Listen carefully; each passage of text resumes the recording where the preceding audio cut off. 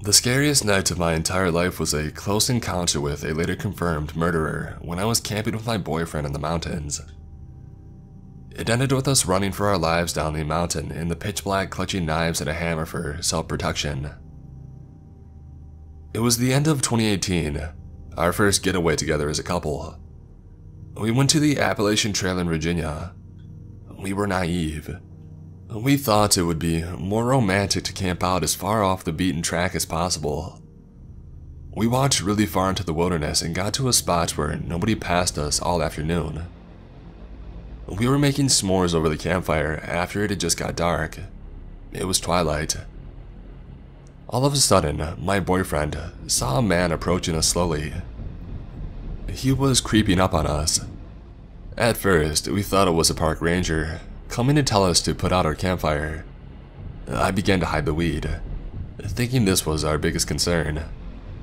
My boyfriend called out to him, "Hey, can I help you?" We thought it was weird that he didn't have any kind of light on him. He didn't have any camping bag, nothing for camping. Why was he out here so far with no camping gear at night, with no light? He sped up after my boyfriend called out and came right at him. He had this strange look in his eyes. The look was absent, blank, and weird. He didn't answer my boyfriend. He just kept walking right at him. Red flags going off at this point. When my boyfriend realized that it wasn't a park ranger, he quickly put his hand in his pocket where he had a concealed knife. He made it clear that he had a weapon. It was only after my boyfriend did this that the guy acknowledged us. He said something weird. "Oh, I was just wondering if y'all were having a party." Remember, we were miles away from a single soul, and it was beginning to get dark when he began to approach us slowly without a flashlight. He had no camping gear with him, just a tiny drawstring bag on his back. After he asked what we were doing, we didn't give him any answers but asked what was going on. He didn't answer. He just looked past my boyfriend towards the site. It was windy, so we had put up a tarp to shield ourselves. This also meant that the guy approaching couldn't see how many people were at our site. He asked, "How many people you got with ya?" He began to circle our site to check us out. He asked again if we had any other people with us, and my boyfriend didn't answer. He carried on circling around our camp. Now bear in mind, we had set up our camp on this crazy steep hill.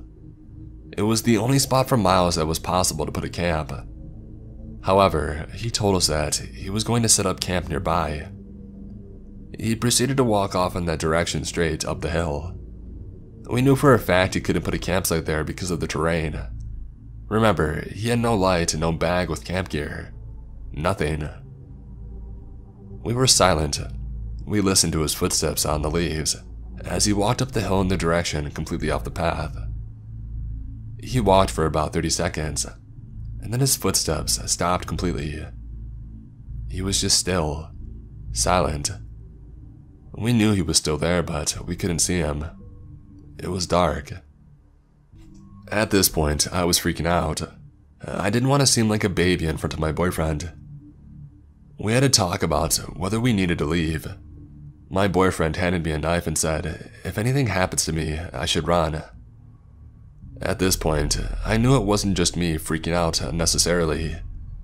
He said that we needed to get out of there and just to grab essential items. I was scared that he was about to shoot us dead.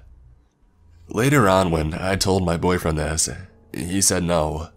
This is the type of guy who would probably prefer to stab his victims to death. We began to walk, kind of run down the trail in the pitch black with our lights off for at least a mile. My boyfriend looked back to see him staring at one point. He ran behind me to protect me. This experience stuck with me. I still can't think of a rational or non-menacing reason why that guy was out there that night. I've tried. Now this was the end of 2018, but my boyfriend, now husband, and I were remembering it last night. I decided to type in Google if there had been any murders in the same place around the same time. And there was. A few months after our incident on the same trail, an unhinged man with crazy eyes approached some hikers at twilight as it was getting dark.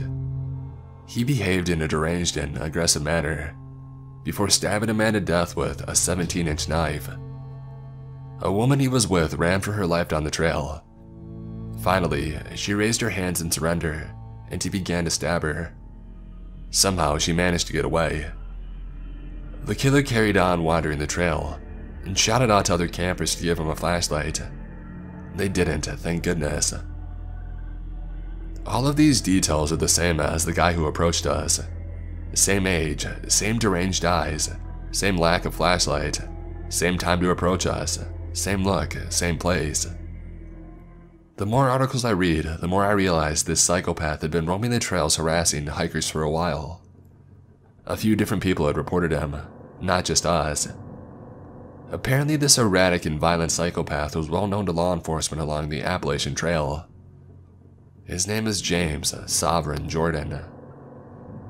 We got lucky. It could have been us. October 10th, 1999 was just another ordinary Sunday around our house. After the four of us returned from morning services, I helped Erin, my beautiful wife, finish preparing the last few sides for lunch. Just before noon, the children were called to the table and, as usual, a great meal was had. When we were all satisfied, the kids ran off to do their thing and I assisted Erin in cleaning the table.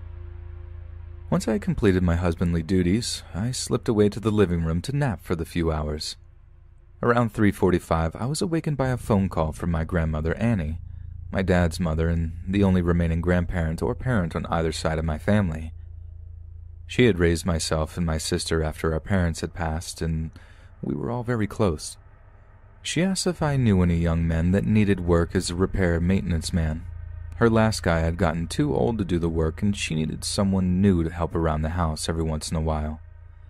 I helped her out as much as I could, but between my long hours at work and driving the girls back and forth to their various school-related commitments, I couldn't be relied on to do as much as she sometimes needed.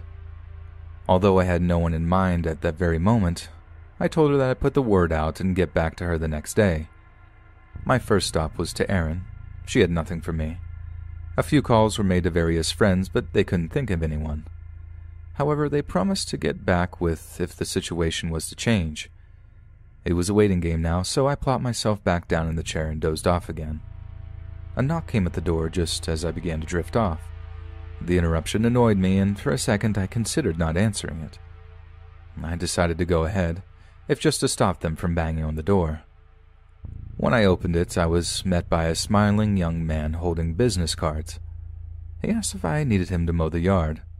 I declined his offer, but just then, Grandmother Annie's request popped into my mind. He was about to walk away until I caught him and asked him if he could do basic repairs, things like fixing broken garbage disposals. When I asked this, his eyes lit up and he said yes. In fact, he had been a Mr. Fix-It in his last job, but unfortunately there was not enough work, so he was forced to fall back on lawn mowing to make ends meet. I briefly looked him over and thought about it in my head for a moment. He seemed like a nice, well-mannered kid. He said thank you, which is more than you can say about most people these days. Finally, I told him to give me a card. I might have a steady job for him. He did, and I promised to let him know in the morning. I let him go, and I returned to the house to enjoy my lazy afternoon.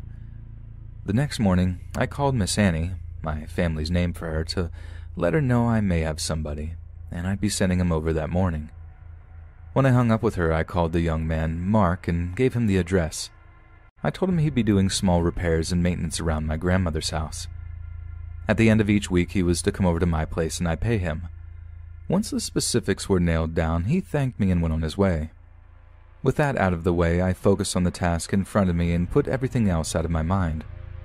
When I returned home that day, I rang Miss Annie up to see how Mark had done. Her report of his work was encouraging. She spoke on more than one occasion of how eager he was to do well and his great attention to detail. This news was very pleasing to hear and assured me I'd made the right decision. Life would continue as normal. That Friday, Mark showed up at 6 p.m. to get his money and thank me, once again, for the opportunity. Dinner was just moments from hitting the table, so I had to cut our talk short. I told him to come around about the same time next week, and he took off, with what I assumed was a song in his heart and a smile on his face. This routine would repeat itself for the next several months. However, as time went by, Mark's smile would fade, and his appreciation seemed to become more of an attitude of entitlement. He got to the point where he wouldn't even say thank you, or anything for that matter, to me. He'd just snatch the money from my hand and walk away. While this behavior ticked me off, I didn't have to like him, as long as he did his job. I hadn't talked to Miss Annie for a while, so one Monday morning I gave her a ring to see how things were going. She said all was well, but I could tell from her voice something was bothering her. After a few minutes of coaxing, she admitted that Mark hadn't been doing his job as well as he had at first. Once a month or so had passed, he began making comments about money and not getting enough work. Since I was the one paying him, she had no idea how much he was making, so she said nothing. I assured her I was paying him plenty, enough money for a full-time employee, as a matter of fact. He had no reason to complain. When she mentioned he would get angry toward her and it scared her, I became a little concerned. Just to calm her fears, I told her I would talk to him that Friday. Even after we hung up with one another, her remark about being scared continued to eat at me. Miss Annie was very special to me, and the idea of her being afraid made me mad. I was determined to nip his behavior in the bud, but it became a problem, but I had to make sure I did so with a clear and calm head. Anger would only serve to exacerbate the situation and breed bitterness between us. I'd cooled off by the time Friday came around. In fact, I was in a pretty good mood. Spring was just beginning to rear its head, and I was looking forward to more sunny and warm days. Mark arrived at the usual time and had the now common scowl across his face. He attempted to snatch the cash from my hand, but before he could, I stopped him and said we needed to talk. He said nothing as I spoke, just stared with an annoyed look. I finished and asked if we had a problem between us and made sure to express how serious I was. All he could say was no and assured me we were cool before he slowly reached out for the money and pulled it from my hand. This time, he at least said thank you before walking away quickly. I couldn't be positive, but things seemed to be clearer, if not better. I wouldn't know for sure until I spoke to Miss Annie that Monday, but I felt optimistic about it. Things at work were very hectic that Monday, so I wasn't able to call Miss Annie until later in the day. Strangely, I got no answer, but figured she was out or busy and I could try again later. Work got busy again, and it was not until I clocked out that I could call her back.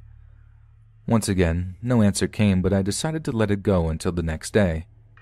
Tuesday morning was much quieter around the office. I had plenty of time to make a call. For the third time, she didn't answer.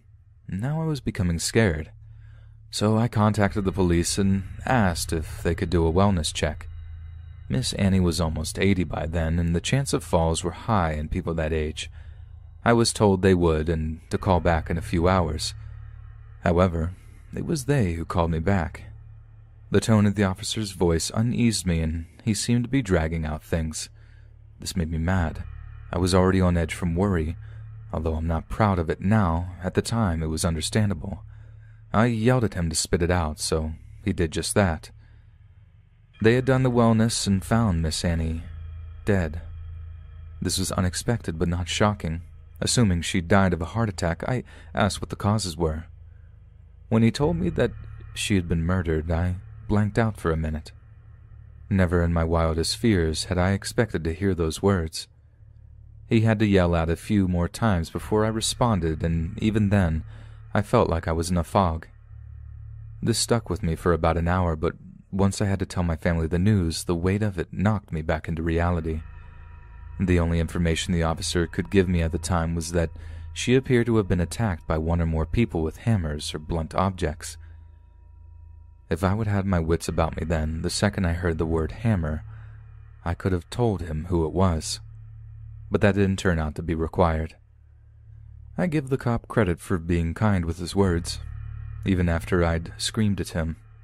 He could tell from my hemming and hawing what I wanted to ask, and assured me that there were no signs that she had been messed with, if you catch my drift, and I thanked him later for this. The rest of the family took the news almost as hard as I did. Miss Annie had become like a second mother to my wife, and my kids loved her greatly. We become very dependent on her after we relocated here, and the thought of her not being around was agonizing. It took a day or two before I remembered Mark and gave him a call. I didn't answer, but after I left a message to contact me ASAP. The longer I thought about it, however, it struck me as odd that he hadn't called me. The first day he received no answer at the door. He should have called me. My confusion would grow into full-blown suspicion once I discovered two important things.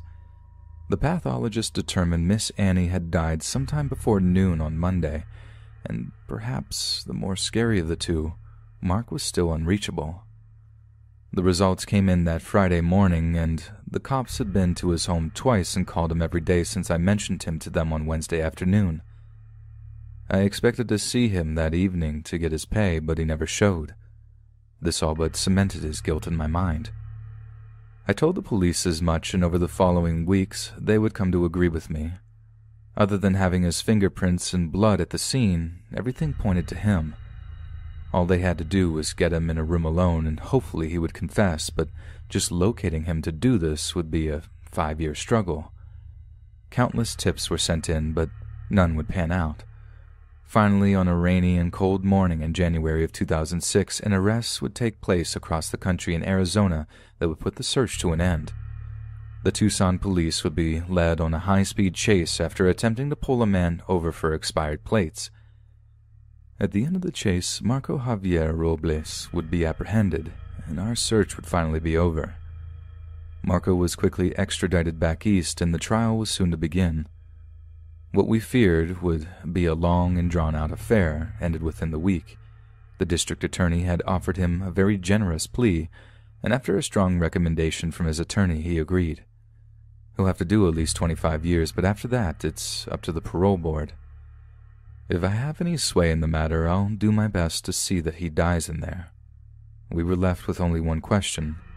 Some would say the most important one, perhaps. Why?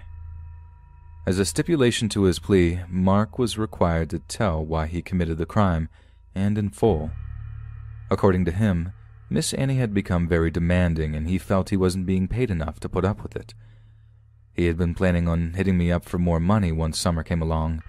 However, when he found out she had told me that he was unhappy with his pay, in his eyes, his chance for a raise was ruined. That Monday morning, he was angry about this and confronted Miss Annie about what she had said, and a fight broke out. He claimed she grabbed a poker from the fire set and hit him. In self-defense, he struck her with his hammer, but only did so once. His intent was never to end her life, only to make her stop. Unfortunately, it did just that and more, and my family will never be the same because of it. A less rational man than myself would probably put some, if not all, the blame onto myself for hiring the guy. I, however, am not that man. No one else but Mark is responsible for Miss Annie's death. Any other conclusion would be foolish and a desecration to her memory. If there is anything I would say I feel guilty about, it would be that my children weren't able to spend as much time with her as I did growing up. A better example of selfless love and kindness never existed, and I savor every memory I have of her. I hope I can live up to her example and teach my children to be half the human being she was.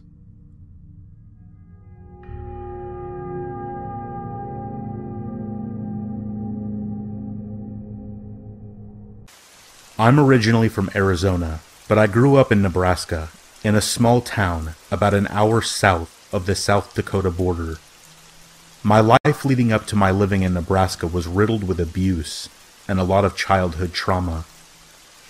My biological father was abusive, and my mother was absent for part of my childhood.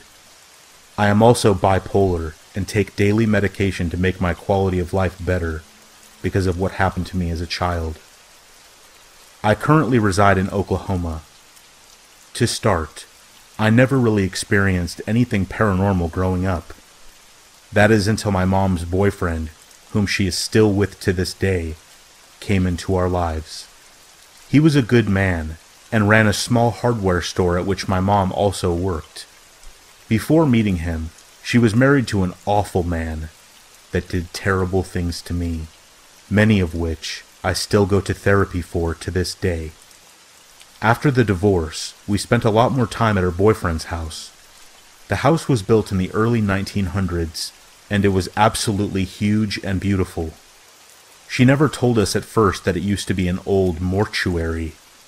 Her boyfriend's father, who moonlighted as a mortician, ran the hardware store in town, which was passed down to his son upon his death.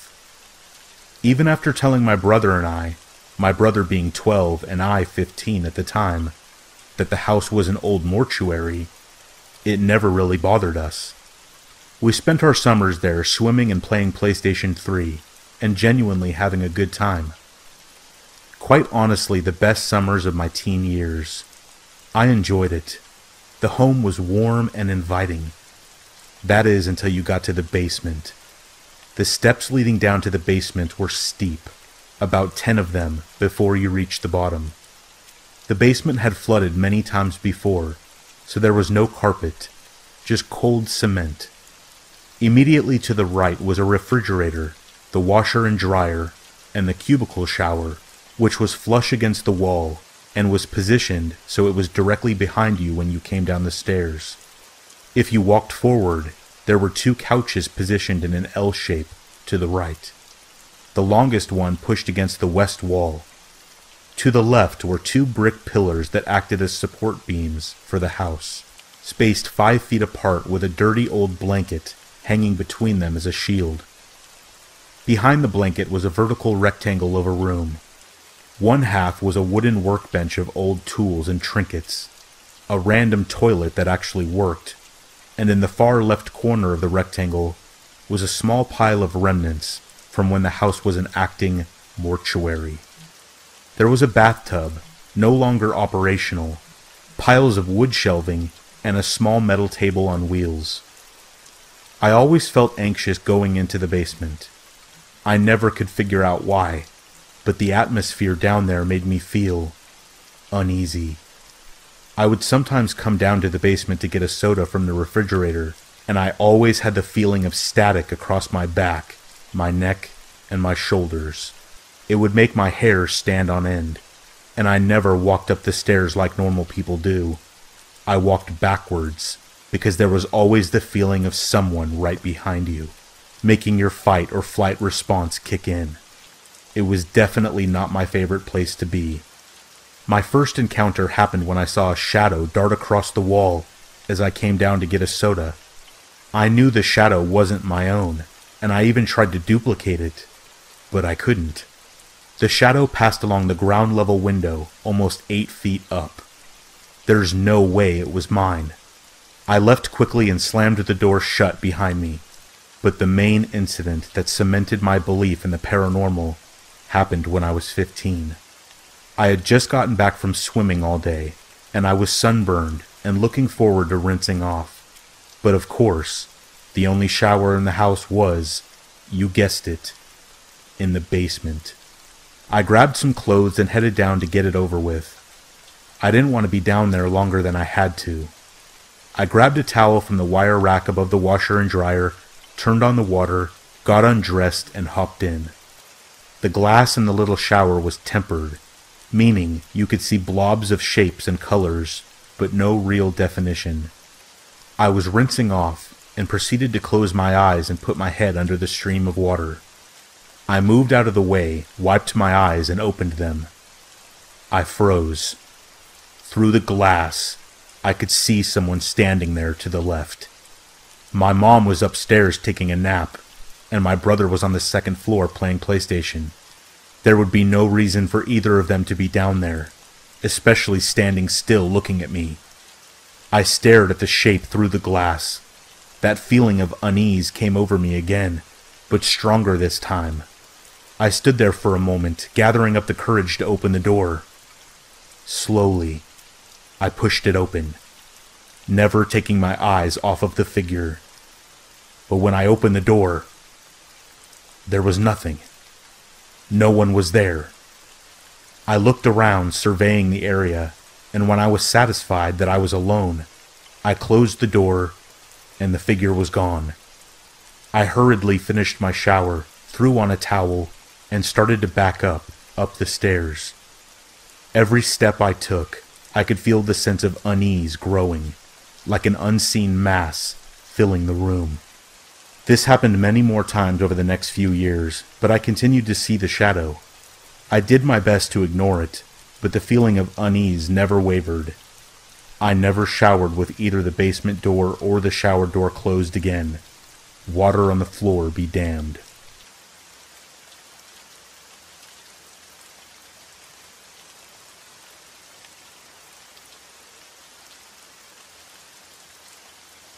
When I was little, like 6 or 7, I had dreams that I would wake up late at night and see my mom smiling and standing in the darkness of my bedroom, watching me sleep. I would call out to her, but she couldn't hear me. She would just smile and look at me. This was a recurring dream for years, and it was beyond terrifying. When I was about 11, my parents separated, and I went to live with my dad. Although I had told my friends about these dreams, for some reason, I never talked about it with my dad, until this one random night that we were eating dinner. I asked my dad what he thought the dreams meant. He stopped eating and sat there for a minute, and then finally said, "You weren't dreaming, buddy. Your mom has had mental problems her entire life. She loves you very much, but you weren't dreaming. She would go into your room and watch you sleep sometimes." This sent a shiver down my spine, and after a minute or two, we resumed eating. That night, while laying in bed, I realized something. Why did my mom not respond when I called out to her? She would just stand there and smile at me.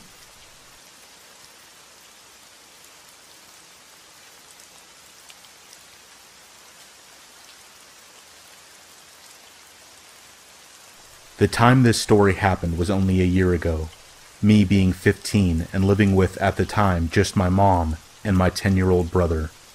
My dad was staying somewhere else for the time being.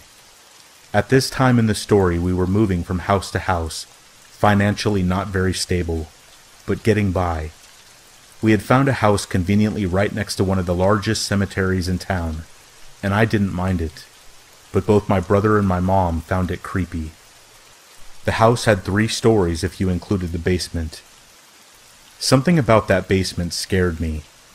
It always felt like something or someone was down there, and that whole year we lived there, I never stepped foot down there, not once. To give some context, my room was upstairs. There were 3 rooms up there, and I'll tell you how it looked for the sake of the story. There was the staircase that went up to a landing, and then a smaller staircase leading to the 2nd floor. My room was the first thing that you saw. My brother's room was to the right of it, and the extra room was to the left. My mom kept the extra room locked, saying that it was unsafe to be in there. Everything about this house felt wrong. According to both of my parents, the house was extremely old, being built in the 1800s. It was freaky. All the doors had those creepy old keyholes, and the way that the house was structured seemed unnatural and weird. The turns and placement of rooms was odd, only making the house seem creepier. I never minded it until this happened. I had been texting my friend Chloe before deciding to set my phone down and finally get some sleep.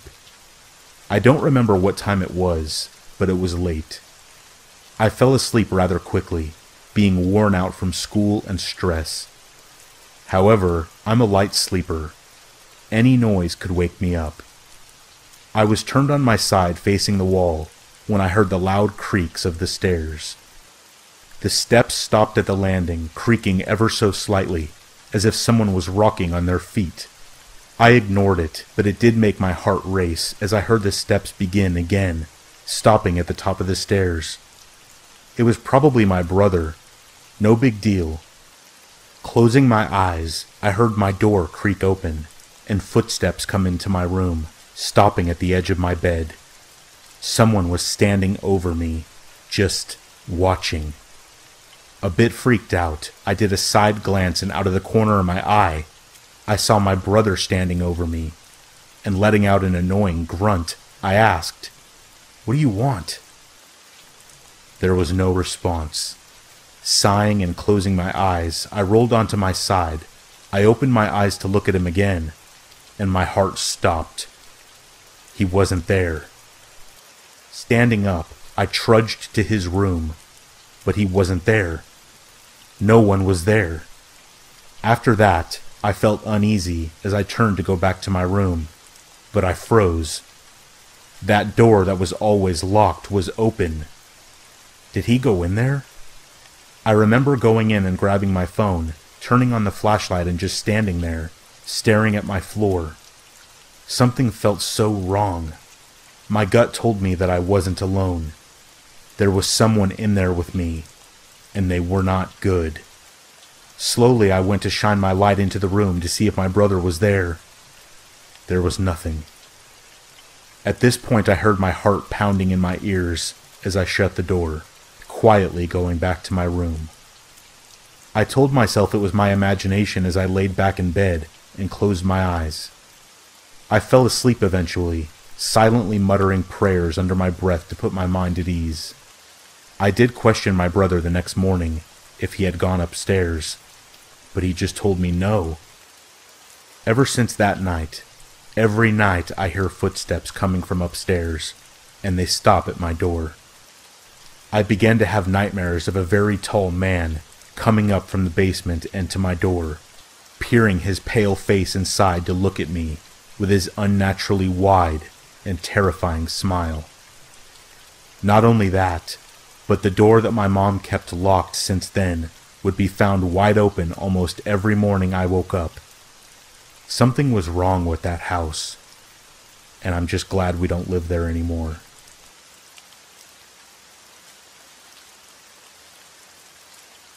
When I was 14, I was sent to a mental institution. Here's why. I don't have any friends, and I kept to myself. I loved to look at pictures of dead people, and to be honest, I still do. My parents struggled with trying to make me act normal, and I have no explanation for you or for them. I didn't like other kids. I didn't like anyone, not even my parents. The only person that I did like was my little brother Harold, who was just like me. He was quiet and he didn't have any friends either. We would play outside and hang out all the time, and everything was great. Until this one night. Harold and I got into an argument, and he told me that he wished he could kill our parents. I wasn't close with our parents, and like I said before, I didn't even like them. But I never felt like hurting them. Harold told me that not only did he want to hurt them, he wanted to cut them open with the pocket knife in the garage. He wanted to take the knife and slit them open. This made me cry. I ran to my parents' room, probably like 2 o'clock in the morning, screaming and crying. Harold followed me and was screaming that I was lying over and over.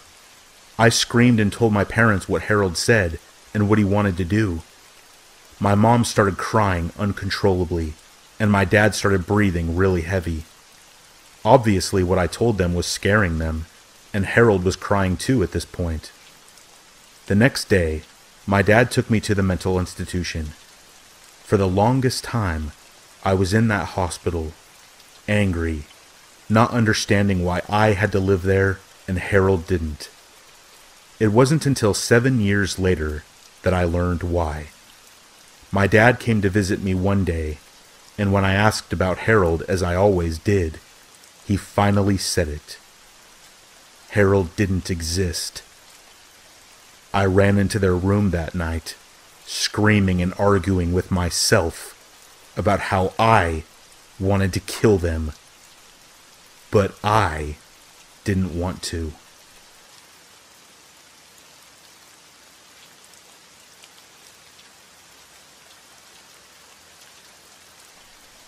This was out of this world, insanely scary. Please forgive the short length. Not much happened. I was 11 years old, living in Boston with my dad. I woke up one night super late for an unknown reason. You know how sometimes you just wake up, look around your room, and then fall back asleep? Yep, that's what happened. I woke up not sure what time, but sometime in the middle of the night. I was looking around the room, and sitting in the darkness of my open closet, I saw a face. A face I had never seen before. Someone was sitting in my closet looking at me. The ability to move my limbs completely left me. I was frozen. I stared at this person for what felt like an hour. Trying to remember now, I'd say it was really only about 20 seconds. Whoever it was reached their arm out of the darkness in front of them and slid the closet door closed, looking into my eyes the entire time. The door closed, and I lay there frozen for probably another 20 seconds. And then I realized I had to leave this room. Obviously, there was no way I was going to go back to sleep. I got up as silently as I could and walked out of my bedroom, which the door was cracked open. I ran to my dad's room and went inside.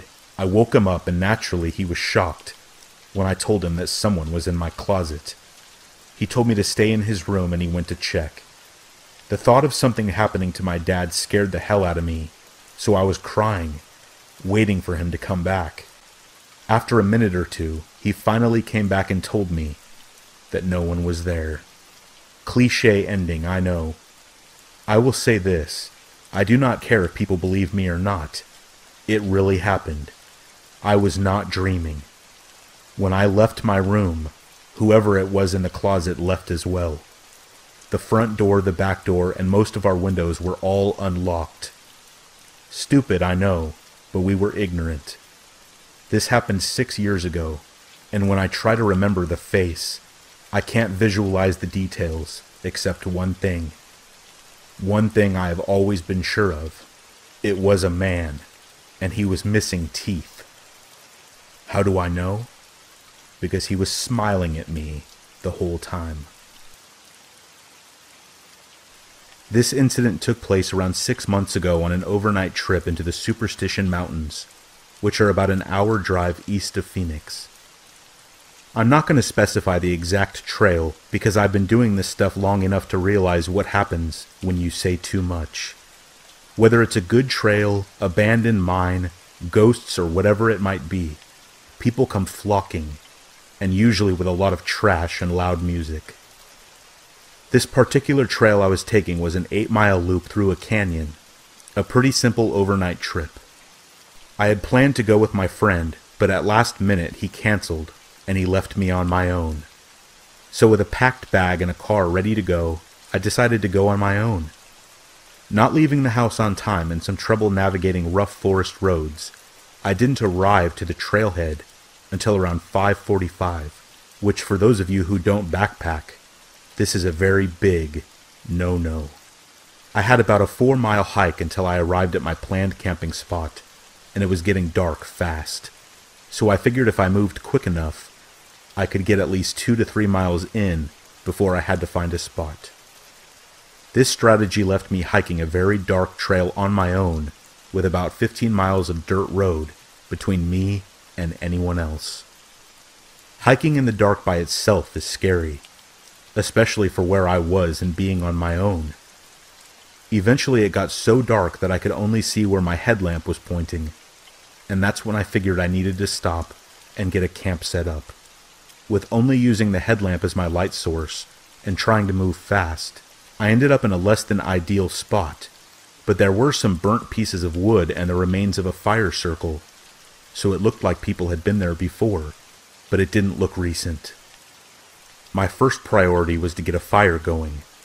I scanned the area around me and was able to find some dry wood, and I got the fire going. I got my tarp set up and cracked an open can of chili mac I had brought for myself and was very much looking forward to eating. I was feeling good. My camp was set up and my food was on the fire. The feeling of uneasiness from the hike had almost gone away, but it was still there. The side effect of camping alone in a remote area. To fully understand what happened, I have to explain to you how my camp was set up.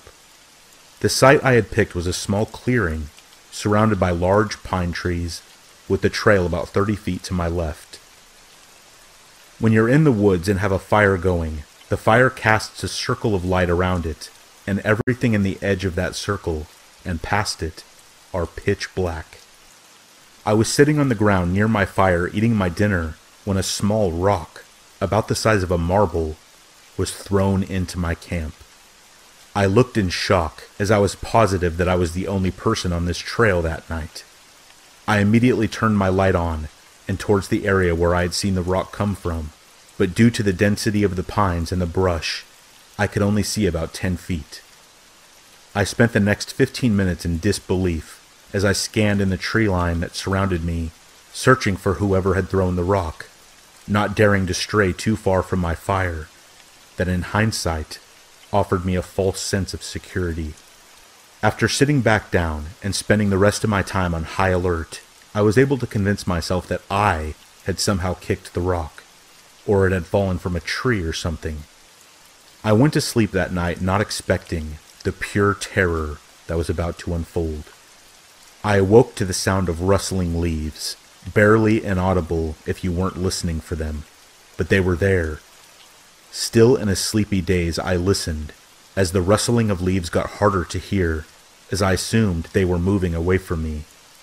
I went to grab my handheld flashlight that I had left next to me when I had fallen asleep, but the more I looked, the more scared I got as I came to realize that it was no longer there.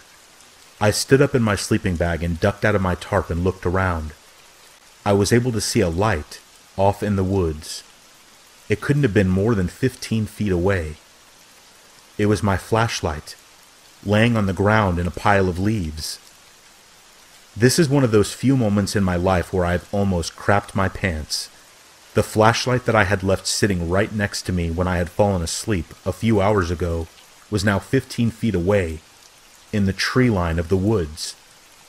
I hurriedly slipped my boots on, clutching my knife in my other hand and keeping my head on a swivel.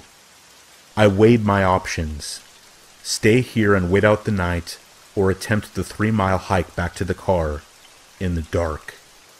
I figured that whoever was out there with me was definitely going to have a better advantage if I was out on the trail without a light, so I decided to stay at the camp and wait out the night. Eventually, whoever it was came back. I could hear them walking around the woods.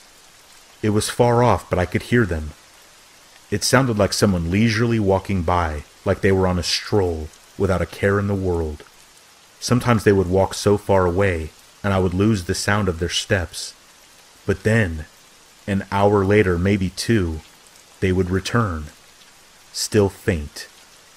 This went on for 3 or 4 hours until I listened to the steps get closer and closer, until they were about 7 feet away from me. At this point, the fire had gotten very small, as I had run out of wood in my pile. The footsteps stopped, and everything went totally silent. I sat there still, for 2 hours, clutching a knife in my hand, and prayed that I wouldn't hear anything else. I stayed like that until the sun cast enough light that I could see that I was alone in my campsite. I packed my things and speed walked the 3 miles back down the trail I had taken. I arrived at the empty dirt road where my car was parked and nearly sprinted to it as I unlocked my Subaru, jumped in, and drove, and didn't stop until I had put at least 20 miles between me and that place. I stopped at a gas station to buy a Red Bull, but mostly just to see or talk to another person. As I exited the store, I was able to read what someone had written in the dust on my back window. Sleep well. A lot of weird things have happened to me on my various adventures through Arizona, but this is the weirdest and the scariest by far. There was somebody seriously deranged in the woods that night. Do yourself a favor and stay as far away from those mountains as you can.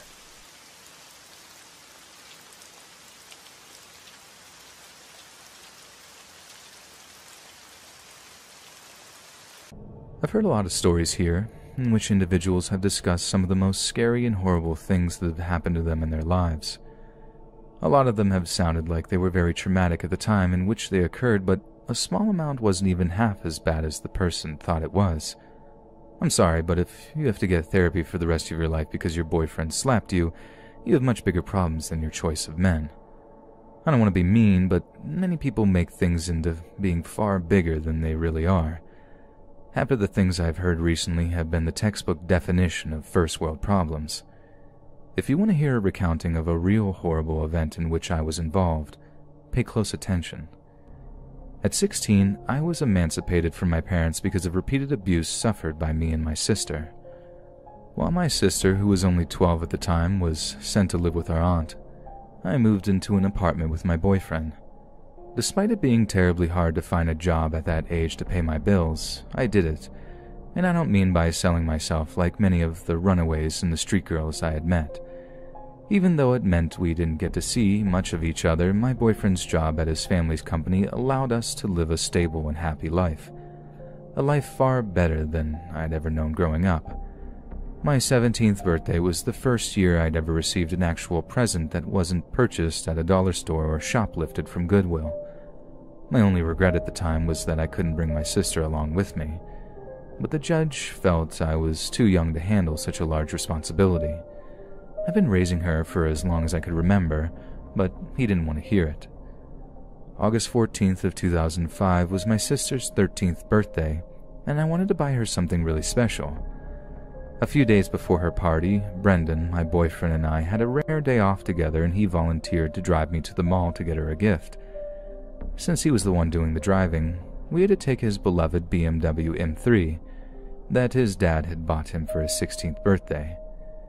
There were many times I truly believed that he loved that car more than me, but the pettiness of thinking that made me ashamed. He dreamed his whole life of owning one of those cars and had been working any job he could get since he was 12 to save money for one.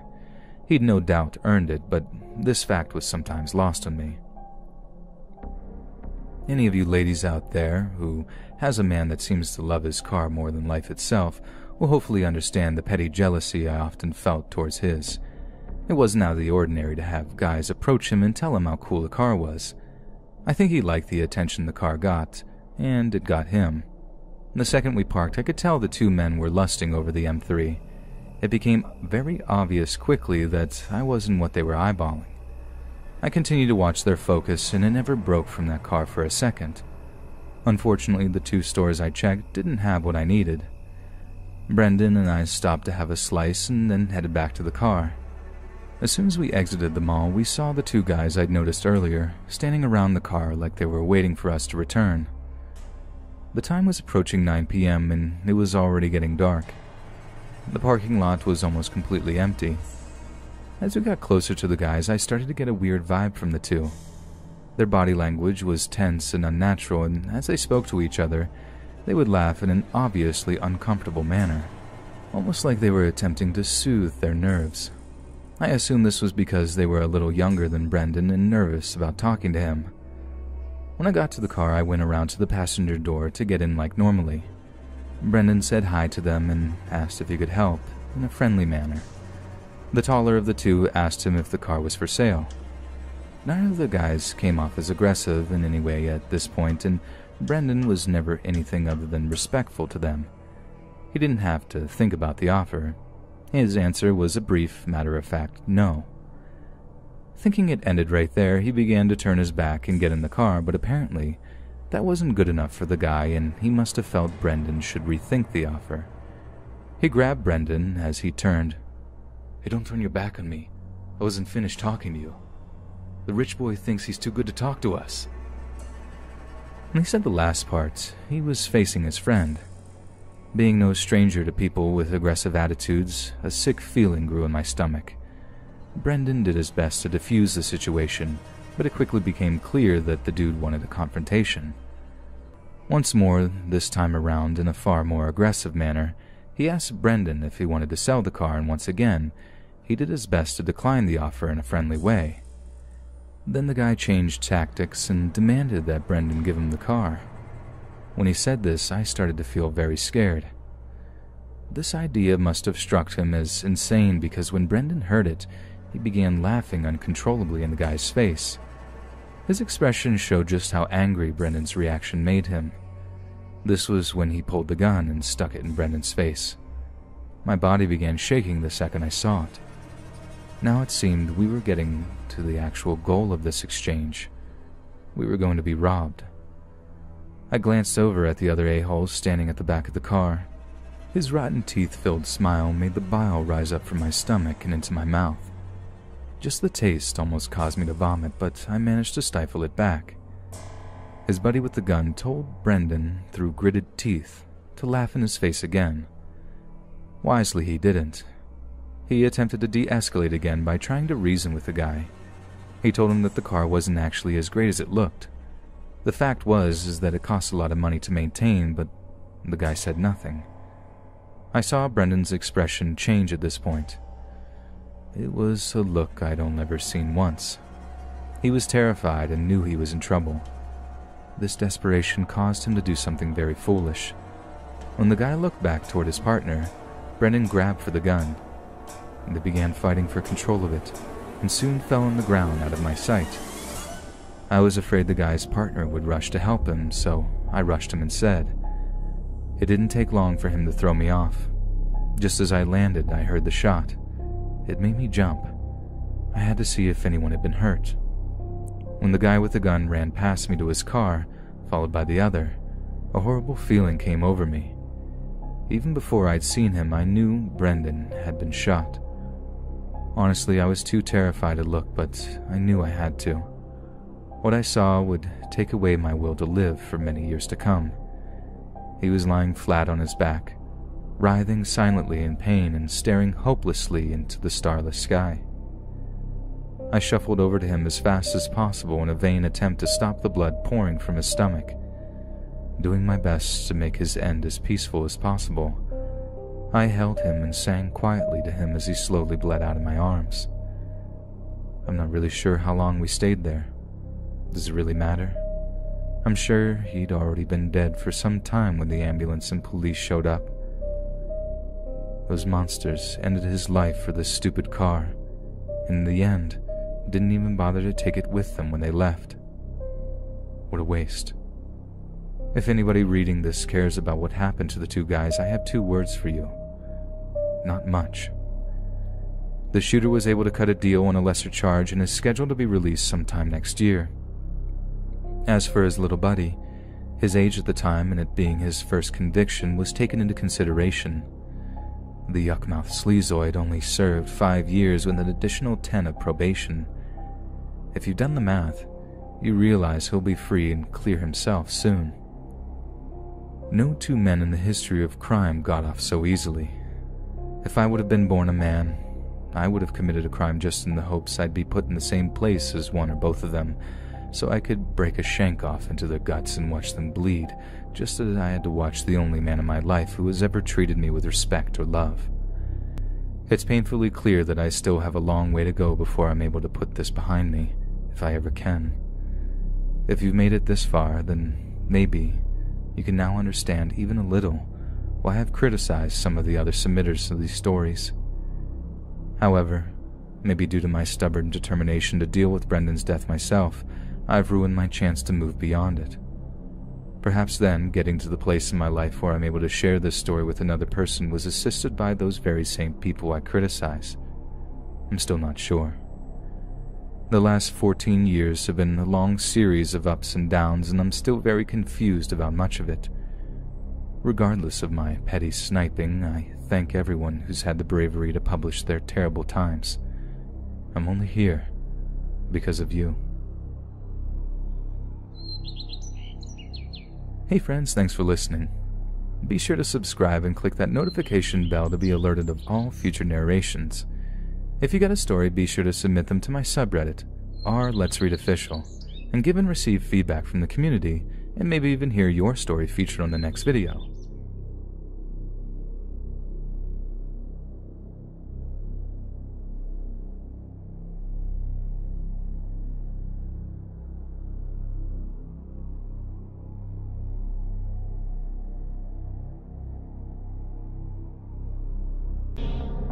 My friend and I both planned on watching our high school basketball team playing a really big tournament game.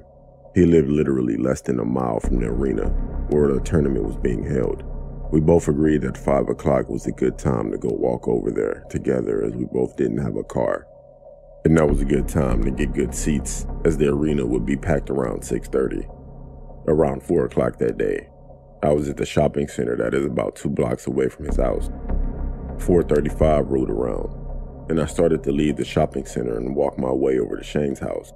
On the way there, I had the sudden urge to piss, and I didn't know how much longer I could hold it. It felt like an eternity, but I arrived at his street at 4:45, and I felt like my bladder was about to explode.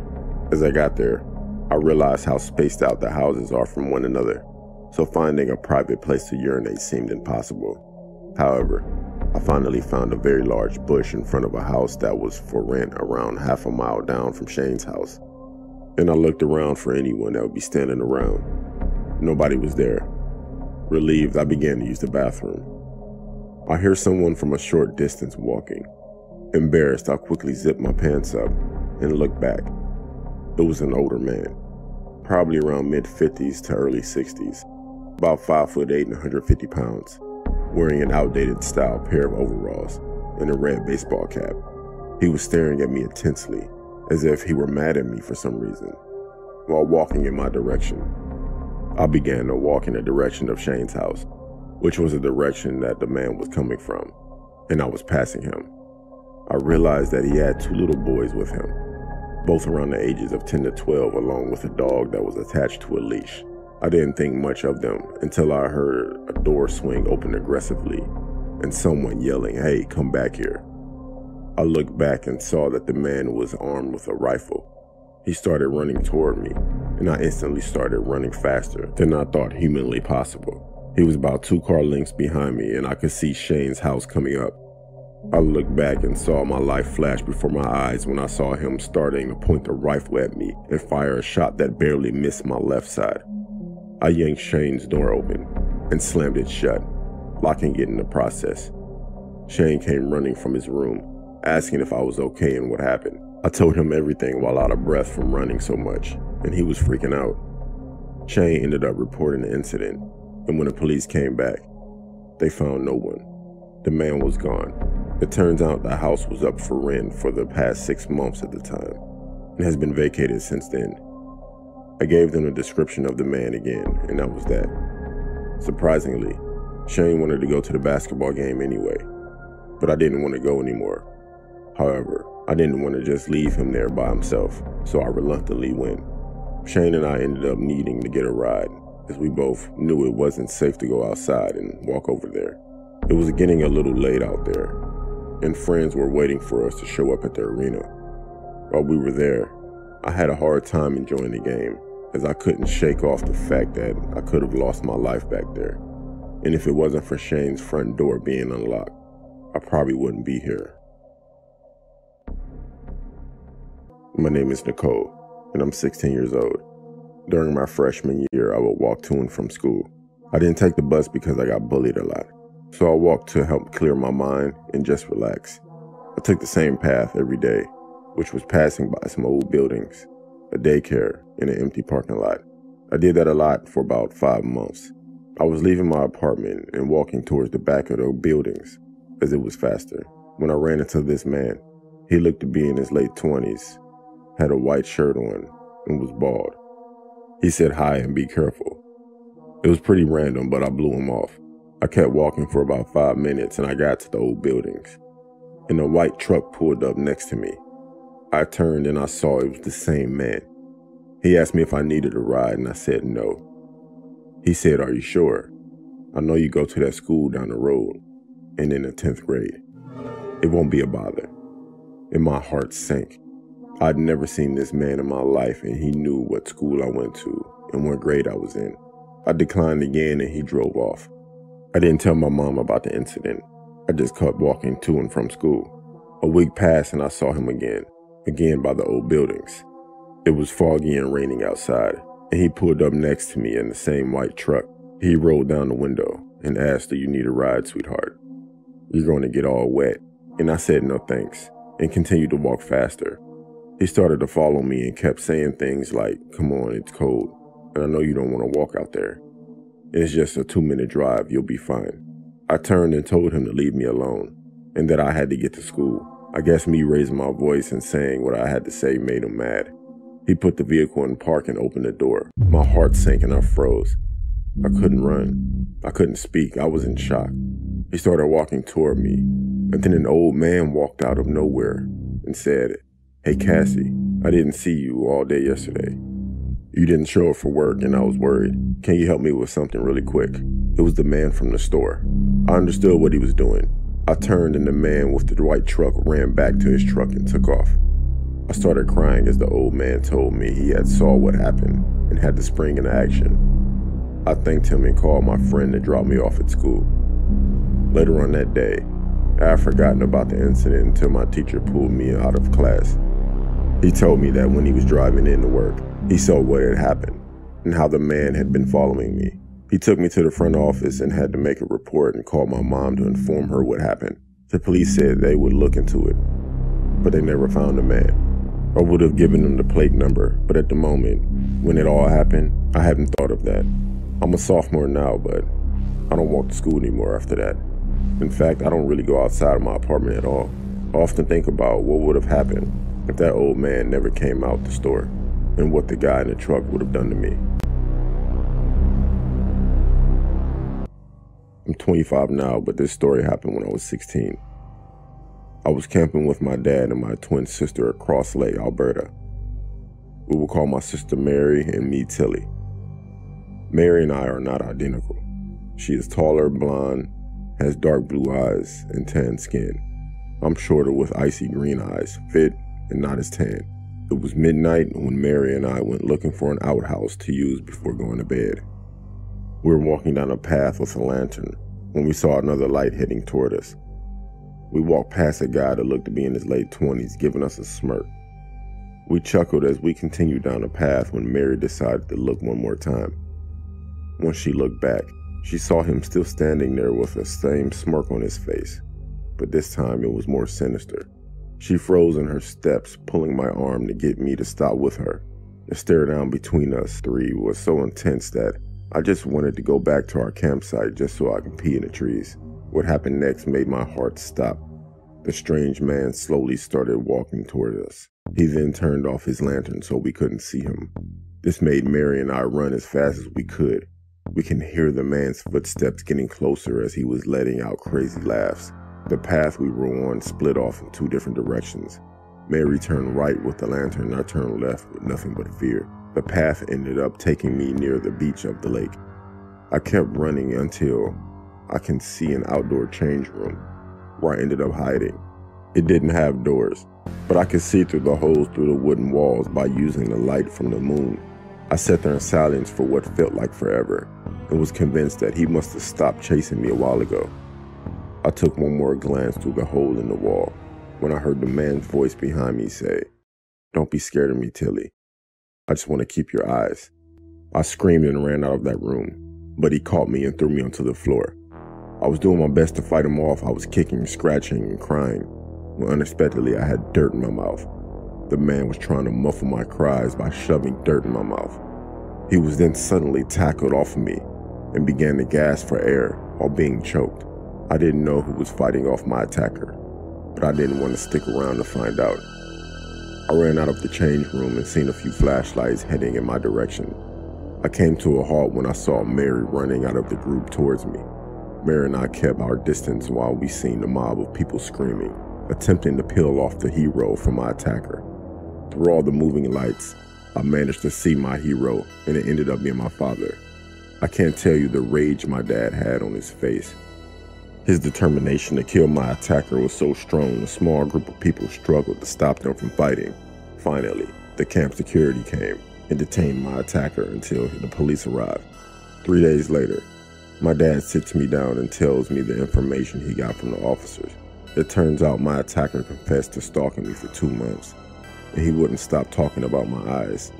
He has been known to stalk teen girls, and there has been some reports of him being a peeping Tom. I've never seen or heard anything else about this person, and I hope it stays that way forever.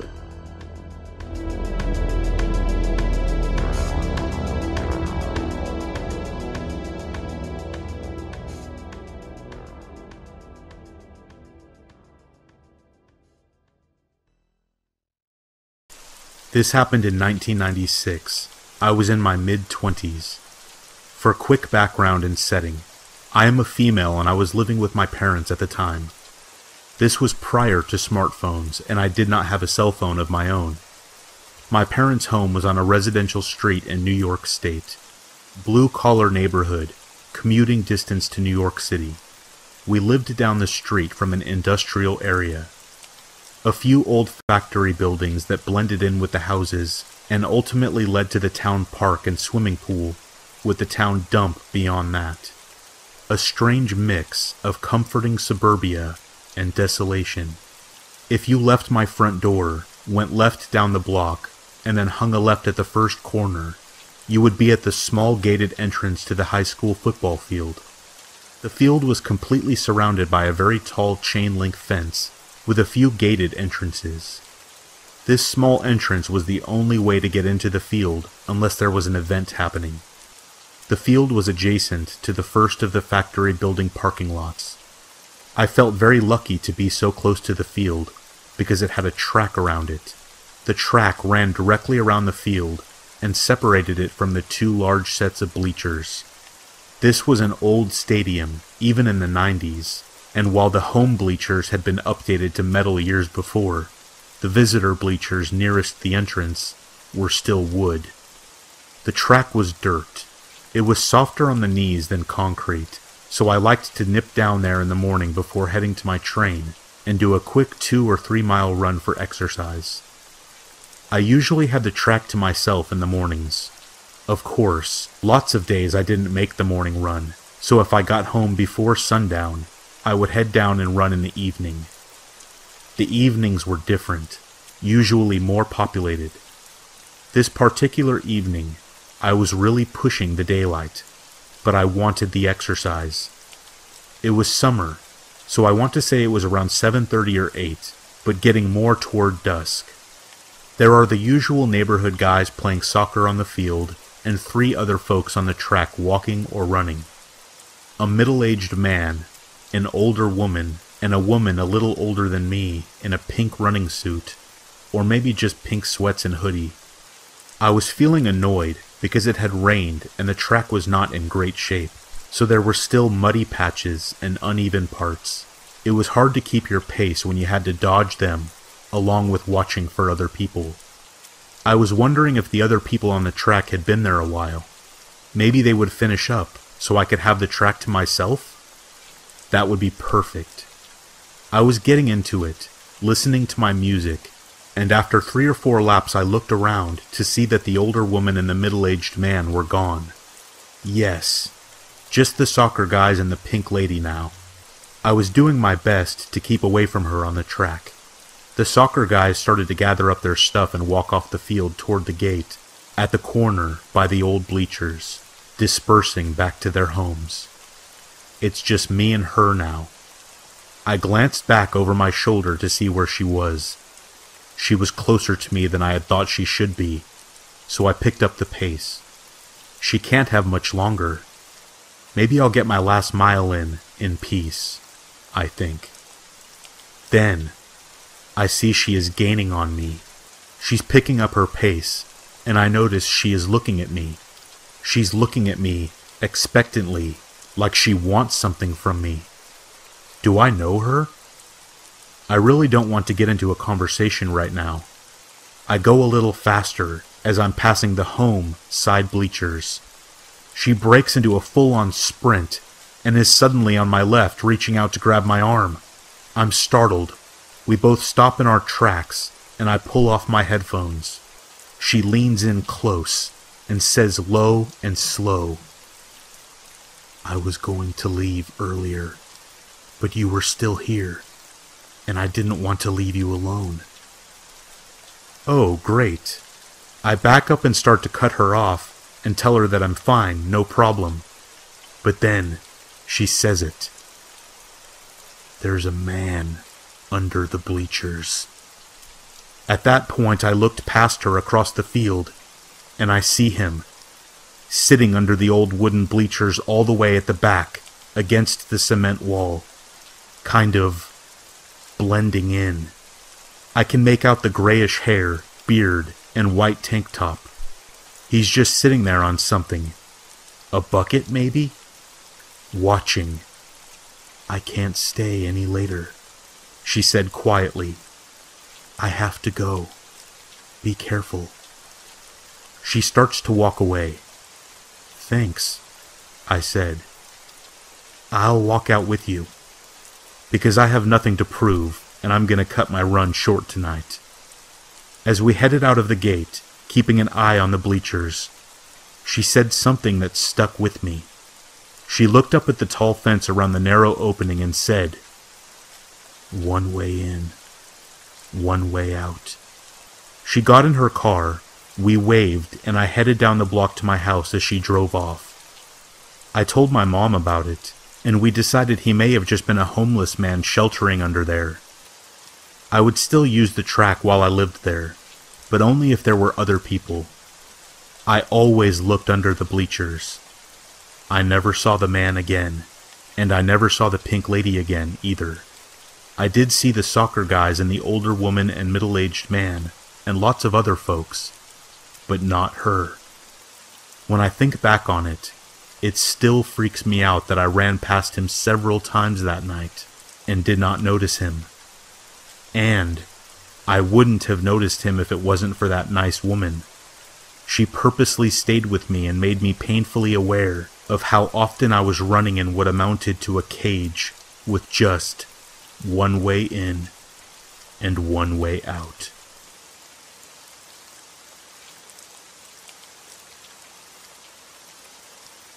When I was growing up, I lived in rural Alabama, about 30 miles north of a place called Mount Pinson. There really wasn't anything around, just houses. Nothing like a neighborhood in the traditional sense. No stores, nothing. We had one police officer, and he was pretty friendly. He was my best friend's uncle. He would often let us ride around with him because nothing really ever happened. There wasn't a recorded murder or anything beyond someone being drunk and a public nuisance. He didn't even arrest people for that. He would just ferry them home. We had this lady who was all alone. Her husband had died a few years earlier, and she was very lonely. She called this one cop over everything. If some kids were in her yard playing, she would call this cop, saying she was being harassed.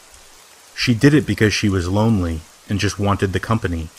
No one could figure out why she wasn't just nicer to the kids or anyone around the neighborhood. One day there was this new kid kicking around near this little spot that we liked to hang out. It had a nice climbing tree and a rope swing. My friend and I, being interested in this kid, introduced ourselves. He told us stories of living in a big city and how fun it was. We were mesmerized at the time. He taught us some new games to play. We generally had a good time. Unfortunately, his father was a real jerk. It turned out this kid was the mean old lady's grandson, and his father had lost his job and went back to stay with his mom while he recuperated. Since the kid was around, she had warmed up a little to us and would invite us over for snacks and stuff.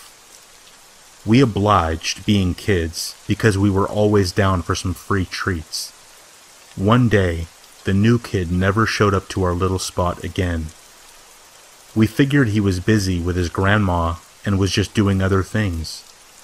A couple of days went by, and my friend told his uncle. His uncle said that he would take a look. He let us tag along because he never imagined anything weird happening. It took about 10 minutes to make it up the windy dirt road to her house. It was quicker just to walk through the field.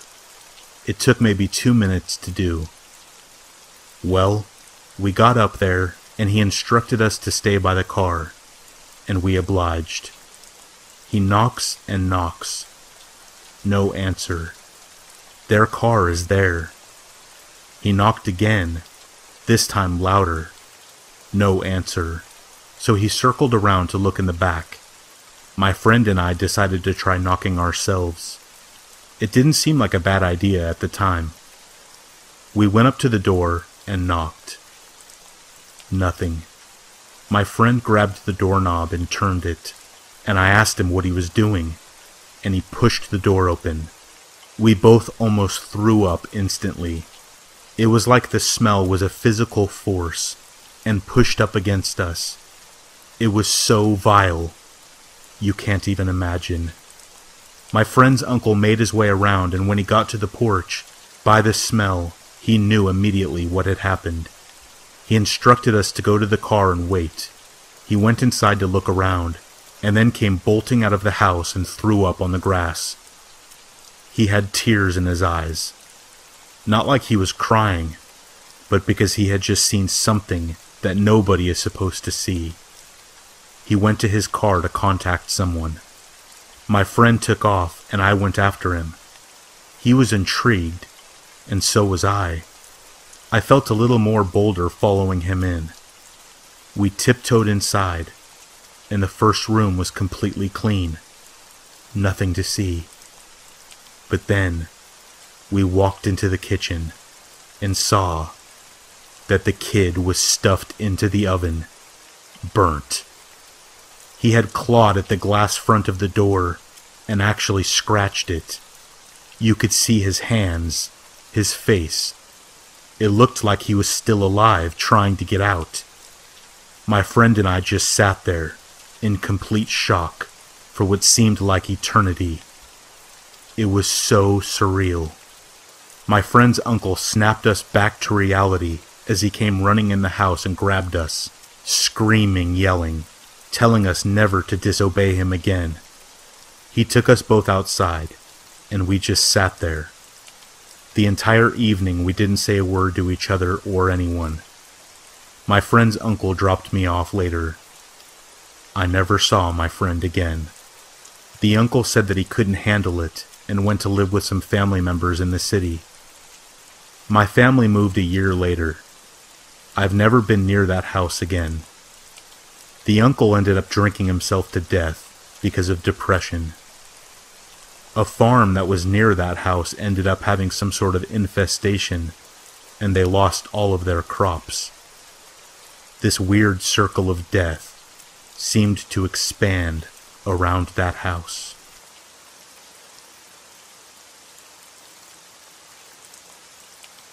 I was 10 years old and being wheeled into the hospital late at night. Once I was inside, I remember the doctor telling my parents that I had pneumonia, and my mom started to cry. Those are the only things I remember about my visit up until I was left alone on the first night. I have no idea what time it was when this occurred, but probably very late. Everyone else in the rooms around me were sleeping, and so was I, until I heard something. I was facing the center of the room when I opened my eyes. I heard someone's shoes squeaking on the floor outside my hospital room. I turned over and saw a nurse walk by, but she had walked out of my vision, past my window before I could see her face. About 2 seconds passed, and then I saw her walk by again. This is when my heart stopped beating because of what exactly I saw. She was walking by at a very fast pace and was looking at me through the window in an exaggerated stare, meaning she was walking by, but her head turned completely to the right side as she did, not able to see in front of her as she walked, and just staring at me. Very quickly she was out of sight again, and then suddenly she started walking by again, in the opposite direction. She was walking back and forth in front of my window.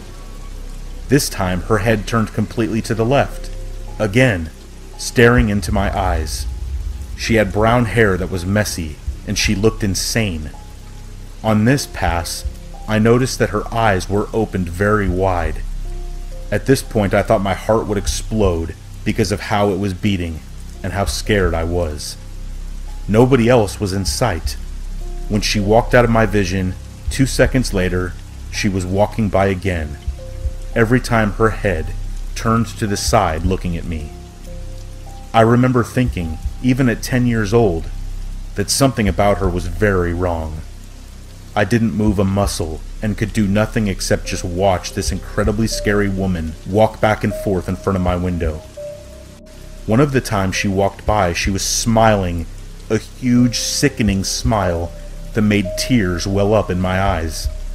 Every time she walked by, she could not see what was in front of her, because the only thing she wanted to see was me, in my bed, through my window. It seemed like several minutes had passed, until finally she did not walk by again. She simply walked by one last time, and then was gone. I sat there in my bed and peered out my window, expecting her to walk by again at any moment. But she didn't. I must have stared out my window for the better part of an hour before my eyes got so heavy that I fell asleep. The next morning I awoke with my dad sitting in my chair next to my bed, reading a book. He smiled when he saw that I was awake, and I told him what I saw before I fell asleep that night. He didn't seem to be scared, or even very alarmed. He asked me if I was sure that it wasn't a dream. I was 100% sure then, and I am 100% sure now. The woman was real, and it happened. She was wearing the same thing as every other nurse that I saw. I was in that hospital for 3 days, and didn't see her again.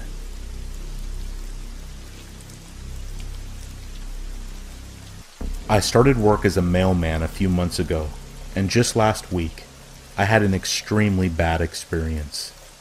There's this one house, every time I deliver there, I see a person watch me through their window, and I mean every single time. I had always chalked this up to be an elderly person who has nothing better to do, and after a while of it happening, it didn't freak me out as much. One day, though, I had to finish delivering mail on another carrier's route that had an emergency and had to stop early. When I was finished with theirs, I had to finish my own. As I made it to this one particular house where the person watched me every day, I saw that they were not there at the window. This made me happy, but also kind of made me nervous for some reason. I dropped the mail into their slot and continued on. I had 3 more houses before I had to return to my truck to grab all the mail for the next street. When I got back to the truck, I saw a weird-looking lady standing under the streetlight behind it. She looked like she was on drugs. She had stains all over her clothing. When she smiled at me, I noticed that she was missing teeth. She then said hello. I said it back and started gathering the mail for the next street. I couldn't see her as I did this, and I felt like she was walking up behind me. I turned around, and she was indeed closer than she was before. Standing in the street, I asked her if she needed something, and she said no. I then said back, "Okay, well, I'm going to continue on. Have a good day." With all the mail ready to go, I closed the back door, made sure it was all locked up, and started walking. I felt relieved to be walking away from this crazy-looking woman. I delivered to about 6 houses when I noticed the woman standing next to a truck in the shadows. She was following me. I'm sure that she thought that I couldn't see her there. I continued on, and after every other house, I saw that she was keeping up and trying to hide, and this was so creepy. There was nobody else around, and I felt like she would attack me at any moment. I delivered the mail to another house, and sure enough, when I walked back to the sidewalk, I could see her standing in a shadow by a big tree across the street. I decided I could not continue my night like this, and walked over to her. She stiffened up when I approached her, and I said, "Why in the hell are you following me?" She didn't respond, and instead made my heart sink as she let out a noise only a crazy person would make. A noise like she was scared of me, but it sounded really odd. She then ran away. She was definitely on some kind of drugs, and the next day when I came to that house where I would always see somebody there watching me through the window, she was there, and I know that it was her. This happened to me about 15 years ago. I lived near the ocean, and I frequented a certain spot on the beach all the time. It was a lonely spot, and not many people ever really showed up there. This one Saturday afternoon, I was laying out in the sand in my spot, relaxing and tanning like I always did. It's not uncommon for me to fall asleep. I did sometimes if the sun wasn't too hot on my skin. This one particular day, I did. I woke up a while later to the sun now setting and realized I had slept for quite a while. I looked to my left and saw a woman sitting near me, in the sand, but not on a towel. She was wearing jean shorts and a bathing suit top, and she had really pretty red hair. At first, I didn't really acknowledge her, but after glancing at her a few times, I noticed that she was just staring out into the ocean and didn't turn to look at me, or anything for that matter. I felt a bit of curiosity and said hello to her. She said hello right back without turning her head to look at me. Right after that, she sprung to her feet and walked away. I thought that was weird, but didn't think anything really of it. About 30 minutes later, I packed up my stuff and left. Nothing seemed out of the ordinary, and I had a great day relaxing at the beach like I always did. Once I was home, I started making myself dinner. I heard my phone ring and walked over to my purse on the counter and pulled it out. It was my mom, and we started talking about the usual things when I noticed a square folded piece of paper sticking out in my purse in the midst of our conversation.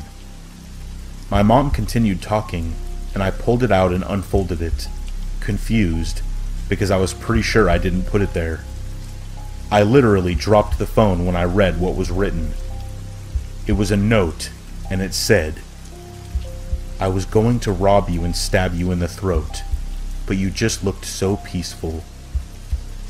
I picked up the phone and told my mom what happened, remembering that girl on the beach. We both nearly passed out.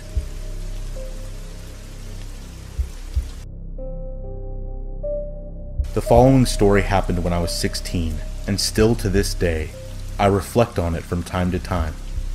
A bit of background. I live in Australia, and live reasonably close to a Royal National Park, where this story takes place. If you aren't familiar with the park, it is a large area over 100 kilometers in space, with winding roads and nothing but brushland that are quite fun to drive through. On a night like any other, I was doing just that. I was a passenger in my friend Ash's car, and my brother Lucas was with us. It was approximately 1 a.m., and we were driving deeper into the park as we had done hundreds of times before. As we came quickly around a bend in the route, we were face to face with a girl standing at the edge of the road, close to one of those barriers, as we must be near a cliff. She looked to be in her teens. Her age I couldn't be 100% sure. Though this sounds cliché, I swear she was wearing some kind of white dress and was pale-faced. I am an avid horror movie fan, so I understand how this all sounds. Her immediate appearance wasn't what was concerning to us. We had stopped virtually in the middle of the road, and the car's headlights were shining directly on her. We became uneasy when the girl did not blink, flinch, or move a muscle, despite facing us directly. I remember wondering why she would be out here standing in the pitch-black night. I can't remember if my brother or our friend suggested it, but someone said, "Should we go see if she needs help?" In that moment, so many questions were racing through my mind. I think I was the first to speak and said no, firmly. As much as I wanted to help someone, I reasoned with the boys, saying that if she was in trouble and needed help, she would have indicated it by now. I also suggested that it could be some kind of trap used to distract us, and someone could be nearby to attack us if we aided her. After what felt like hours, though really, it was only a minute, we got the hell out of there. We had to drive past her to continue our route, and couldn't do a U-turn or a three-point turn, because the road was too narrow. As we drove past her, I was in the back seat and turned my head to watch her. I still get chills when I think about this, but that girl's head turned slowly in sync with the car's movements and watched us drive away. I kept my eyes on her, and still she did not blink or move as the light around her started to dim until she was in the darkness once again, and I could no longer see her face. Oddly enough, the three of us didn't mention it the next day or for a very long time. At least I don't remember having a conversation about it with Lucas. It was only a few years later, when I had started to question if I had dreamed it, when I asked my brother and our friend if they remembered that night. To my horror, and somewhat relief, they did. They recalled the details as I had recalled them, so I knew it was real. Over the years I have wondered what became of her. I regret not going to the police, and you may ask why I would even go to the police if she had done nothing wrong. Truth be told, there are no residents that deep in the park, and she was a good hour's walk or so from the nearest highway.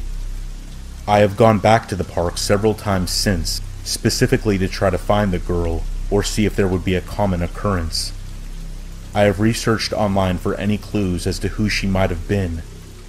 On one drive when I was searching, I said to a friend of mine, Nick, who was happy to come along, that there could be bodies in the brush and no one would know. A week after I said this, the dead body of a man was found a few feet away from the road in the brush by a motorist who had stopped to relieve himself. It was in the news, and it makes me wonder how many people are out there in that park. But most of all, who was that girl that we saw that night?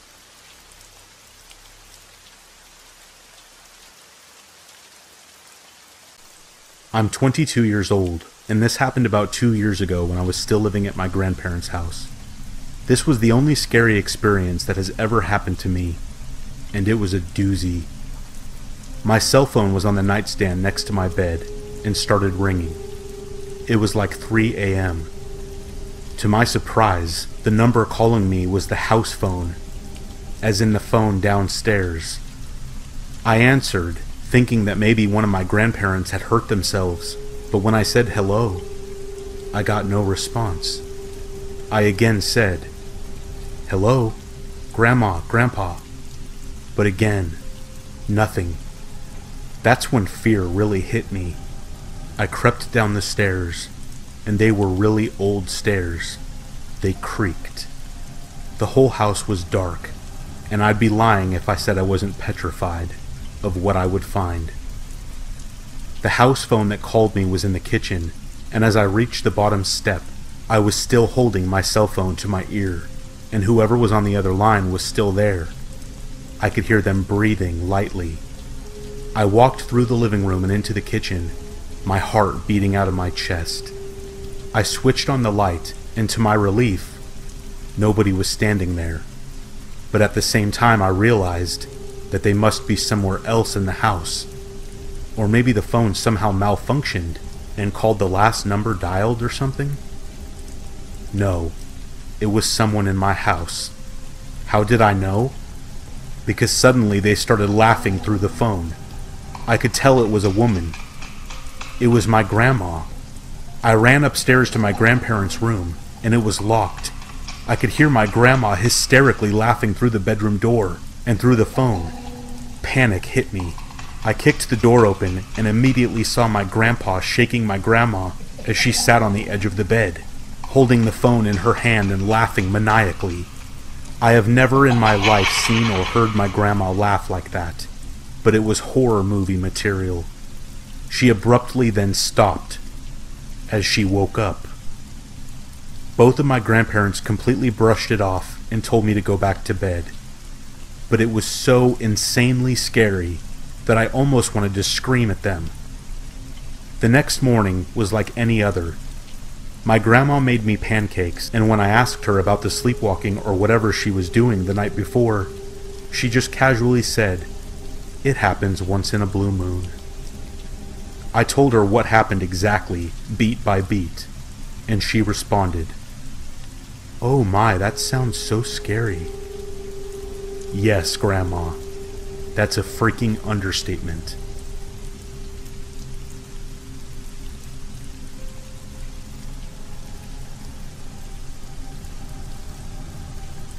One time, I drove back to college after Christmas, but before the winter break was over, so I was the first of my roommates to get back to the house that we were renting.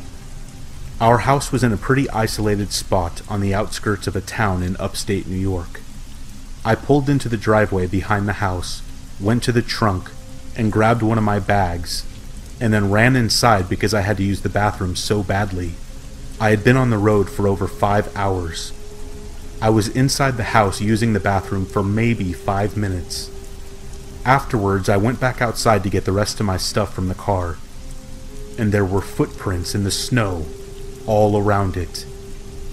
Now, as I said, I was alone in the middle of nowhere. The only set of footprints should have been mine, from where I had gotten out of the car on the driver's side, walked to the trunk, and then walked to the back door. Yet now, there was another set of footprints circling the car, and then leading into the woods at the back of the property. It appeared that the footprints had originally come from the woods as well. I had left my trunk open while I was inside, because I assumed I was alone, and nothing had been taken. But someone had seen me arrive. They came out of the woods, circled my car, and then returned to the woods. I grabbed the rest of my stuff, locked my car, ran into the house, and locked the doors. Last year, the day after 4th of July, I went to my favorite lake to go fishing.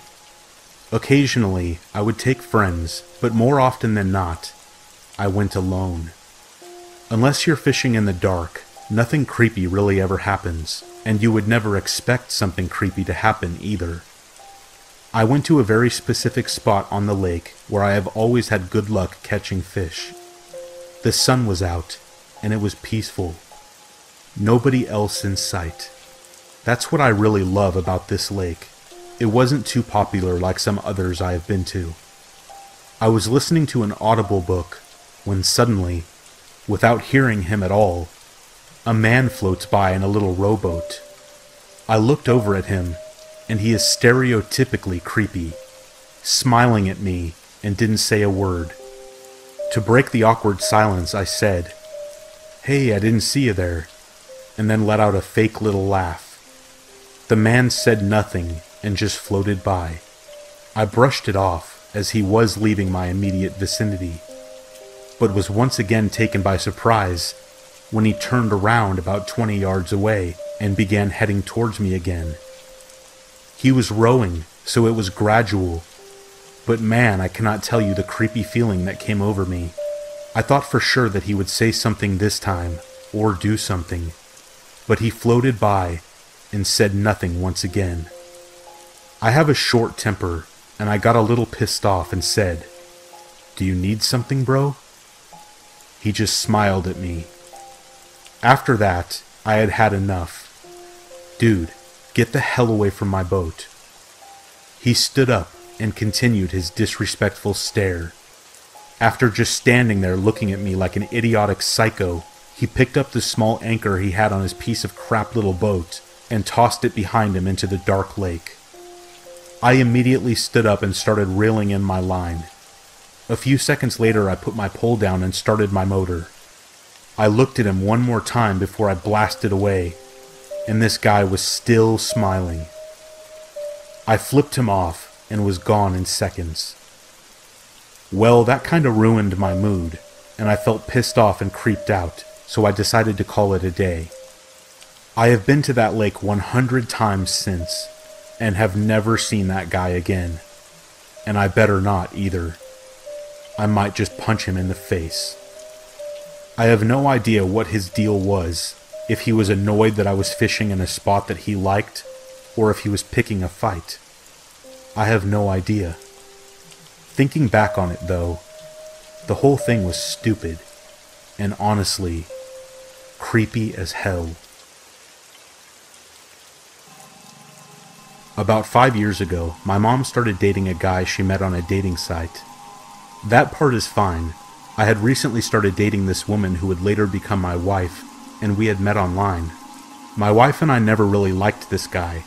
We didn't think he was mean or anything like that. Just a little creepy. He was quiet. He kept his eyes closed a lot, and occasionally said odd things, like offering my wife a chocolate, and then popping one in his mouth, closing his eyes, and moaning as he let it melt in his mouth. One time my wife and I were visiting my mom, but she got called into work, so we waited at her house. Her boyfriend was over, but he spent the entire several hours just hanging out in her bedroom with the door closed. Just before Christmas, my mom and this guy started having difficulties. My wife and I were visiting her for the holidays, and she dropped all of her problems on us, and we listened carefully and told her our opinions and suggested that she would be better off without him.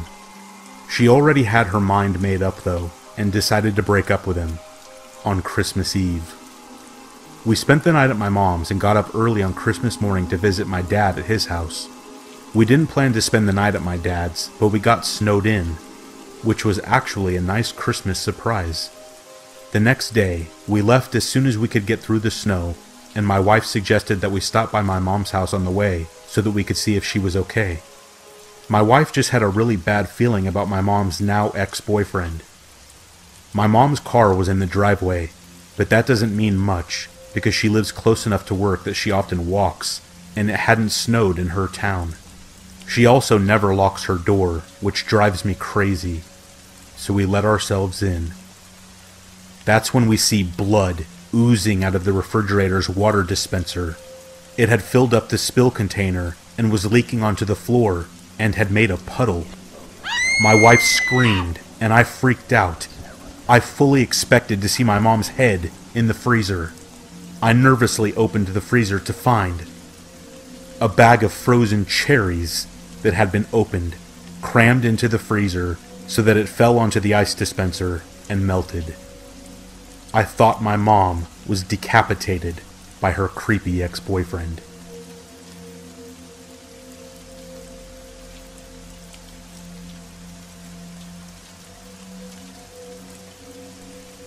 A few years back, I lived with my mother and German Shepherd in a 2-bedroom rented townhome. I got home from work one day and went about my daily routine. When it came time to eat dinner, I knocked on my mom's door to come and eat. I smelled cigarette smoke and heard her grunt a response, so I went back down and ate alone.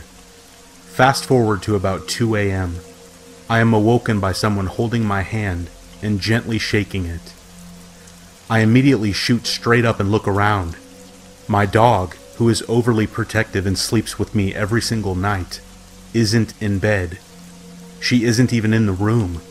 She most definitely was on my bed when I went to sleep. I sleep with the bedroom door shut and locked.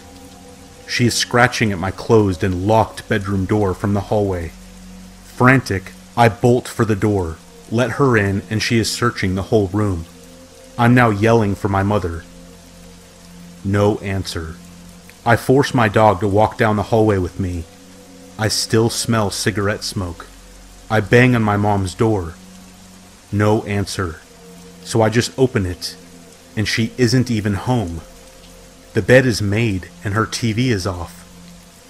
My dog and I search the entire house, and nothing is out of place. All the doors and windows are still locked. I was freaked out, to say the least. The next day I called my mom and she told me she left early the day before to go visit my sick grandfather. Who was holding my hand that night? Your guess is as good as mine.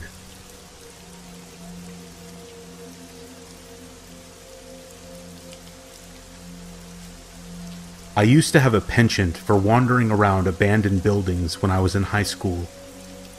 One time a friend and I decided that it would be a good idea to explore a farmstead that hadn't been in use for years. The whole experience was really bizarre. The farmstead was accessible by a long gravel road that brought you to a cluster of dilapidated buildings around a central barn. We parked at the end of the gravel road near the turnoff to the main road so we could walk around the property and just pull out quickly later. We went into the barn first, and there were deer bones arranged in a circle around the skull and a bunch of blankets and wood stacked in a corner of the room. We thought it was really cultish and weird, so we left and started walking back to the car. Halfway down the gravel road, we heard crunching, heavy footsteps and someone screeching behind us, blood-curdling screeching. We sprinted back to my car and tried to peel out of there as fast as possible, but it had snowed the night prior, and my back tire was stuck in a puddle of melted snow. My friend was screaming because she was so freaked out, but wouldn't turn to look at the path behind us. By the time I had gotten the car unstuck, she turned around to see if there was someone following us, and there was no one there. It could have been a bird or something, but we both swear up and down to this day that someone was following us. I really thought I was going to die that day.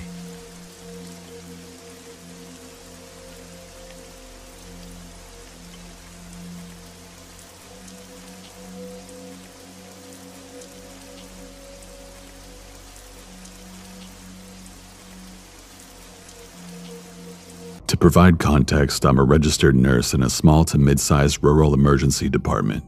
I've been doing this job for about 4 years, and one of the biggest problems we've had in my time here has been the prevalence of drug abuse and mental illness.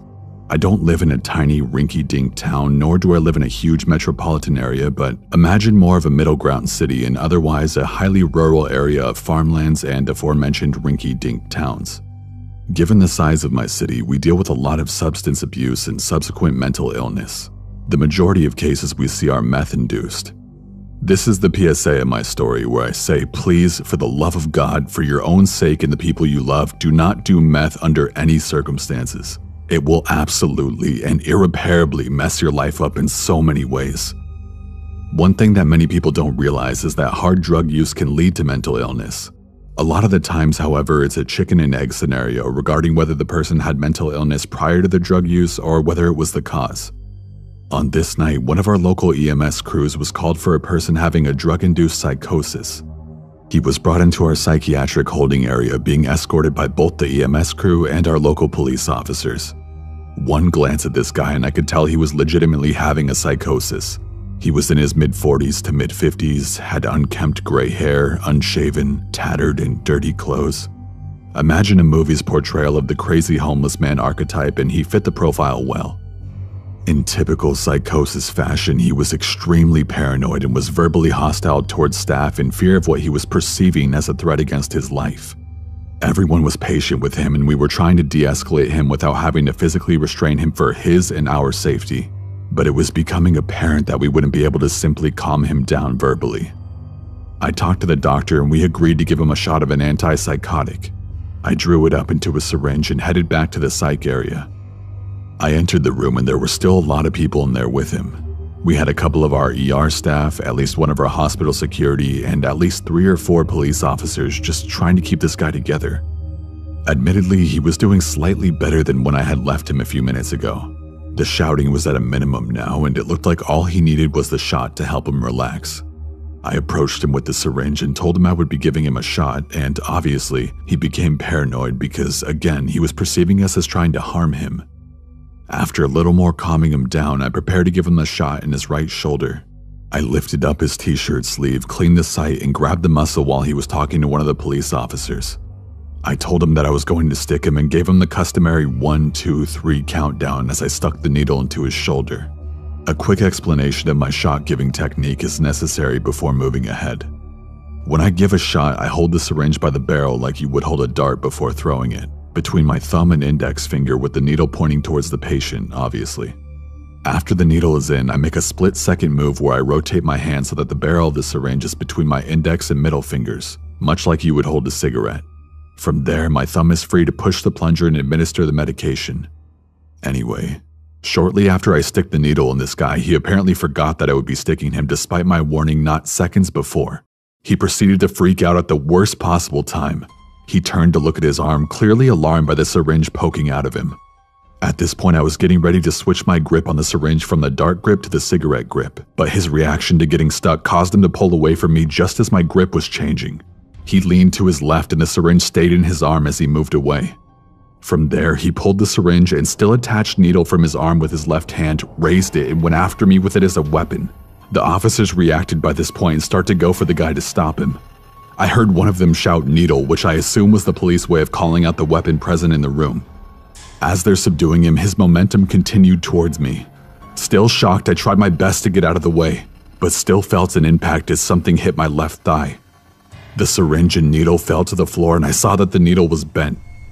By now, almost everyone in the room was on the patient, who was now screaming at the top of his lungs as staff worked to restrain him to the bed.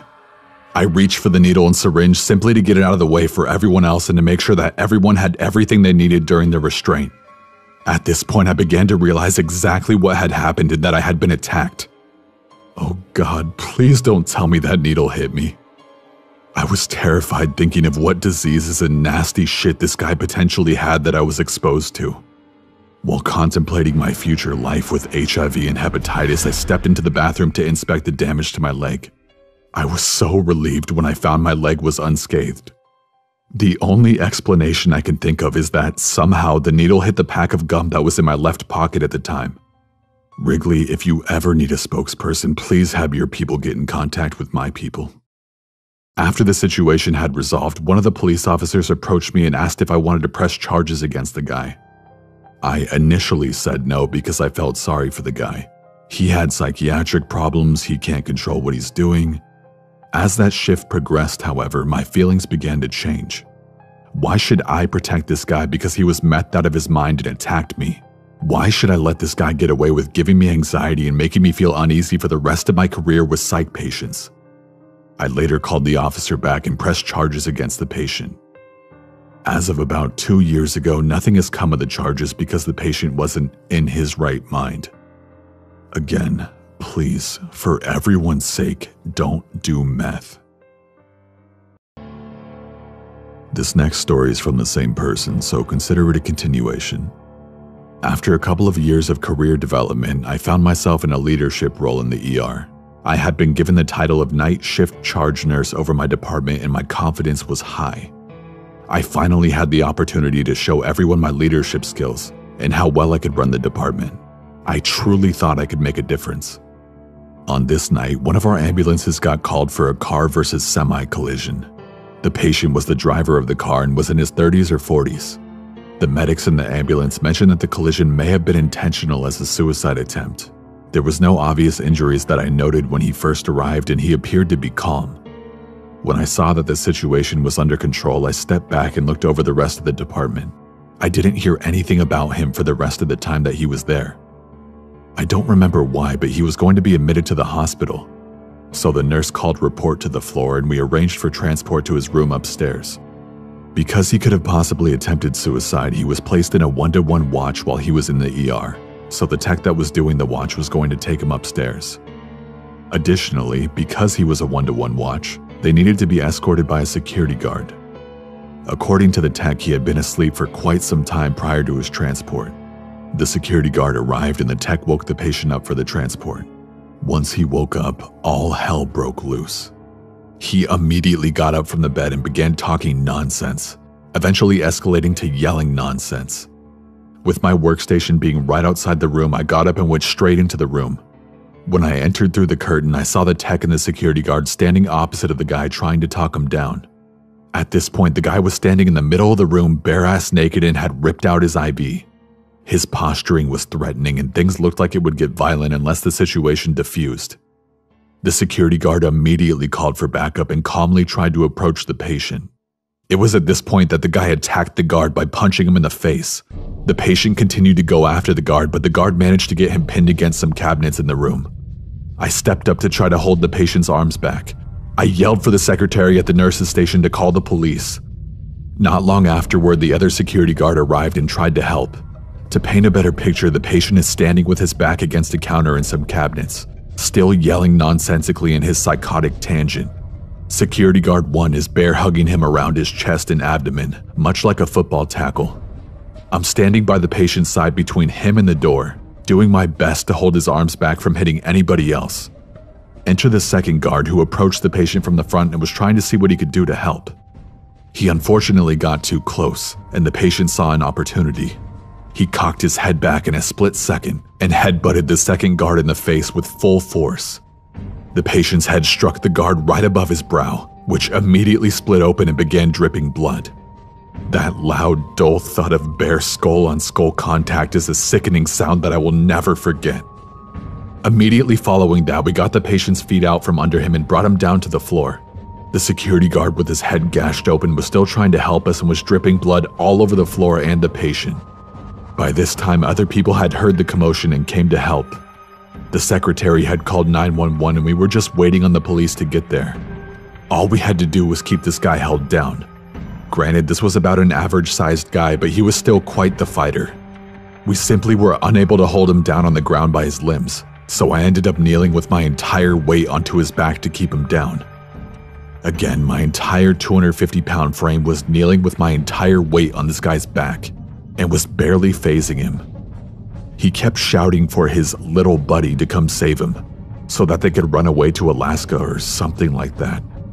When I think back on the situation, it was honestly kinda sad. This guy was clearly having a psychotic episode and didn't intentionally try to harm us. But in that moment, all I felt was rage. White, hot, boiling rage for what he did to my coworkers and friends. If I knew there wouldn't be any repercussions for my actions, I can't say that I wouldn't have beaten the absolute piss out of the guy in the moment.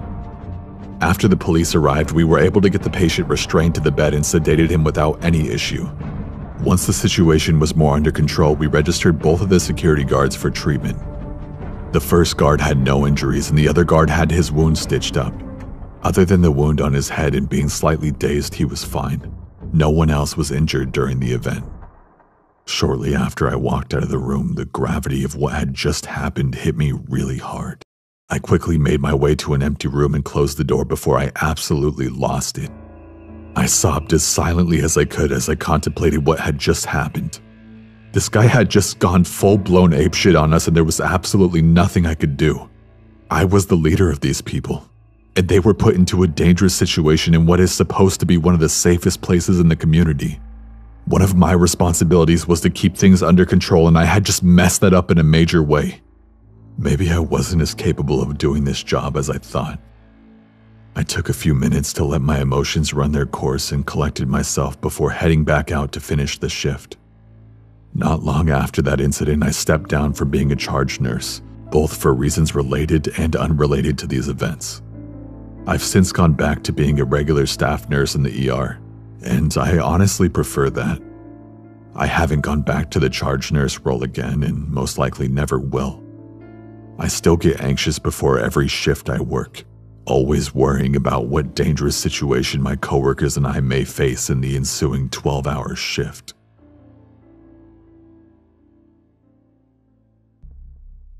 I'm a night shift nurse who has been working at a veterans hospital for the past 3 years. My unit is located at the basement of the hospital. I chose to do 12-hour night shifts because it was quiet and relaxing for the most part before the rush begins in the morning after we leave. Last night, I was sitting at the nurses' station at 12:30 a.m. catching up on The Walking Dead, and I had the urge to use the restroom.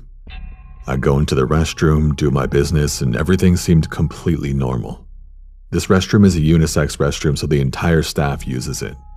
As I process to head to the sink to wash my hands and kind of stare at my face in the mirror to see if I look tired enough yet, I hear a slow sliding sound coming from one of the ceiling tiles above. It moves open, exposing the roofing, and just sits there. Now, I'm not the bravest person in the world, but since my curiosity hasn't killed me yet, I decided to hide behind the wall that divided the main sink from the stalls and just wait quietly to see what was going on up there. In the midst of this silence, a man's legs began creeping out from the roof opening. This is when I knew I had to officially run. I was practically shitting bricks at this point. He drops into the restroom as I'm flinging the door open and screaming bloody murder into the hallway of sleeping patients. He grabs the back of my scrubs and we both fall to the floor. My coworkers, who most definitely got startled as hell, ran to my rescue. They separated us, thank God. However, I had a faint scratch on my right cheek. He had a pair of wound care scissors in his hand. Security was called as my male coworkers detained him. I was in a state of hysteria and was ready to go home in the middle of the shift. It turned out the young man was a newly admitted psych patient who was trying to escape from the upper hospital floors. Apparently, his family forcefully brought him to the emergency room, and they were waiting for him to get cleared to go to psych. No one is completely sure how he could get away and end up in the restroom ceiling. The freaking restroom ceiling. Currently, my nursing supervisor and I have decided to switch me to work morning shifts now, but on a different unit. Unfortunately, after this event, now I really know what authentic fear feels like.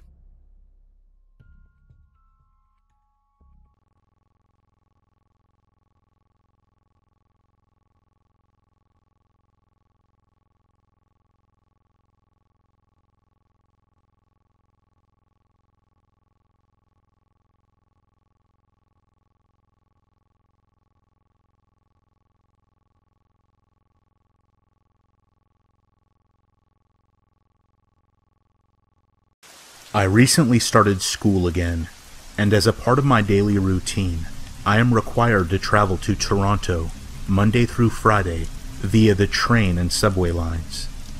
It's a good 2 hours one way, so I usually pull out a good book, pop in my headphones, and relax to some music. I, of course, being from out of town, have heard a lot of horror stories that many people have endured on the subway. Naturally, I thought most of it was just exaggerations and tall tales. Well, I was very quickly proven dead wrong. About a week ago, I had just finished a very long and grueling day of school, and I wanted nothing more than to just get home and relax as soon as possible. I took my usual bus route to the subway station and sat down on one of the seats directly beside one of the exit doors. Now, a little context. I am facing forward, looking at one seat ahead of me, across the aisle of the subway car. This seat was occupied by a woman that looked to be in her 20s. She was what looked like playing a game on her phone, and was paying absolutely no attention to anything going on around her. Next to this seat opposite me is another seat that faces this lady on her phone, and it is this person in this seat that made my 40-minute subway ride very disturbing. Occupying this seat was another lady that looked to be about 40 years old and possessed a very creepy smile. I say this because she never stopped smiling. And I mean, she was smiling the entire subway ride. For the first half of the ride, she was staring at the younger lady on her phone, laughing and muttering to herself. She also would occasionally take her phone out of her purse and take pictures of the girl on her phone. About halfway to my destination, the younger girl that was on her phone left the subway car, and the smiling lady's attention was then directed at me. She turned to face me and gave me a huge, disturbing, toothy grin. I just stared at a poster on the roof of the train for what felt like hours. Eventually she got the hint that I was avoiding her gaze like the plague and went to plan B. She opened up her purse and removed a tube of toothpaste. She then proceeded to ingest at least half the tube. I damn near threw up, but somehow held it together, even though while she did this, she was still smiling at me, while laughing, now her face covered in toothpaste. My stop finally came, and I bolted from that subway car as fast as I could. I got to the escalator and glanced back to the car, and guess who I see walking fast towards me, arms held still at her side, still smiling. I was understandably completely terrified at this point. I ran out of the station into the bus. I made it onto the bus just as it pulled away from the station. I took one final look back, and there she was, standing on the platform, head cocked to the side, laughing and waving goodbye to me.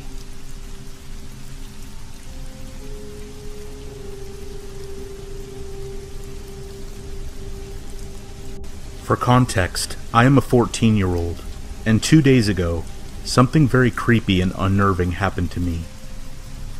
I am on the cross-country team at my school, and our coach wants us to stay in shape during quarantine, so I was going on a run. I tend to run early in the morning, around 5:30 or 6, because the weather is cooler and less people are out and about. It's also nice to get your run over with so that the rest of the day is free. For you to understand exactly what happened, I need to explain the route that I run, so bear with me. I live in a nicer neighborhood in the US. My neighborhood is also near a major road. When I go on my run, I leave my neighborhood, travel down the main road, and enter a different neighborhood that is close to my own. This neighborhood has a low crime rate, is on the richer side, and goes along a big reservoir. It has lots of hills, and some of the bigger houses near the entrance of the neighborhood are backed up against some woods. I run through it because I like to look at the big houses, and sometimes some of the wildlife, such as deer, which sometimes makes its way out of the woods. When I run through it early in the morning, I get to enjoy the lack of people and the bird song. You need to understand that I run this route every morning, and no strange occurrences have happened with me being there. Now that you understand this setup, I'll tell you what happened. Like I said, this was 2 days ago. I left my house and neighborhood per usual, and ran along the major road to the entrance of the neighborhood that I usually run in. Almost as soon as I come across the first house on the street, one of the ones that is backed up against some woods, I hear a rustling in the bushes. I think, oh cool, it's probably one of the deer, and slow down to try to spot it. But it never came out of the bushes. So I pick up my pace and continue along. Not long after that, maybe 2 minutes later, I hear someone on a bike behind me. This isn't unusual, so I don't think much about it, until the guy on the bike says, beep beep. So I'm thinking, okay, maybe he doesn't have a bell or something, so I move over to the right to let the guy pass me on my left. But he doesn't. He stays right behind me. I'm not a slow runner, but someone on a bike would definitely be faster than me. If you have ever tried to go really slow on a bike, you will understand how hard it is to keep your balance. So I'm thinking, okay, this is really weird. I have a feeling that this guy is bad news, and I need to shake him. So I slow to a stop and get over to the side of the road to tie my shoe, which doesn't really need to be tied, and to see if he'll pass me. He doesn't. He just stopped. When it becomes clear that he isn't going anywhere, I get back on the sidewalk and keep running. Bad choice, I know, but I was panicking. Of course, the man on the bike follows, but even though my attempt to shake him didn't work, I did get a good look at him. He was tall and thin, with glasses, and he wore a Nirvana t-shirt. He definitely looked like a serial killer.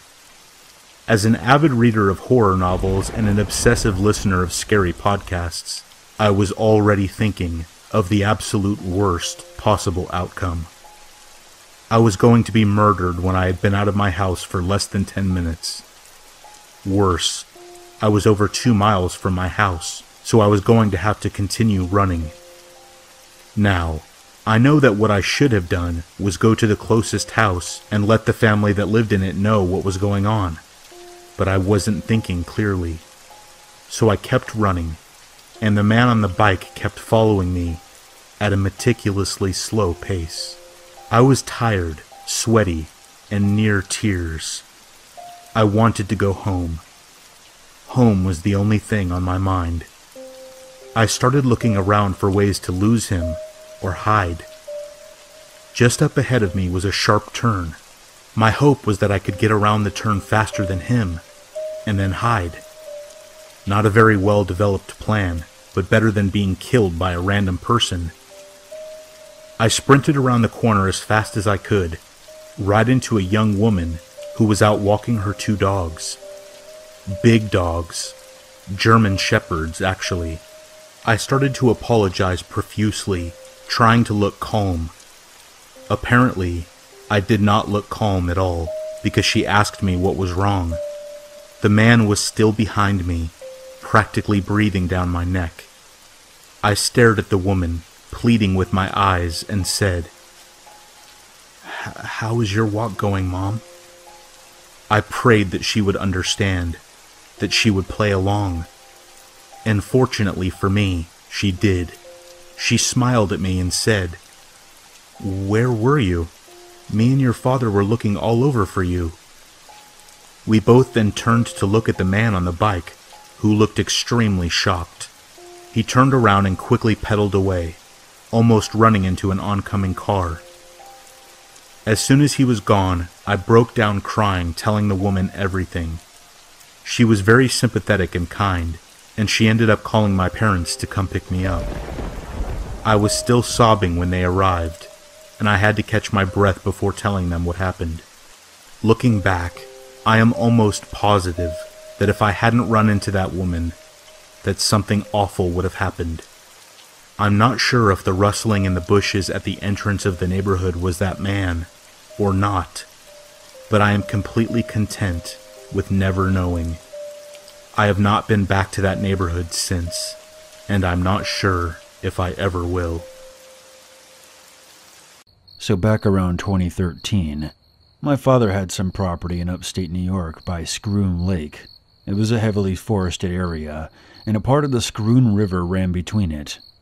My dad had discovered a rocky beach by the river, and he decided one night to set up camp there. From what he's told me, it was a quiet night, where all you could hear were the crickets and the frogs from the nearby swamp. He was reading a book when he heard an unfamiliar noise. It was footsteps in the leaves. Naturally, he assumed that it was a white-tailed deer. They were pretty common in that area. He didn't think much of it, and he thought it was a cool experience to have one come so close to his campsite. But the footsteps kept getting closer. He was starting to get suspicious as to what exactly was walking near his campsite. The footsteps were now circling his tent, all the way from the shore to the tree line. All of a sudden, the footsteps started running towards my dad's tent. They crashed into the side of the tent at full force. My dad kicked and punched the person until they got up and ran back into the forest. He then packed up his gear and left shortly after. The next day, he found out that an ex-convict had been shot dead there by the cops just months prior. Apparently, the convict had been speeding, and he was caught by the highway patrol. He tried to hide in the hidden driveway that leads into the property. He ran and resisted until he tried to pull one of the troopers' guns from their belt and was shot dead. So that was the time that my dad was attacked by the ghost of an ex-convict. Pretty crazy story. I'll leave a link to a news article below. 8 years ago, when I was about 10, my family relocated to a small single-story house with the intention of renovating and flipping it. It was a heavily industrial-type area, and it wasn't originally designed to be a house. It was more of an office building.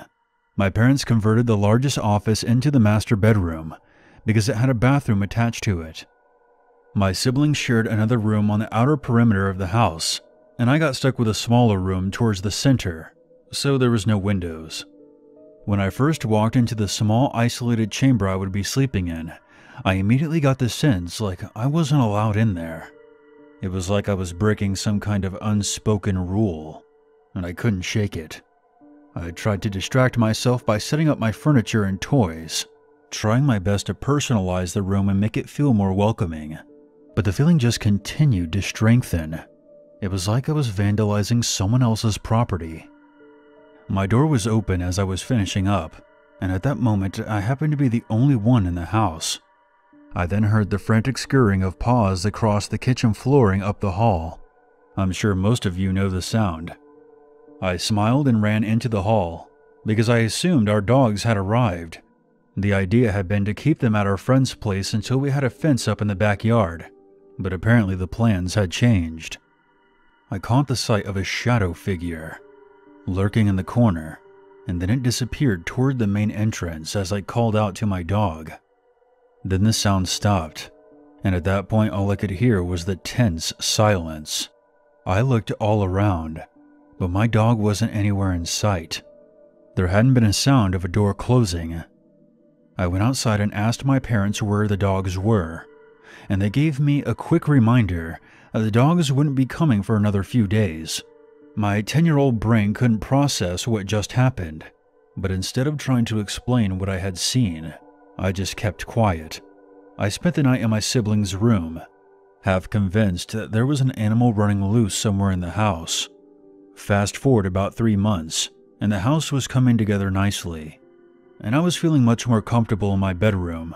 The strange, unwelcoming feeling had subsided, and I was actually enjoying my cavern of privacy.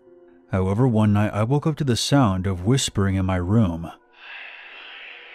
I sat up and paused, half convinced that I heard my own name being spoken from across the room. I then reached over and flipped on my light, but there was absolutely nothing there. I turned the light back off and settled back into bed, and I would have dismissed this altogether if not for what happened next. I heard my younger sister start screaming from her room. I followed my parents down the hall to her room, where she was literally shaking in fear. She said that someone was calling her name from near the window. She stated that someone had been taunting her, trying to get her to leave the room and head to the small pond in the backyard. She said that she had seen something looking at her through the window. My father turned on the porch light and went out back to put her mind at ease. He came back within a few minutes and said that he hadn't seen anything. A few years later, after we had long since moved out of that house, my father did confess that he had seen something out by the pond. It was an animal of some kind, and he assumed it was a bobcat. He got the feeling that he was in some kind of danger from it. He then made his way back inside. My sister then told me that she couldn't sleep for the rest of that night because she saw something with red eyes stalking around in the backyard through her window, coming into view every few minutes. Now here's where things start to get even stranger. The first two occurrences could be dismissed as imagination, paranoia, or nightmares, but even my parents began to feel uneasy after what happened next. Though they didn't show it at the time, it was in the middle of the day, and my sister and I were watching TV in the living room when we heard a thudding sound coming from across the roof. We collectively lost our minds because the footfalls were so heavy. We were convinced that a bear or something was trying to break in. We could hear the support beams in the ceiling straining under the weight. We hid behind the couch, which in retrospect was stupid. Heading down to the basement would have probably been safer if something was about to fall through our roof. When my parents got home, we didn't have to say anything because the footsteps hadn't stopped. My dad grabbed this rusty old pitchfork that he kept in the garage and went outside, ready to prod something down off the roof. He assumed that it was a dog of some kind. I should point out that our dogs weren't home that day, though I can't remember the exact reason. The only way up onto the roof was this dead tree alongside the opposite wall of the house, and my dad climbed up with no problem. But when he got to the roof, there was nothing there. Well, nothing except for a toy horse that I had lost the first week we moved in. There was also my sister's doll that she had brought home that day. And even when my dad stomped as hard as he could across the roof, he couldn't replicate the noise that we had all heard before. My parents had the tree cut down that weekend. There were a few instances where the TV would misbehave and turn off by itself during the night, but nothing of real concern to happen until that summer. The housework was finished, and we were all getting ready to move out, as a buyer had already been found. I was playing hide and seek with my sisters, and had chosen this chest in the back room as the best place to lay low. There were a whole bunch of coats and boots and random things in there, and when I climbed in and hid myself among the coats, I felt my leg bump against someone else. My younger sister seemed to have the same idea as me and was already hiding in there. I didn't want to give us away, so I didn't say anything, but instead I just carefully shut the lid. There was just enough room for the both of us. I'm not sure how long we were in there for, but I heard my older sister walking through the room looking for us a couple of times, and after a few minutes of silence, I poked my head up through the coats and cracked the lid of the chest to get some air. Through the door to the next room, I could see my sisters looking around the family room for me. Both of my sisters. I screamed and shot up so fast that I smacked my head against the chest lid, and I made to scramble out of there. And that's when something grabbed my leg. It wasn't a firm grab, but it was more of a confirmation, like something was trying to say, "I was here the whole time." The whole chest fell forward, and I scrambled out, wailing like a siren and bawling my eyes out. When my sisters saw me, they began panicking, asking why I was so bruised up. I went to the bathroom and discovered that I had scratches and bruises all up and down my arms, legs, and neck. They weren't so bad that I was bleeding or anything, but I did look like I had let someone poke at me with thumbtacks for a while. My parents were convinced that my sisters had attacked me, even after I told them that I had been in the trunk. We moved away that summer. Looking back, it's funny how quickly abnormal things like that become totally irrelevant when you get a change of scenery. Life goes on. My family and I still remember those events, but rarely ever speak of them. Not because we're afraid. It's because we don't really see much point to it. I wonder if that's how most people adapt after experiencing something they could never explain. Dismissive and indifferent. Like it may as well have never happened. I work summers as a camp counselor in the northern parts of Ontario, Canada. On the date this particular incident occurred, I was camping with a group of 10-year-old boys on the same lake the summer camp was based on. So like a routine camping trip, we canoed out to the site and set up our tents. Me and my co-counselor Mike take turns supervising the kids while they swim, build forts, and play games, etc. We cook some food over the fire, sit around and tell stories, cook s'mores, the typical Canadian camping experience. Around 9:30-ish, I tell the kids it's time for bed, and they head into their tents, which were positioned a small walk away from the shoreline, but still in line of sight from where we had the fire pit. So the kids have gone to bed, and me and Mike are talking by the water smoking a cigarette, just basically hanging out, before we decide to head into our tent and call it a night. What happened next still troubles me to this day and remains my go-to scary campfire story. We were both gazing into the pitch-black night water when we saw a small light approaching us slowly and slightly above water level. We speculated what it could possibly be for a few minutes before it came close enough for us to see that it was mounted on the front of a kayak and that someone was approaching our campsite. Now, it is important to note that as a camp counselor, part of our training goes over how to deal with stranger encounters in an environment where we are responsible for a group of children on public property. I was prepared to give the mystery paddler the typical speech about how we are camping with a group from a recognized organization, and we would respectfully ask that they find another campsite. However, this person's appearance shook me to the bone as the light drew nearer. Paddling this kayak was a woman who looked to be in her 60s. She had incredibly long wisps of gray hair that was trailing in the water. Her skin looked like old leather, and her dead-looking eyes were tough to spot under all her wrinkles.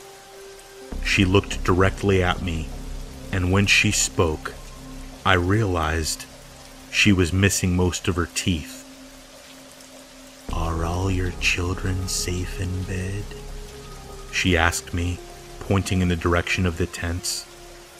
Not really knowing how to respond, and quite frankly, terrified, I responded by telling her that they were fine and that she had to leave. "That's good. Just as expected for this time," she said with a smile, then turned her kayak and paddled off into the night. At this point in time, myself and Mike were legitimately very creeped out not only by the appearance of this mystery woman who resembled a corpse, but also her inquiry on the whereabouts and safety of the kids that we had brought on this trip. Not knowing what else to do, we grabbed our hunting knives and sat by the fire after checking on the kids.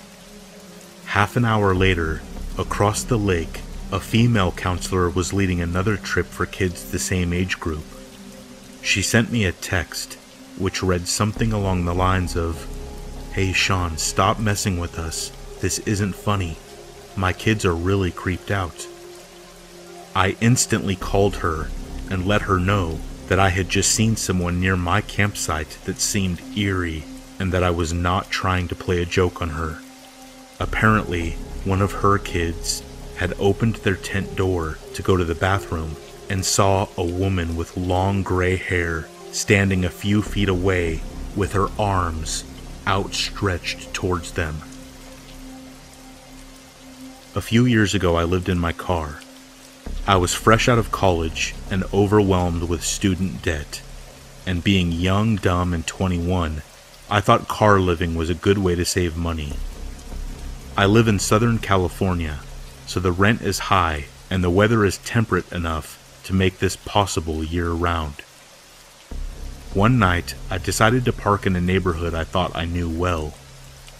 It was right by the beach and a couple blocks next to an ex-boyfriend of mine, so I felt safe there, as I had walked the streets at night plenty of times. I parked, locked the doors, hung up the curtains so no one could look in, plugged in my earplugs so the cars passing wouldn't wake me, and fell asleep. Now my earplugs were effective, but crappy, and I could always count on them falling off in the middle of the night. I actually preferred this because it meant I could fall asleep, but still hear my phone alarm in the morning. It was about 2 a.m. when I woke up to my earplugs already have fallen off, and something feeling wrong. Odd scratching noises were coming from the window. It started at the passenger side door and then moved to the back seat doors. I froze, unsure of what to make of it, painfully aware that I leave my windows slightly cracked at night for ventilation.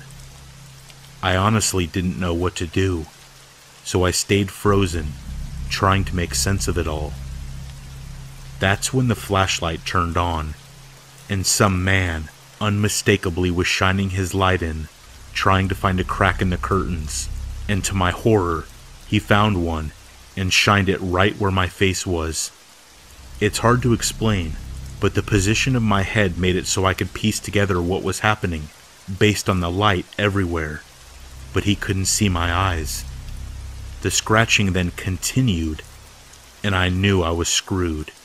This went from potential attempted car theft to someone knowing I was in the car. I was literally paralyzed with fear and couldn't will myself to grab the baseball bat that I had. However, my last year of college, I took a class called RAD, which stood for Rape, Aggression, Defense, and remembered the #1 rule: yell confidently and confrontationally at the man.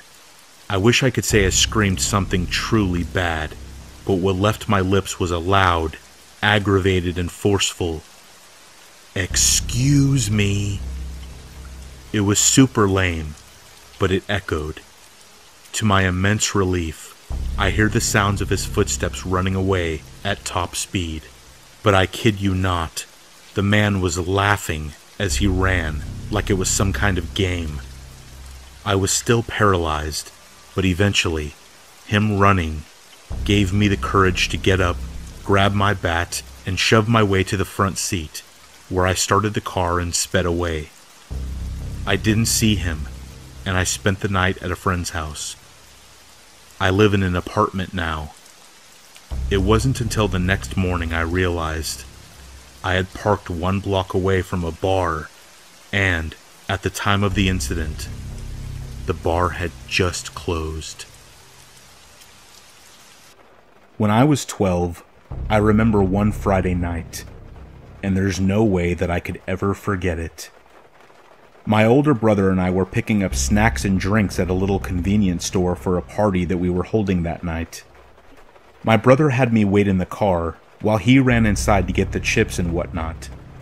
This happened in the 90s, so cell phones were not really a thing yet, especially for a 12-year-old. I remember abruptly looking up and seeing a man's face peering into the window inches from mine. He had glasses on and looked intelligent, but creepy. He smiled, and it was obvious right then that there was something very off about him. I could tell instantly that his intentions were not good. He said hello, and then asked my name. I gave him a false name, and then he said that his name was John. I gave a nervous and forced smile, and it became increasingly awkward. I looked past the man, hoping to see my brother walking over to the car, but I was filled with disappointment. He was still inside the store. The man, or John, as he said his name was, then asked me if I lived nearby. This was such a red flag that I was almost speechless and just replied, "Not really." He kept a very creepy smile the entire time. I looked over his shoulder again and thankfully saw my brother walking towards the car. Just then, John tried opening the door. Thank the Lord it was locked. I don't remember locking it, but you can bet your ass that I was glad that it somehow was locked. I didn't have time to react, and John immediately walked away after the door didn't budge. My brother walked up seconds later and asked who the hell that was. I was shaking and told him that I had no idea. Nothing else happened that night, and the party was great, but in the back of my mind, I couldn't help but think that this guy was trying to kidnap me. However, about 2 years later, I saw the guy on the news. He was captured and sentenced to death for murdering 3 teenage boys. Sound unbelievable? Trust me, I have trouble believing it myself. 30 years. I'm from Belfast, Ireland. I have a large friend group, and we would always have sleepovers at my house. This is the story of how one campout in my back garden went wrong. I live in a nice neighborhood, mostly with old people in it. It was around Easter, and in my school, we get a week and a half off for Easter break. Just before school ended, we decided to have a campout in my back garden because I recently got a new tent that could fit probably my whole friend group into it. It was the Saturday after we finished, and we all met up at my house around 7 o'clock. We ordered pizza, made marshmallows around the fire, and all in all, we had fun. At around 12:30 a.m., we all decided to crawl into the tent and play some card games, as it was getting quite cold outside. I dealt all 13 decks, and we began a game of Jack Change It. After around 5 different card games, we all ordered some food and climbed into bed to wait for the food to arrive. We got a text message saying that it would be there in around 40 minutes, so we all could relax for a while. The food came, and we all went outside to sit around the fire and eat it. I have a large back garden, and we were at the bottom of it, so we weren't afraid of waking my parents up by singing and talking loudly. After finishing our food, we got back into the tent and decided to get some rest. When everyone had drifted off to sleep, I was awoken by a strange sound. A sort of whistling sound. I brushed it off as being me dreaming, but around 2 minutes later, there it was again. Every 2 minutes it happened. I woke up my friend and told her to listen.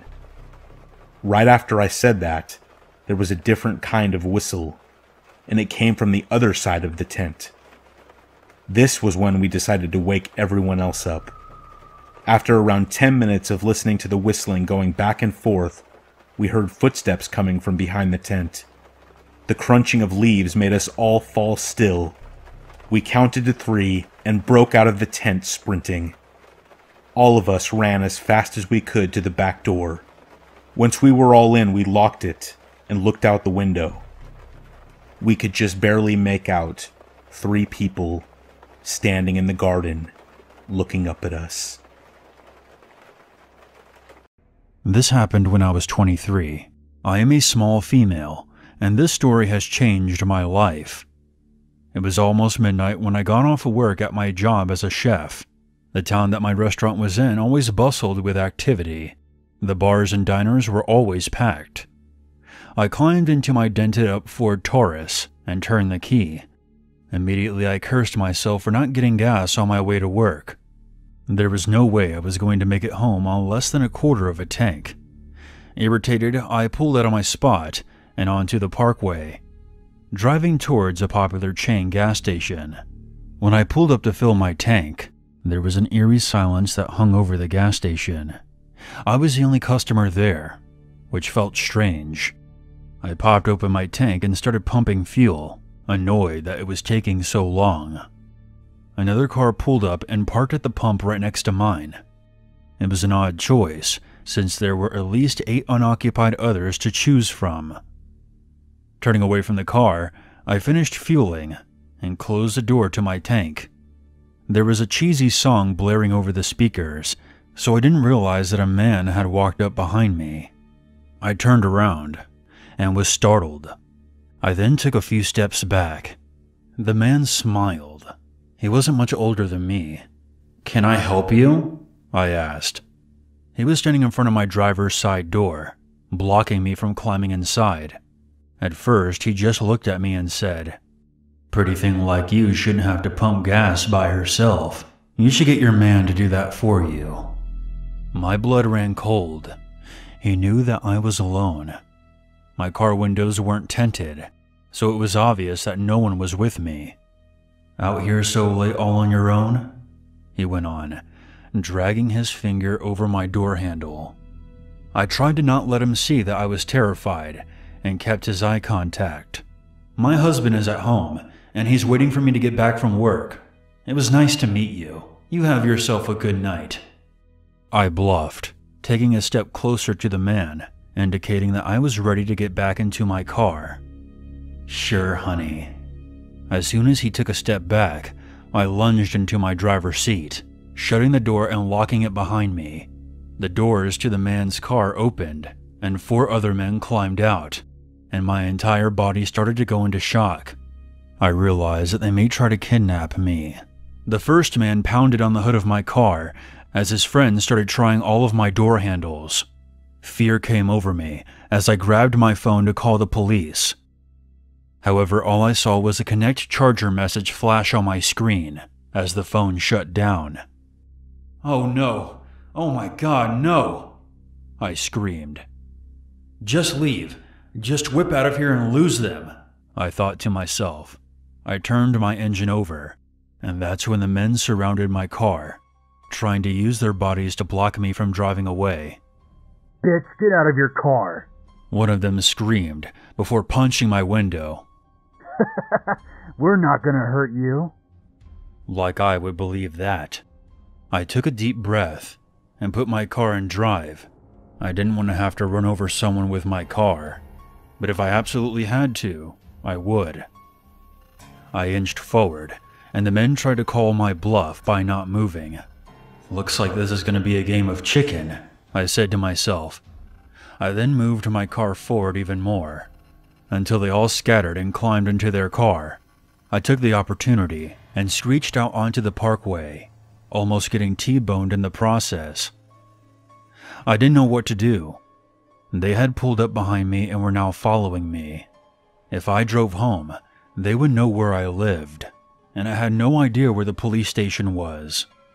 I had a tank full of gas, so I decided that I would just drive until I lost them. I was too afraid to pull over at a business and try and seek help, and I couldn't outrun their car. So I did something that my dad would have yelled at me for. I decided to drive towards the woods, out to my grandmother's place. She lived in the middle of nowhere, and I knew of a few back roads I could take to try and shake them. So the chase began. them trying to run me off the road and tailgating me so close that I swear I heard our bumpers touching. Blood was rushing through me so fast that I was afraid that my eyes would actually burst out of my head. We made it to the windy road that led to my grandma's. If you aren't familiar with this road, it can be lethal, and that's what I was counting on. Them not knowing every twist and turn by heart like I did should slow them down. The speed limit was 35 and drops down to 20 when you're going around turns. There wasn't a single chevron in sight to guide these stalkers around the turns. I pushed the gas and brought my car up to 65, which was the maximum speed you could go driving down this road. I took each of the sharp turns furiously, constantly keeping an eye on my rearview mirror. I was gaining quite a bit of ground on them, and noticed that at numerous times they almost went off-road. I wasn't even using my brakes, for fear that the lights would warn them of each turn. I was afraid that I would actually die in a wreck, but anything was better than what these men had in store for me. I finally came to the one-lane bridge, cutting off a car coming from the opposite direction. This forced my pursuers to stop, as the other car came between us, making its way down the bridge. This was it. It was my opportunity to completely get rid of them. I drove down a long gravel driveway and killed my lights, pulling my car beside a parked pickup truck. I held my breath as I waited. A moment later, the car that was following me sped by. I counted to 10 and pulled up to the mouth of the driveway, watching their taillights vanish around a turn. I punched it and sped back the way I came from. I almost wrecked at one point for not keeping my eyes on the road. Finally, I lost them. I made it home around 2 in the morning. I pulled my car into the garage and locked all of my doors. Remember to always have your phone charger in your car. You never know when you may need to call the police.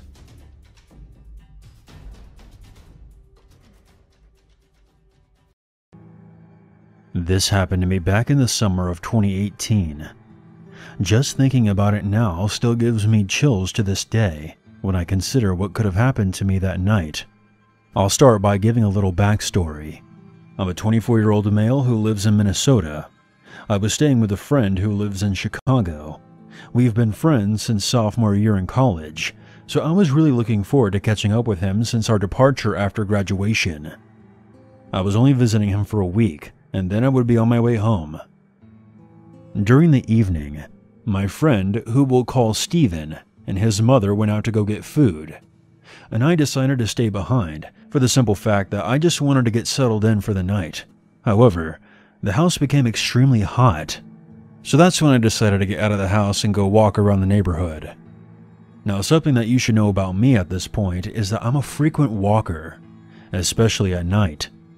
It really calms my nerves whenever I'm on edge, or when I just need to get away for a while. I'm a really antisocial guy in a way.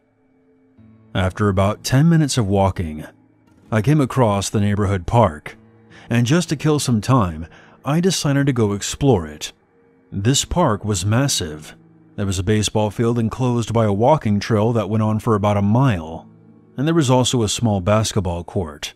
In the distance, I could also see a small playground area for children, along with a dimly lit bathroom that you would typically see at any community park. The creepiest part was the trees that surrounded the area. Even though it was a park, it kind of put you in the state of mind that you were standing in the middle of a forest preserve. I didn't have any fears about walking around this park at night, because Steven always assured me that his neighborhood was safe for the most part. "Nothing ever happens here," he would always say. But he was mistaken. I decided to keep walking, and I eventually came across a small park bench, so I decided to sit down and enjoy the night breeze for a little bit. I was at peace when I suddenly heard a rustling noise coming from the nearby trees. I quickly turned around, and there was nothing there. Might have been the wind, a bird, or maybe a squirrel, I thought. After about 5 minutes of relaxing, I pull out my phone to see a text from Steven. It read, "Hey, we just got back. Where are you?" I was about to respond when I looked up to see a car pull in near the playground a few yards away from where I was sitting. This was pretty odd, seeing how it was about 9:30 p.m. But I didn't know much about this area, so I dismissed it as being completely normal. A few minutes go by, and I thought that someone would exit the car, but they didn't. It was at this point that I started to feel a little on edge. The headlights were irritating me, so I got up and started walking back to Steven's house. I texted him saying, "I'm on my way back from the park." In that moment, I heard a car door slam behind me, and I looked back to see a very large man. He was standing in front of his car, and it looked like he was staring right at me. Now keep in mind, it was pretty dark at this point, so I can't really describe any of his facial features. I began walking again, picking up my pace and looking behind me every few seconds. The man was now following me, and I was growing paranoid. "I don't want to die tonight," I thought to myself. Suddenly, I noticed out of the corner of my eye, 2 men emerged from the trees in the darkness. I was almost at the entrance of the playground when I heard, "Hey, sexy, come here a minute. You want to have some fun tonight?" I was scared shitless at this point. Adrenaline started to kick in, and to this day, I still believe I did one of the stupidest things I've ever done. I turned around to face the men head on and yelled, "Fuck off! I'm not in the mood for games tonight." At that moment, a large hand covered my mouth from behind, and it was suddenly harder to breathe. I tried to scream, but the gloved hands just held me tighter. I started to feel lightheaded, and everything turned blurry. I then blacked out. I woke up in a car, still feeling lightheaded. My hands were tied, and my belt was unbuckled. I immediately noticed that all 4 of the car seats had men in them, and I was sandwiched between 2 of them in the back seat. "What's going on?" I said in a hoarse voice. "We're going for a ride," the driver said. I felt weak and sluggish as I desperately tried to move my body, but a sharp blow to the side from one of the men sitting beside me stopped me in my tracks. There was no way I could fight 4 guys bigger than me. I started begging for them to let me go, and they responded by just laughing at me. Tears ran down my face as I struggled to get my hands free, but it was useless. I felt nothing but fear and anger and overall embarrassment. The car started to back out of the parking lot, when suddenly there was the sound of the back window glass breaking. 3 of the men immediately got out of the car to check it out. "What the hell just happened?" one of them yelled. "You sickos let him go now!" I recognized the second voice as Steven. With the car doors open, I took the opportunity to escape. Desperately stumbling onto the pavement, I looked up to see Steven holding a rock in one hand and a tree branch in the other. "I already called the police on you fuckers," he said. I started to gather my strength and joined my friend in the standoff. We were outnumbered, but I wasn't going to let him fight these men on his own. He was like a brother to me, and where I come from, you protect your family. In the distance, we heard the sound of sirens. The men quickly hopped back in the vehicle and booked it out of there fast. I immediately noticed the car didn't have any license plate. I'll skip through the police details, because it was just the usual. They took my statement and told me that they would let me know if anything happens. The week passed without further incident. The day that I was getting ready to go back to Minnesota, I was trying to block out everything that happened as best as I could, when Steven said, "You could have been Michael." "Who's Michael?" I asked. He then told me that when he was in middle school, he had a friend named Michael. They used to play together all the time at that playground. One day, a stranger approached them. The man claimed to be a friend of Michael's dad. To make a long story short, he never saw that man or his friend Michael ever again.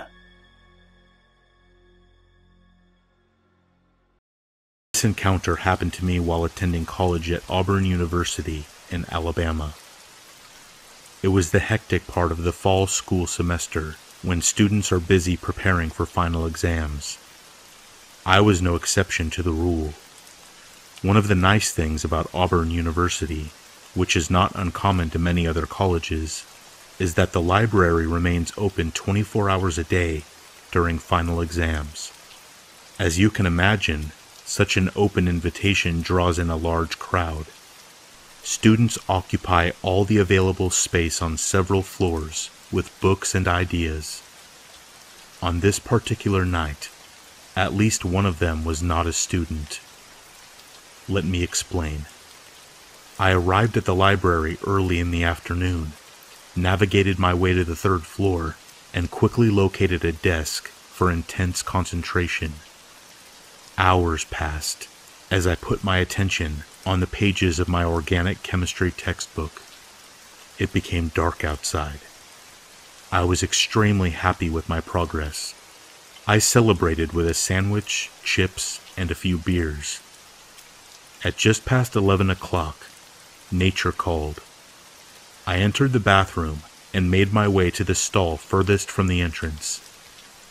A few minutes passed, and then another person entered.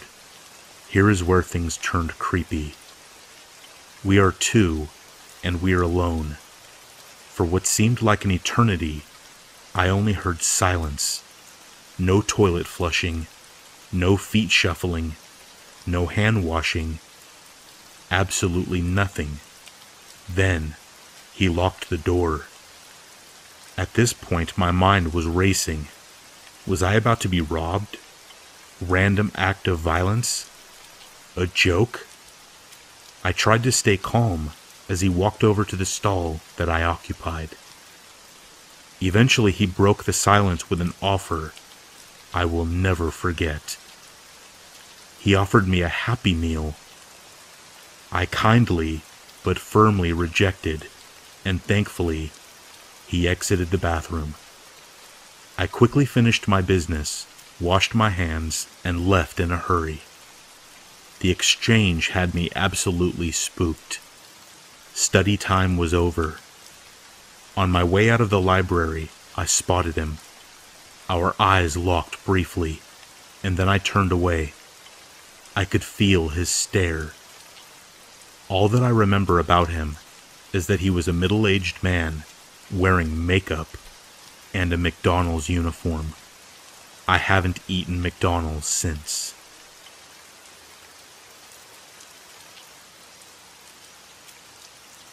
Tickets for my favorite group were going on sale. Getting tickets for them is hell, and having a good laptop and Wi-Fi was key to up your chances on snatching a good seat. My university's Wi-Fi was complete ass, so I decided I would go around to various fast food places and test their Wi-Fi to see which one was the best.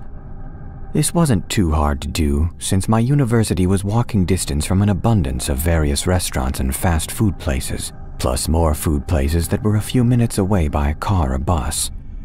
One of the places I decided to test was McDonald's, which was only a 5-minute drive away from my university. I had my boyfriend take me, and we went inside and set up my laptop, iPad, and iPhone. We ordered something to snack on as well, because you can't pass up the opportunity of McDonald's fries if you are in McDonald's. In front of our table was a group of old guys who looked around the age where death would be knocking on their door soon. Me and my boyfriend were busy checking the Wi-Fi speed and conversing and giggling, when one of the old guys stood up and decided to jokingly make a comment along the lines about how we should be doing our homework on a weekend, and how teenagers were always working or on their phones. I don't exactly remember the wording he used, but it was along those lines. We both just awkwardly chuckled, and then we went back to what we were doing and tried to look busy. Apparently, old people don't care if you are busy or whatever, because he kept making jokes and speaking to us and telling us to stop working, etc.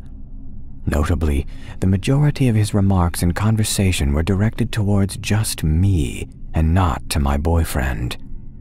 Now, I was already kind of nervous because people randomly talking to me makes me a little antsy, especially ones who keep rambling after I make it clear I don't want to talk anymore.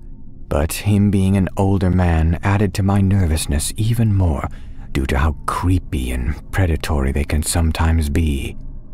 He started asking questions that were more personal, like where did I go to school, how old I was, and whatnot. I was getting uncomfortable at this point, but answered his questions and told him the college I attended and how old I was. Looking back now, I don't think me telling him the truth about it was that harmful. He probably forgot them as soon as I told him. He also started complimenting me, then saying how pretty I was. All the while he was doing this, the other old men were either laughing or telling him to leave the poor girl alone. He started to make comments on me and my boyfriend's relationship as well, saying how cute we looked, it was nice to see young couples, and how long we'd been with each other, etc. After we answered, he laughed and said, "Well, if you ever get tired of him and want to look for someone else, I'm always available. You can kill me and get some money." I was 100% uncomfortable at this point and just laughed along nervously while scooching closer to my boyfriend.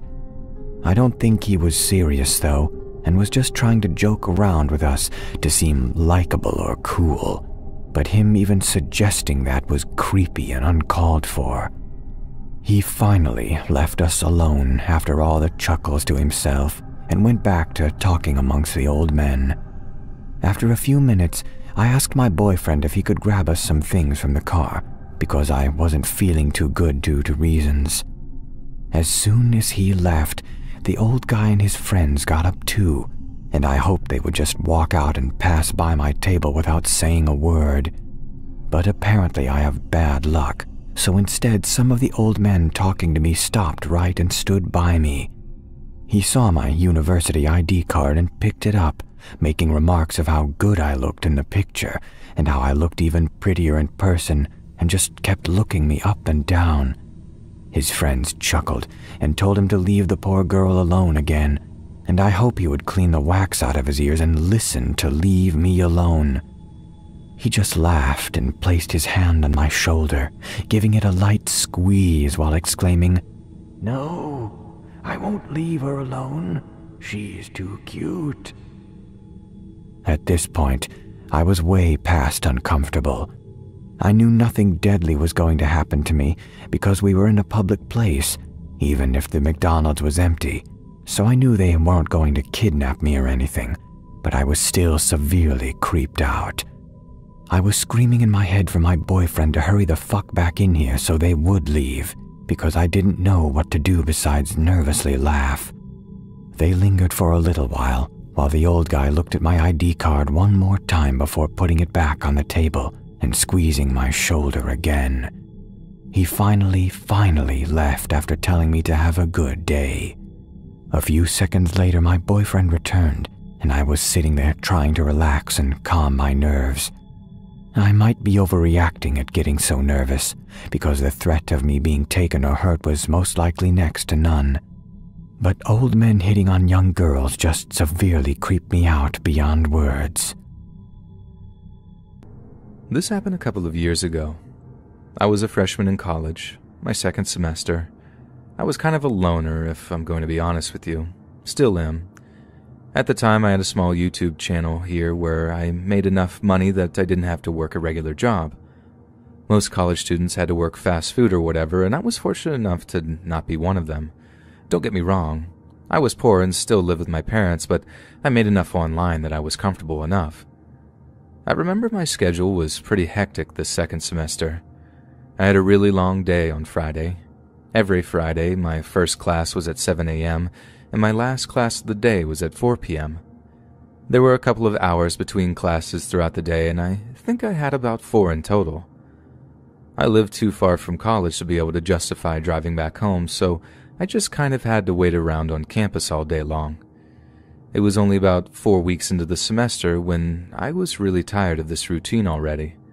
I seriously thought about dropping one of the classes, but I figured that it was going to be worth it if I could graduate when I planned to. At the end of this particular Friday, I was starving. I didn't like to eat anything on campus because I didn't really trust the staff. I know that might be bad to say, but there was this one time that I ordered food from the cafeteria on campus and got food poisoning. They're a little infamous on campus, and there are a few people that regularly eat there. Understandably so. I just found myself waiting until I got out of class to eat. And then I can eat somewhere that I actually wanted to. I wasn't sure exactly where I wanted to eat after class, and I just settled on grabbing some McDonald's on the way. I was originally planning on picking up some at the drive-thru, but I also had to really go to the bathroom by the time I got there. I just figured it would be easier to go in and order inside. I always found it difficult to order at the drive-thru anyway. I had a hard time understanding what people were saying through the microphone, so I got in there, ordered my food, and I was good to go.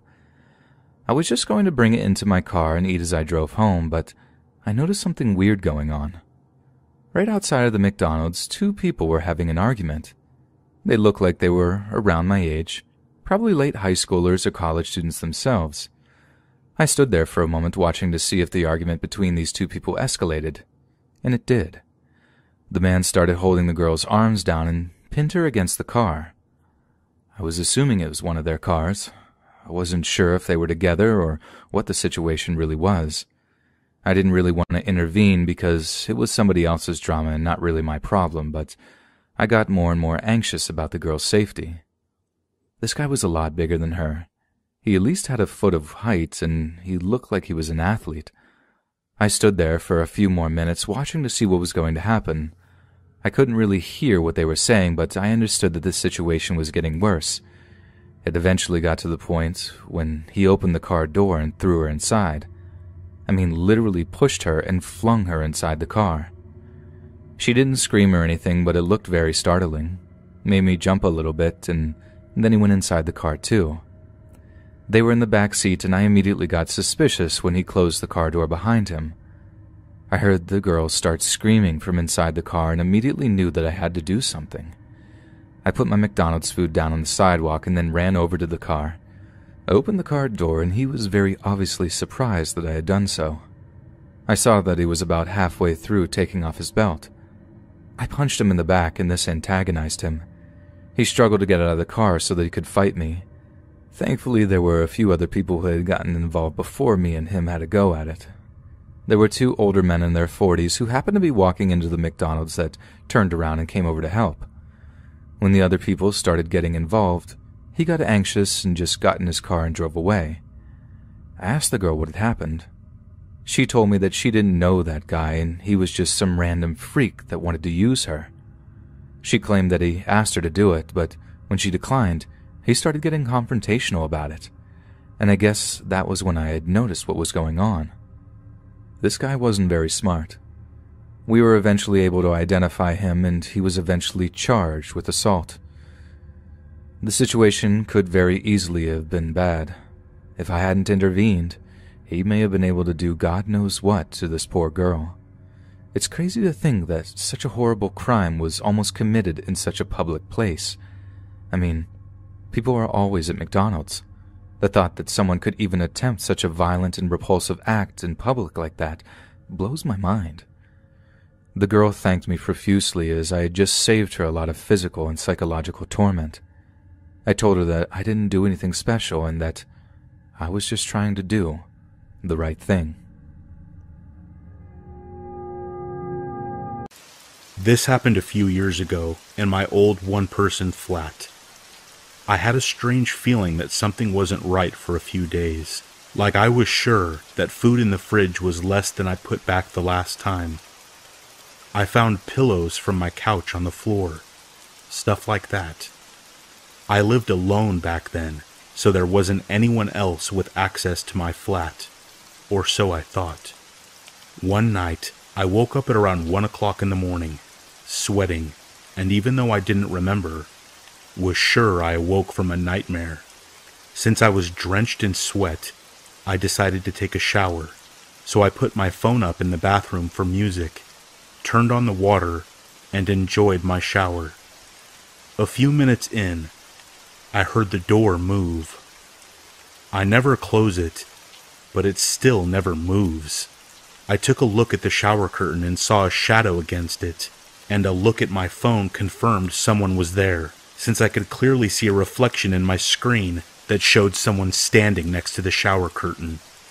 It took me a lot not to scream and to keep acting like I didn't notice anything, while silently taking the shower head off the holding and turning the water all the way to hot. I'm still kind of impressed of that quick thinking. Our water got really hot when you cranked it all the way up, and a few seconds later, steam was rising, and the water hurt my feet flowing to the drain. I turned around, ripped the shower curtain open, and held the shower head right at the person behind. It was a woman. She screamed in pain. I whacked her in the face with the shower head and jumped out of the shower and ran to the door, taking the key out of the lock and locking it close behind me. A little later, she started to bang on the door, but the door didn't give. I called the cops and went to the kitchen to get my big kitchen knife, just for safety.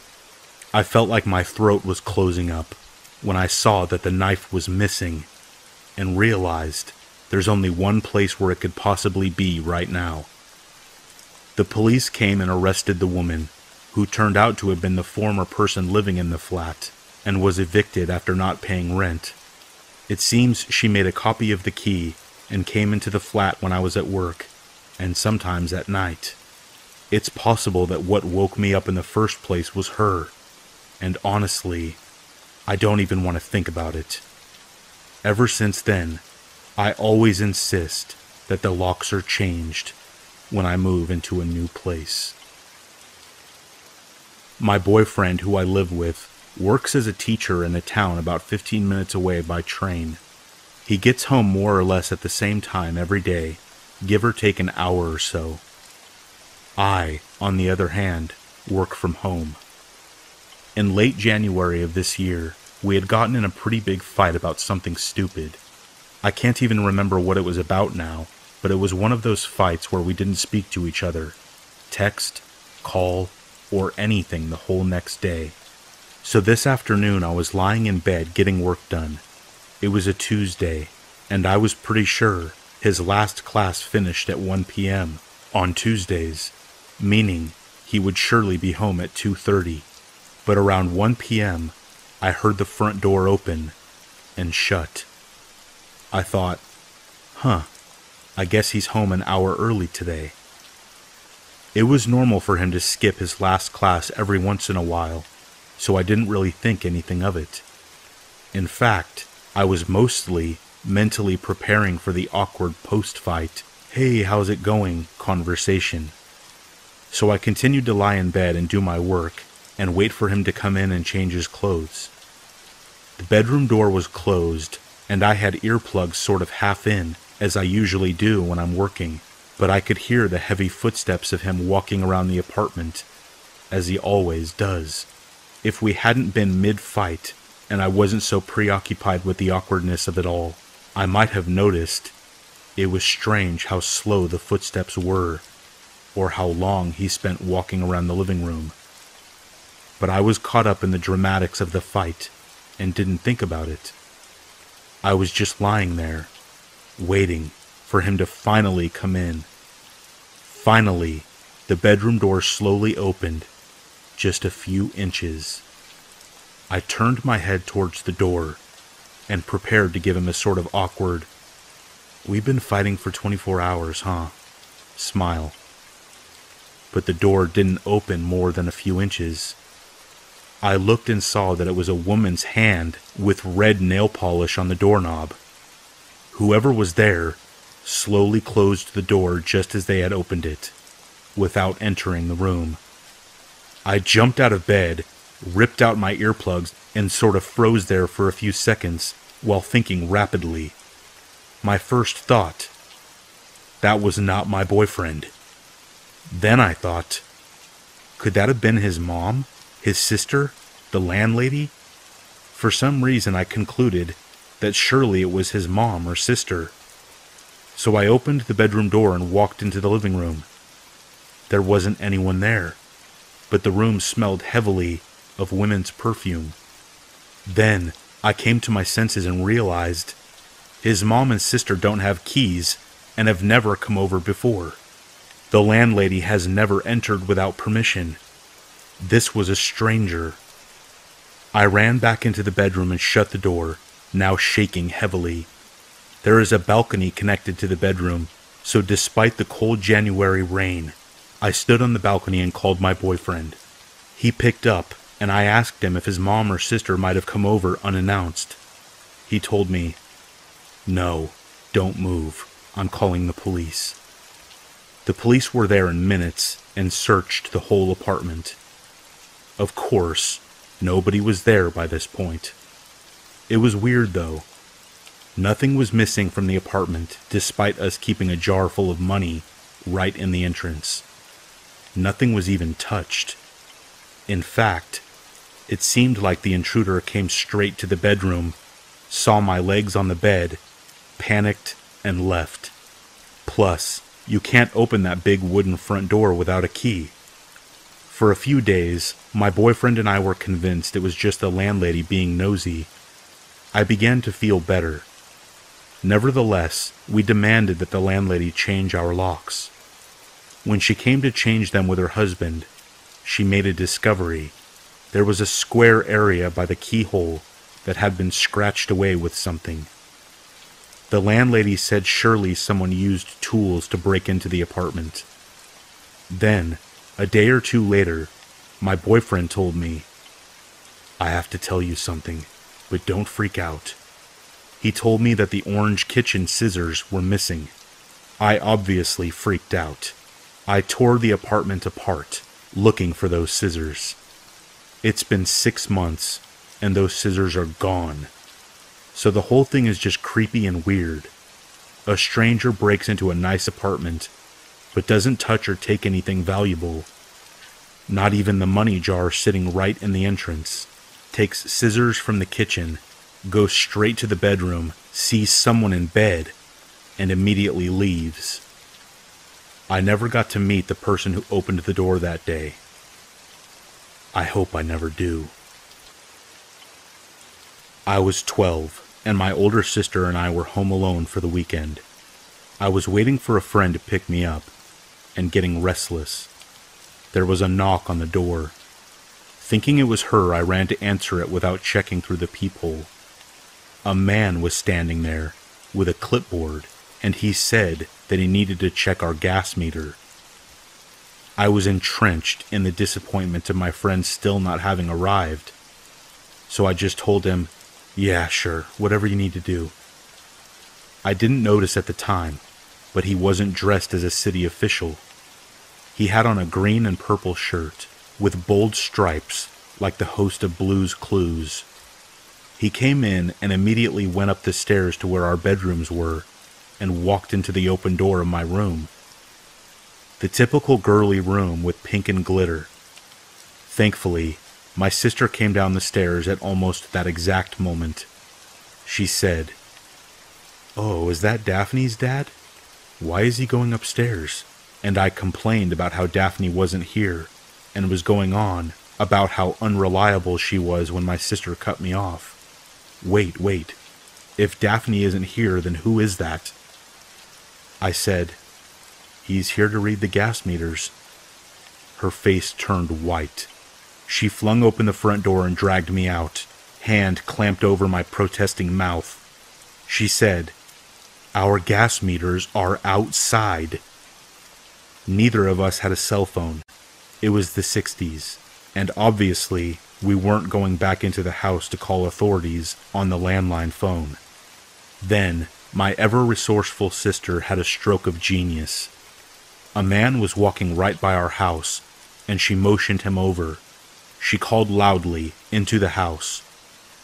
"Oh, Dad, it's good you're home. A man from the city is here to read the gas meter upstairs." And just like she had hoped, this man on the street said, "What are you talking about?" The man in the striped shirt bolted out of the house. The man on the street asked us repeatedly if we were okay, if we needed him to stay and wait in the yard with us until our parents came home. He was very nice. We were so startled that we barely thanked him before slamming and locking the doors and windows. As irate as my sister was that I let someone in the house, she begged me not to call the authorities because my parents left her in charge, and she worried that she would be in trouble.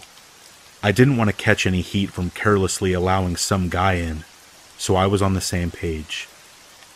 3 weeks later, a girl in our community went missing.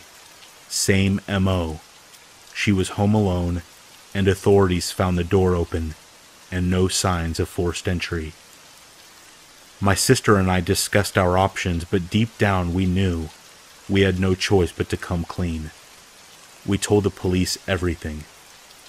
I don't know if it ever helped, but they did tell us they had reason to believe it was the same man.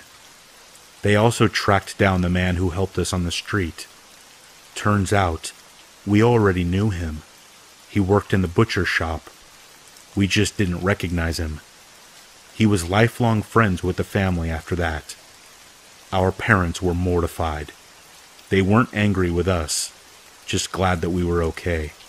Though they did review all the rules of caution and didn't leave us home alone for a while. They found the girl and say that she had been held for a few days and then burned alive. They never caught the man. But fear not, he was in what appeared to be his early 30s in the 1960s. So in any case, he has to be dead by now. I'm just so thankful every day for my sister's resourcefulness and quick action.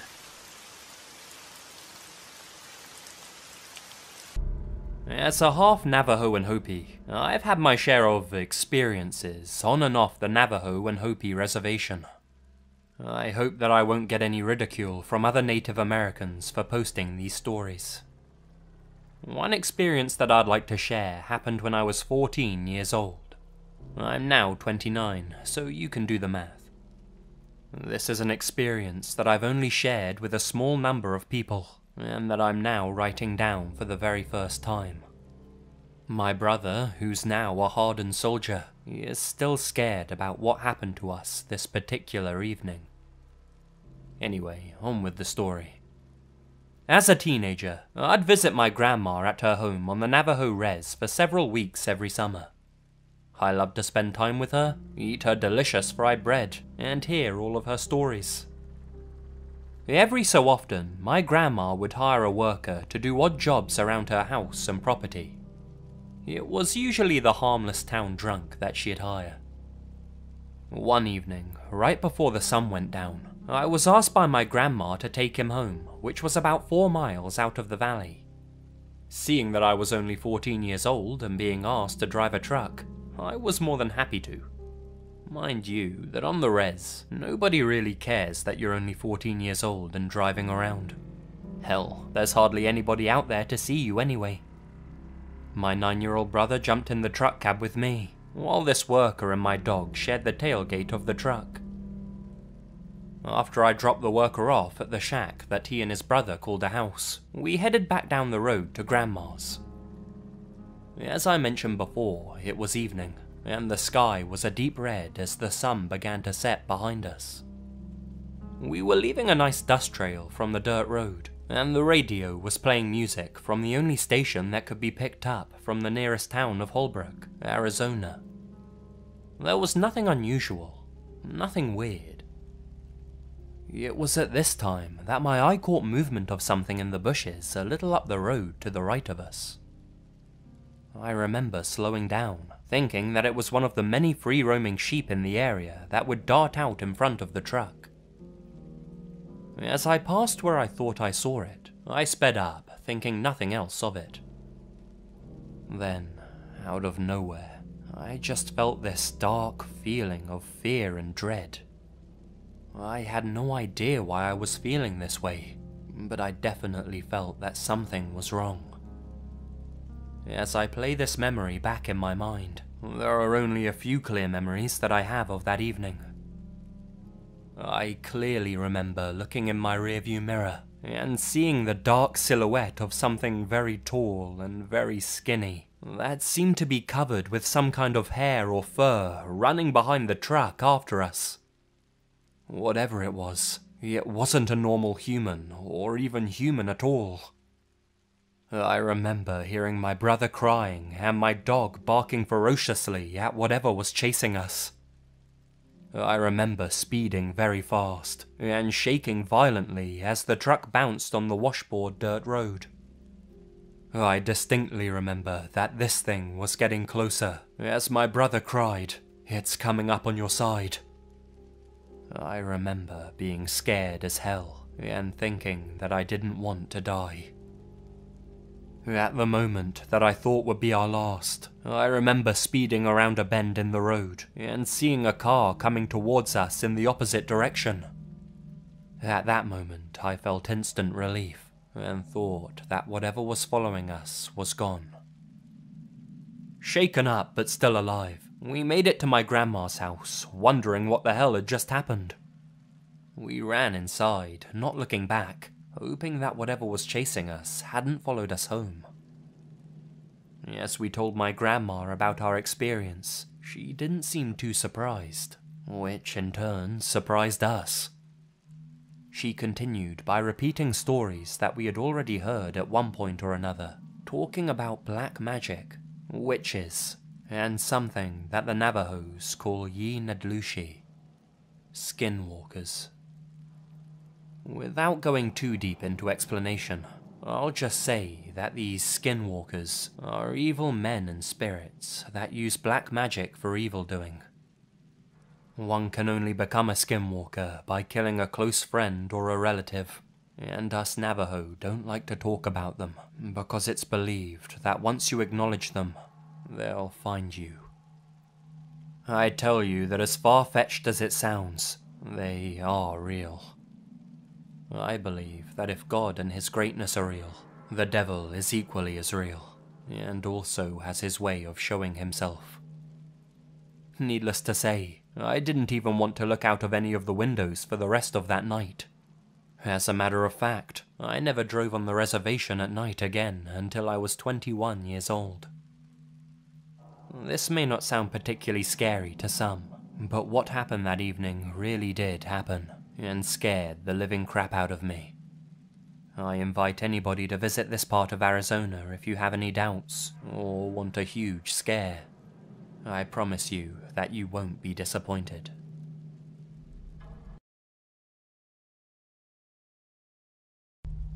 This is my parents' story, and it took place in Colorado many years ago, back before I was even born.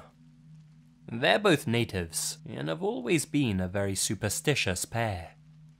That might just have saved their lives that night. They were traveling along $1 Million Highway through Red Mountain Pass after a long road trip. It was around 2 or 3 a.m., and my dad was behind the wheel, while my mum slept in the passenger seat. They both knew the road well, and Dad was driving cautiously. The road is notoriously dangerous for its lack of guardrails and sheer steep drops over the edge. At one point, Dad nudges my mum awake. There's something not quite right about the road up ahead. After letting her eyes adjust for a moment, she too could see that the road ahead was different than usual. After having driven that road so many times, they both knew that the sharp left curve they were fast approaching was going the opposite way it should have been. This part of the road was meant to curve right around the mountain. Always had, always would. Even the sign they just passed said so. Neither of them knew what to say as they approached the bend in the road.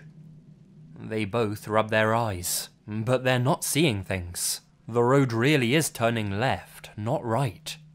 But that was impossible. The silence was killing them, and as they reached the point of no return, Mum screamed to turn right instead. She needn't have bothered, as Dad was already spinning the wheel in that direction, knowing that was how the road was supposed to go. As he turned, the actual road seemed to appear before them, just how it had always been. The road that turned left was now just gone, as if it had never been there to begin with, and all that was left in its place was a sheer drop. Had they followed the illusionary road they both saw, they would have plunged over the side of the mountain. Dad maintains that this was some sort of trickster trying to force them off the side of the cliff and into an early grave. One day like any other, I was sitting in my room doing whatever when I got a notification from Instagram that I got a new follower. It seemed to be one of those random spam-like accounts. The username was Ty13053, and there were 5 pictures on the profile, all of different typical suburban houses. The profile had 2 followers, was following 3 people including me, and none of the pictures had any likes. Comments seemed to be disabled on all of the pictures. I didn't bother blocking or removing the account from my followers, as I had my profile set to public anyway at the time. A couple nights later, I got a notification that the random Ty13053 account liked my most recent picture. Just being curious, I click on the notification and then pull up the profile again. This time there was a new picture on the profile, and I instantly recognized it as a picture of my house. I DM'd the profile asking who it was, saying it was very funny. Of course, it had to be one of my friends messing with me. When the person running the account left my DMs unseen and didn't reply, I followed up with, "This is harassment and a threat," and that I would have the police follow up on this. I ran to my parents' room to wake them up, as it was past 12 at that point. I showed them the picture of our house, and said someone was messing with me who knew where we lived. They tried to rationalize, and said the same thing I thought, that it was someone from my school messing with me. My dad and I both went outside regardless to have a look around the property and on the street. It was a ghost town out there though, as it should be past 12 o'clock. We went back inside into our respective bedrooms. I wasn't actually going to pursue it with the police at that exact moment. It was obvious to me, at least in the moment, that someone who knew me was pranking me. I stayed up for a few more hours, and around the time I was about to go to bed, I got a DM from the account. It was an image, another image of my house. It was on the side this time. As I had the chat opened, he sent another, this time a picture of my window, with the glare from the TV in my room visible in the picture. I didn't dare get up and look out the window. Wouldn't you guess it, the next DM from the account was, "Look out your window." I turned off the TV to allow total darkness in the room. I didn't want to be seen by whoever was at my window. I quietly crawled off my bed onto the floor in the dark. As I was crawling on the carpet towards the door, a pounding on the window started. I don't want to say knocking, because these bangs on the glass sounded loud enough to shatter it. Inevitably, I turned, and of course, saw a person at the window. Facial features, though, impossible to make out. I got up and ran out of my room and to my parents' room once again. I pulled my dad out of the bed and led him to my room. He heard the end of the bangs on my window, but by the time we got to my room, the guy at the window was gone. The banging was all my dad needed to believe me and take this seriously, though. We called the cops that second and talked to the officers who came. They said the good news was since the person was contacting me through Instagram, they could track the person after putting a legal request into Instagram. So that same night, we followed the cop car to the nearest precinct, where we went through this long process. They took the account name and my details of the story, and literally the next day, we found out who it was. It was this kid named Luke who went to my high school. As much as I want to give the last name, that could lead to issues. Luke was a very, very weird kid that didn't talk to many people. He was just a very mean, unpleasant, and scary dude. Not scary like tough. Scary like some would even fear he'd do something crazy that would harm students or staff. I don't know why he targeted me. I never even spoke to the kid. But this really proved how dangerous he was. He hit my window so hard we found small cracks on it in the daylight. He was arrested and we got him for a harassment charge, an attempted breaking and entering charge, and I think a couple others. One day in calculus class, my friend Joe and I were goofing off in the corner when someone on Instagram requested to follow me. It was some blonde girl named Tracy. I accepted her follow request and showed Joe, because based on her picture, she was pretty hot. Of Of course, I felt pretty good having what I assumed to be some random good-looking girl following me. I requested to follow her back, and then I put my phone down to take notes in class. It wasn't until I got home that I got a DM from the girl. I don't really want to relay our whole conversation. I'll just tell you it started with her calling me very attractive, asking some basic questions about me, etc. I told her to accept my follow request, but she said she didn't want her boyfriend to see any new followers because he checks that all the time. That's when it got exciting for me, having a girl show interest in me while she has a boyfriend. It might have been wrong of me, but I kept entertaining it. She said they kept fighting and she just needed a short break from hanging with him, that she wanted to hang out with someone else to detox. I texted my friend Joe asking his advice, and he said I should 100% go meet up with her. Just needed that justification from a buddy, of course. We made plans to meet up by the little Bayside beach in town at 11 p.m. The Bayside beach in town was the go-to spot for my friend group to hang out or just bring girls on little dates. I pulled up to the nearby parking lot around 10:50 and DM'd her that I was there 5 minutes later. She answered right away, saying, "Great, I left something in the sand for you." Odd. I said, "LOL, what?" She said, "Go look." It was bizarre that we were still DMing on Instagram at this point, but I went along with it. I walked over to the little quiet beach, and I saw something in the sand by the water. It was a little cardboard box. I went to open it, and it was a Polaroid picture of my car, parked in that little parking lot from just now. What the hell? I DM'd her, "LOL, where are you?" She replied, "Come find me." Okay, so she's messing with me or trying to be cute.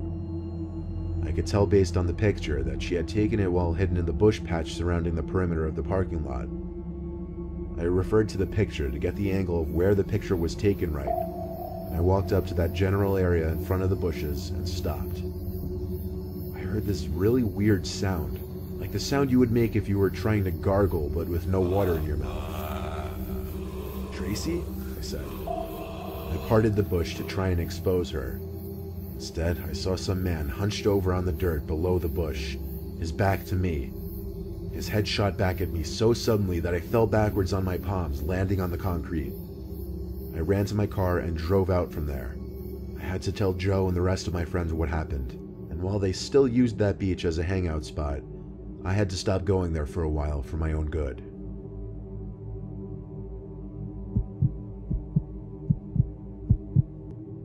I'm 17 years old. My name is Jackie. Like most girls, I envy the gorgeous ones on Instagram. I like getting lots of likes and comments on my pictures. So last summer, I was taking advantage of the beach weather and posting a lot of swimsuit photos. Those are always a hit and get lots of attention. I usually let anyone follow me, as I like seeing my follower count grow. One day in the summer, I got one strange follow request though. I clicked on the username. It was completely blank. No profile picture, no posts, no followers, nothing. In fact, I'd be the only account it would be following once I hit accept. But I didn't care. Maybe it was one of my crazy exes trying to stalk me. Let them look, I figured. A week later, it began, and I received my first comment from the strange account. The comment said "hot" on one of my week-old pictures. I didn't think much of it, being as more than half the time I received comments on photos, they were from people I didn't actually know in real life. The next day, though, the account went on a liking spree on my profile. He liked nearly half of all my pictures. Then things got worse. One night I got a call on my cell phone. Curiously, I picked up and heard in a deep voice, "Hey," on the other end. It was a guy's voice, very, very deep, and I didn't recognize the voice at all. The voice on the other end said, "This is Jackie, right?" I hung up the phone with my heart now racing. I shut the blinds on both my windows. I had no idea who it was, but I just hoped someone was playing a prank on me. The next day, the account tagged me in a picture. I looked to see what the picture was, and it was a picture of the street around my block. I blocked the account and stopped using Instagram for a few days. One day that week, my friend Jess and I went to the beach. When we parked and were unloading the trunk with our beach chairs, some guy in jeans and sunglasses came up to me and complimented my swimsuit. I I thanked him while not wanting to talk to this guy at all. He asked Jess and I how our day was going, and that's when I recognized his voice. He was the one on the phone who called me. He found me, and he followed me.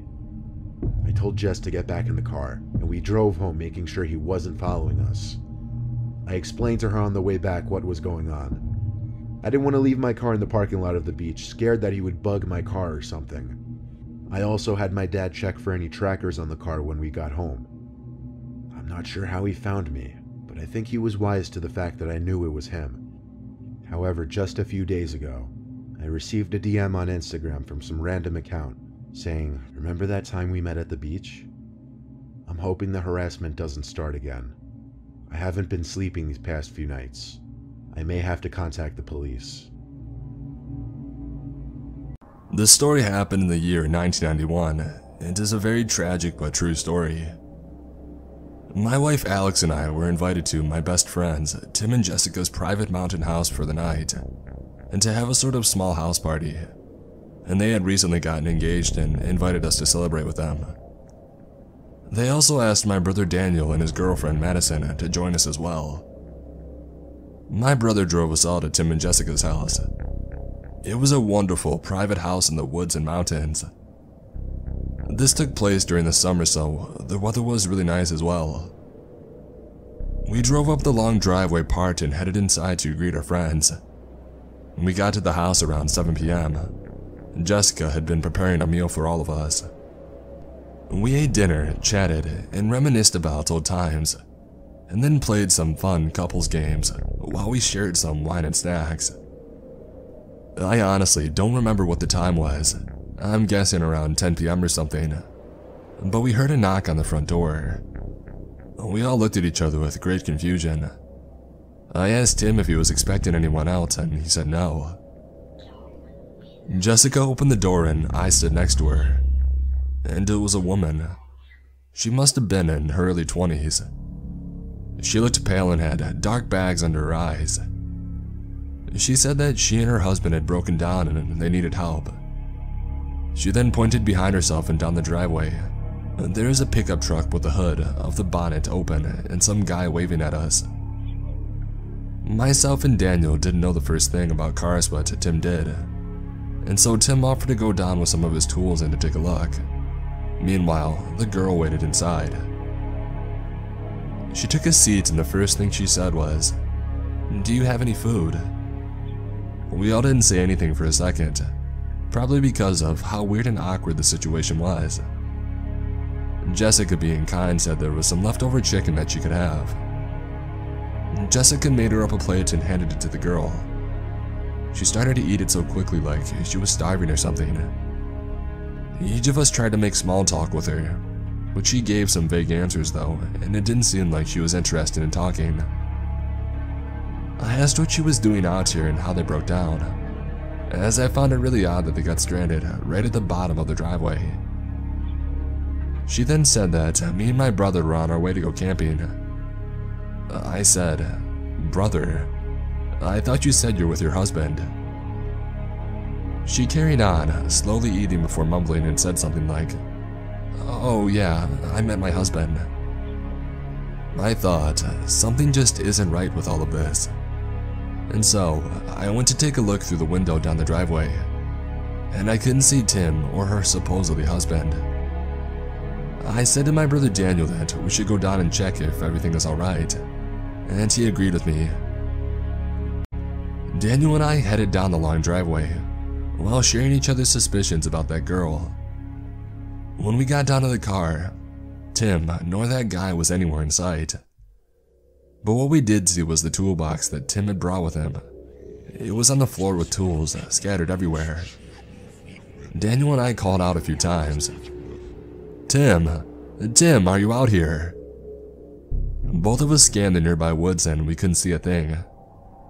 It had gradually been getting darker, and we couldn't see anything without flashlights, so going further into the woods was pointless. And so Daniel said that we should go back and call the police. About halfway up the driveway, we heard a scream coming from the house. It was one of the girls. Daniel and I ran up to the house as fast as we could, burst through the door and couldn't see where the girls were. We each called for our other halves' names.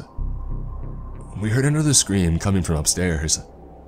We ran upstairs and saw that girl kicking and screaming at the bathroom door while holding a kitchen knife. Daniel and I tackled her to the ground and disarmed her of the knife. Daniel held the girl down while I went to check on the girls. Jessica had been slashed with a knife on her arm. It wasn't serious, but she was in some pain. Alex and Madison were untouched. I said that Tim is missing and we don't know where he is. Alex went to call the police but said that she couldn't get through. She said that there was no dial tone. As we couldn't get through to the police, I said let's just tie this girl up and wait until we figure out what to do. I asked Jessica where the flashlights were. Daniel and I grabbed the flashlights and said we needed to look for Tim as we think he was in trouble. I said to the girls, keep trying to get through to the police. We'll be back in 20 minutes and then we would drive to the nearest police station or anywhere with a phone in Daniel's car. Daniel and I went outside and we searched nearby for Tim. We walked around in the woods calling Tim's name. After some time of searching, we came across a telephone pole that had been chopped down. Someone must have done this on purpose, and that was the reason why we couldn't get through to the police. The line had been disconnected. We need to get back to the girls right now, I said to Daniel. We started running back towards the house, and then we heard something on the other side of the woods. It was what sounded like 2 gunshots.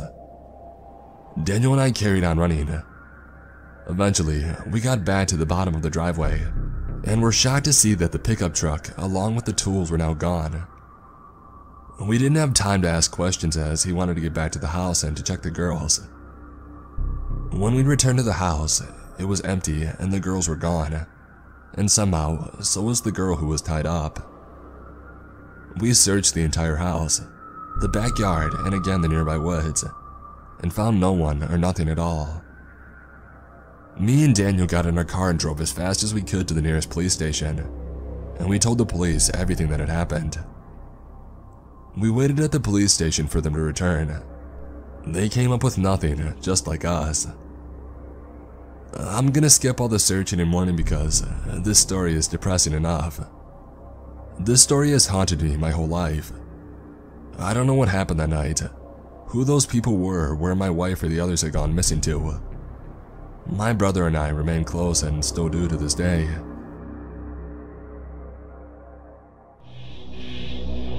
My name is Gordon. I'm 22 years old, but this story happened when I was 10, and it takes place in Florida. Me, my 6-year-old brother, and parents were on our way to Disney World for the weekend. It was our first time driving there, and we got a bit lost. We had to leave in the afternoon, and it was quite a long drive from where we lived. And like I said, we got a bit lost.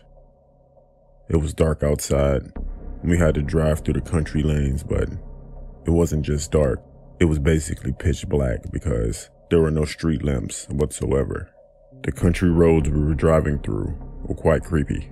I know me and my brother were freaked out, and to be honest, I think my parents were too.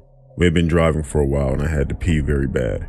I know we could pull over, but I really didn't want to because it was scary as hell out there. But unfortunately I couldn't hold it anymore, so I asked my dad to pull over. I got outside and I walked over to some nearby bushes, which led into a forest. It was pretty cold outside and I was shivering. Like I said, it was pitch black, but I could see a little bit because our car's headlights were on. I went to do my business when I heard a branch snap. I looked up and towards the woods, and I saw some kind of light. It was a lantern. I looked closer and it was floating up, and then I saw it wasn't floating. Someone was picking it up. And the lantern light revealed a face I would never forget. It was a man who looked to be in his late 40s. He had a gray beard, and he was smiling with his eyes wide open. He had crooked yellow teeth. I stood there in shock with tears in my eyes. He then motioned with his finger for me to come toward him. I pulled up my pants and ran back to my car. My mom said to me, "Are you okay, sweetie?" I just smiled and said, "Yeah." And we continued driving. I didn't say anything to anyone about what I saw, and I still had to pee, but what was on my mind was that man I just saw. We finally arrived and I was able to use the bathroom. Me and my brother were, and still are close, so that night while we were laying in our beds, I told him what I saw. And to my surprise, he didn't seem that freaked out when I told him. He looked down with a worried look on his face. Then he told me something he saw in the car while we were pulled over. He was looking outside of his window, which were farm fields. He said he saw what looked to be a family of 4 standing in the middle of a field, who were also holding lanterns. He then asked our mom who were those people. And her response was, "What people? There's no one out there." And at that point, that's when I got back in the car. That night, and many nights after, me and my brother have discussed what we saw, and we didn't know if it was real or not, or our imagination. I personally still believe to this day what I saw was real. This story still haunts me and gives me chills every time I think of it. What do you think?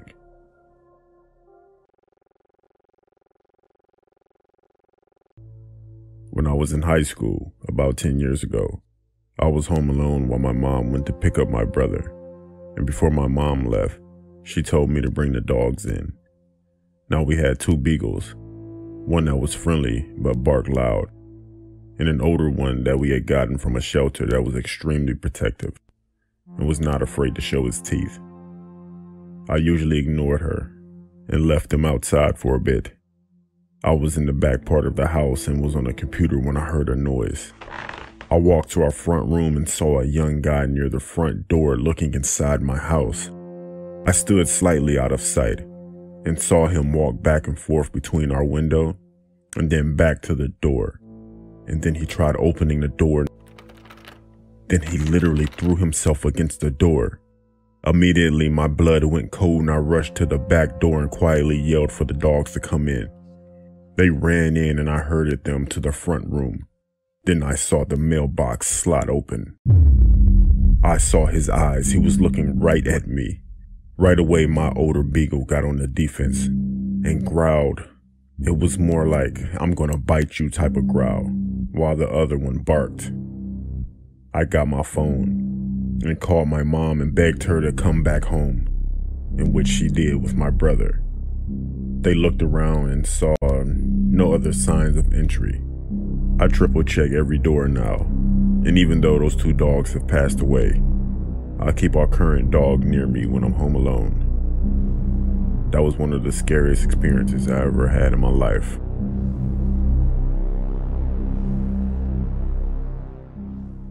I'm a 21-year-old woman, and when I was 5 years old, I could remember a situation happening. Then when I was a little older, I figured out that it could have gone very bad. My street was full of kids and our parents all knew each other. Every weekend, someone would have a sleepover. One Friday night, we all begged our parents to stay the night at Lisa's house. She was 6 years old at the time and lived 2 houses down from me. We were all outside, and once our parents said yes, we all went to our houses, bathed, grabbed blankets, and went to Lisa's house. After our parents dropped us off, Lisa's mother made everyone popcorn while we watched movies in Lisa's bedroom. We played and watched TV for hours. Then we all fell asleep. In the middle of the night, I woke up to Lisa's bedroom door opening, while all of us girls were sleeping on the floor on top of blankets. When I turned toward the light that was outside of the open door, I saw Lisa's dad in the doorway looking at us. In my 5-year-old mind, I thought he was just checking on us, so I went back to sleep. After being asleep for a bit, I wake up again, and it's her door opening. It's her dad again. He's standing in the doorway looking at us with the camera. I thought it was weird, because he had his shirt off also. I didn't let him know that I was awoke. When he walked away from the door, I waited a few minutes and ran home. I knocked on my big sister's window, which was downstairs, and she let me in. I told my parents, and they never let me back over there again. A few years later, Lisa's father was arrested for trying to kidnap a little girl who was outside riding her bike near her house. Every time I think of that night at Lisa's house and what he was caught for, I cringe because who knows what he was thinking and what he wanted to do. I'm glad he got caught and no other kids got hurt. This was a really weird but scary experience for me. I worked at a morgue a few years back. I'd also like to mention that this was the last time I smoked weed. Just throwing that in there. Anyway, on my way to work, one day I smoked a blunt. I bought the weed from some random guy, not my usual person. Anyways, this was actually my first day out of training, and they trusted me to be by myself. It was around 2 p.m. when I got to work, and everything started off normal. I hated the smell of that place though. We had a good amount of bodies stacked up there, and I was working on one. I turned around for a few seconds while looking for a tool, and I heard a moan from behind me. I paused for a second and remembered that some bodies still have air in them, and the air continues to come out, and the bodies will still make noises and sometimes move. I gathered myself, turned around, and now the man on the table, his eyes were wide open, as if he were looking at me. I paused once again and told myself that this is normal. At this point, it's starting to get dark outside, and it starts raining by coincidence. I know this sounds like a cliche horror story, but it really did happen. My anxiety was an all-time high, so I took a break. I had the munchies, so I decided to snack on a bag of chips. Then I heard something in the hallway. I couldn't tell what it was. At this time, I had the sweats, but I wasn't hot, but I was also really hungry. I got up to see what that was in the hallway. Then I heard something. It stopped me in my tracks before I reached the door. I stopped and I thought, I'm here by myself. I got the courage to walk into the hallway. When I turned the corner, I saw one of the bodies standing at the end of the hallway. I froze and I just stood there. This felt like a scary movie, but at this point I would be yelling for the person to run, but I couldn't move. I thought to myself, am I tripping right now? The body started walking toward me and I backed up. I rubbed my eyes for a few seconds, then I looked back down the hallway and the guy was gone. Again, I stood there for a few more seconds. Out of nowhere, every door in the building opened with force, and at the same time, that laugh again. I ran out of there so fast and called my boss. He laughed at me and came in while I sat in my car. He checked the building and everything seemed normal. I quit right there on the spot. I don't know. Maybe I was blazed, but the fear I felt was real. I know I haven't smoked since then, or ever worked with dead bodies.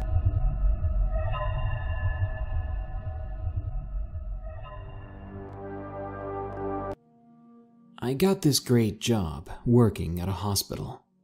I really got to do something that I enjoy. Taking care of others has always been a passion of mine, but I work on one of the hardest floors, the cancer floor. We always have the same patients, and not a whole lot of them make it. This makes my job hard in a lot of ways. You could probably guess that I've seen my fair share of death since I started here. Anyway, I work the night shift, and at night it can be a little creepy when you have to go to the morgue.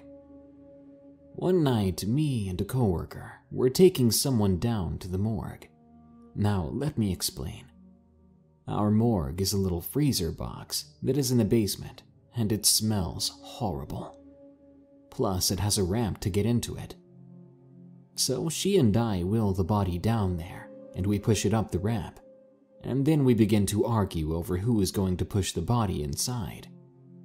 Of course, I lose, so I swing the freezer door open, and I push in the body. Then I slam the door shut. We start to fill out our paperwork when we both look up at each other. She says to me, "Did you hear that?" I said, "I think so." We both turn and look at the door.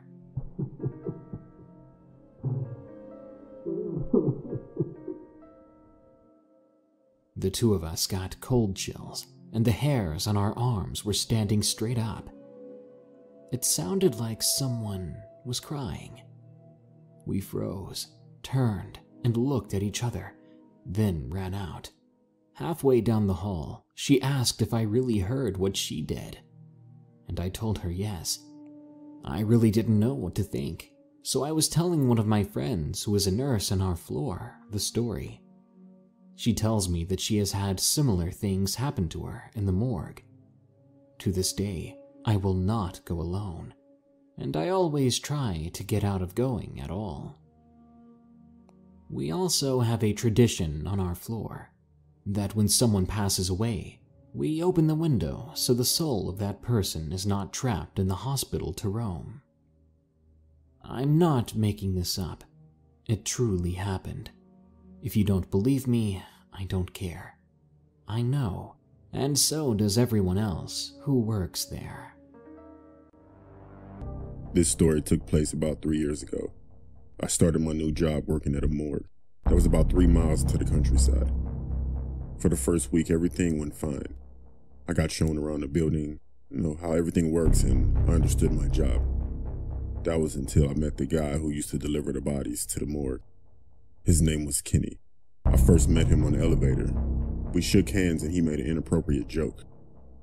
He also stunk of smoke, had long greasy hair, bad yellow teeth, and a faded, poorly drawn tattoo of a snake on his forearm.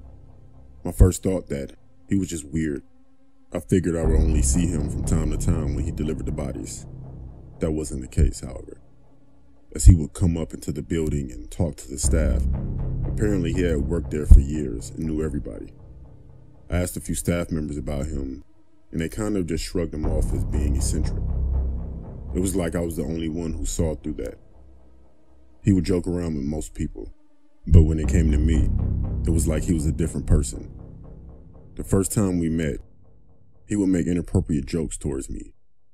He would joke about the dead bodies that got delivered and make crude comments about the way the people died, and actually found it funny.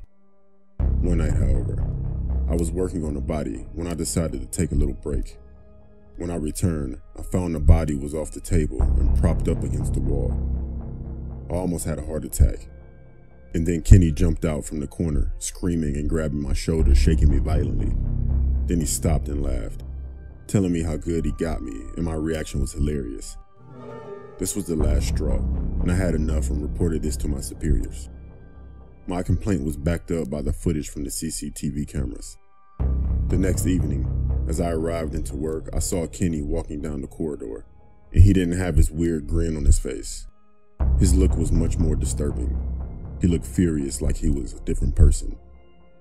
He passed by me while giving me the worst stare I've ever seen. I was told later that he had been fired. I was a little bit surprised. I didn't know what they would do. I didn't know they were firing him exactly, but I was kind of relieved. That night, I finished work around 3 a.m. and got into my car to drive home. As soon as I pulled out, another car started up from across the parking lot and started to instantly tailgate me. Like I said, the building was located in the country, so there were no other cars on the road. At first, I didn't know who this was. I pulled over to see if the car would keep going, but as soon as I pulled over, the car slammed on its brakes. That was when Kenny came running out of his car and over to mine, yanking on the door handle as hard as he could, while banging on the window screaming for me to get out of the car. I thought he was going to rip the door off and kill me. I quickly started my car back up and drove off as fast as I could. I saw Kenny get into his car. For some reason, he didn't chase me. I'm not sure if his car wouldn't start or he just decided not to pursue me. Either way, I was relieved. I later informed my superior of what happened. I didn't find out what happened, whether the police were involved or what, but I never saw Kenny again after that. Thinking what might have happened if somehow Kenny did manage to open my door keeps me awake at night.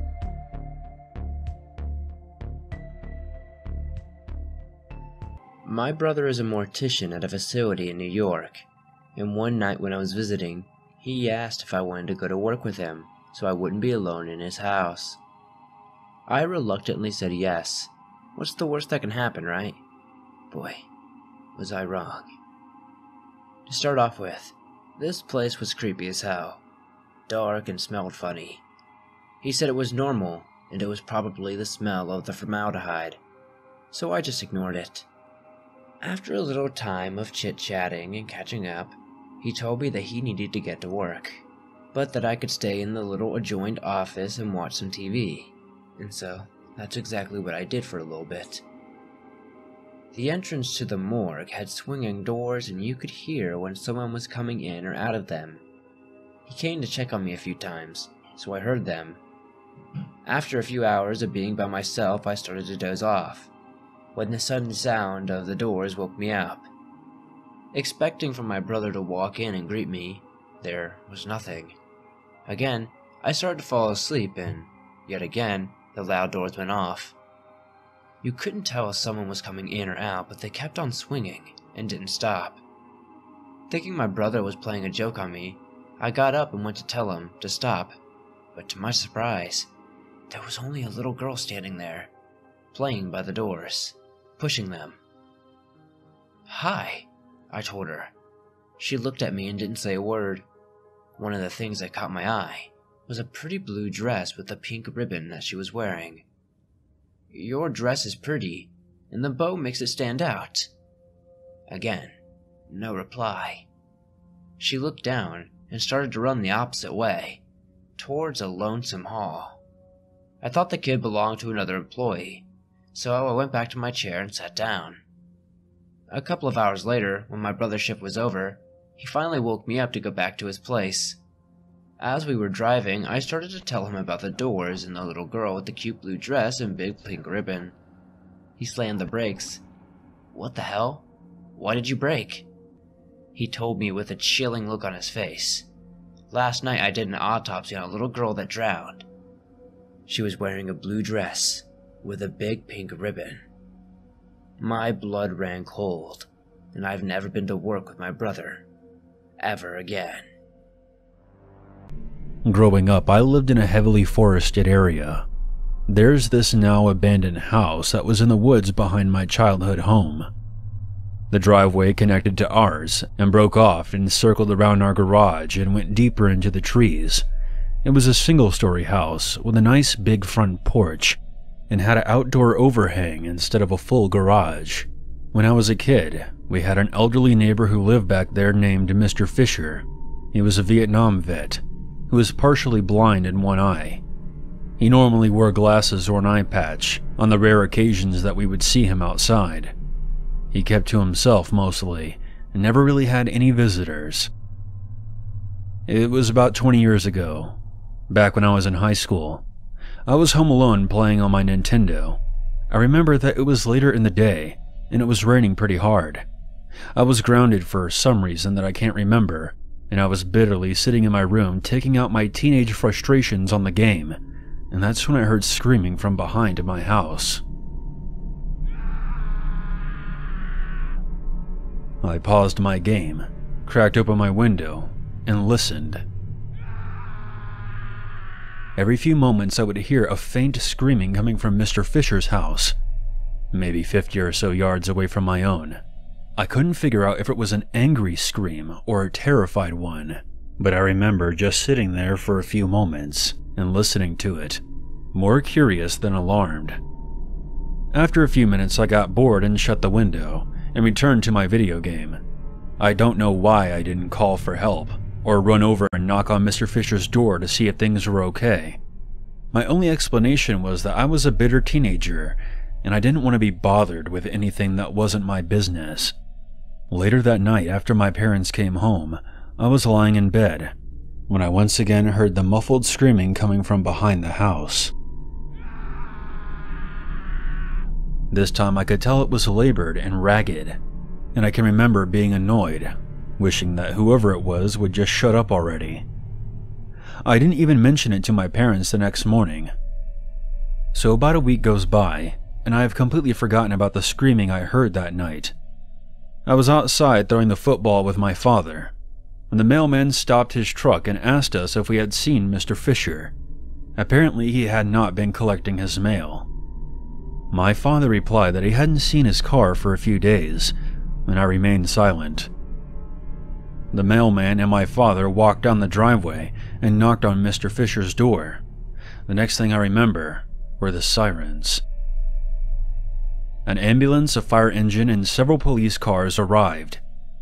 I spent most of that afternoon up in a tree, watching Mr. Fisher's house as law enforcement and paramedics went in and out. My father had found Mr. Fisher's front door unlocked.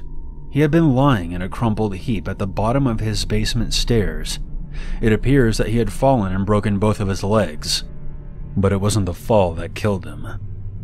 It was the rats. My father eventually told me that the coroner reported the man had been eaten alive while he was screaming for help, unable to climb back upstairs.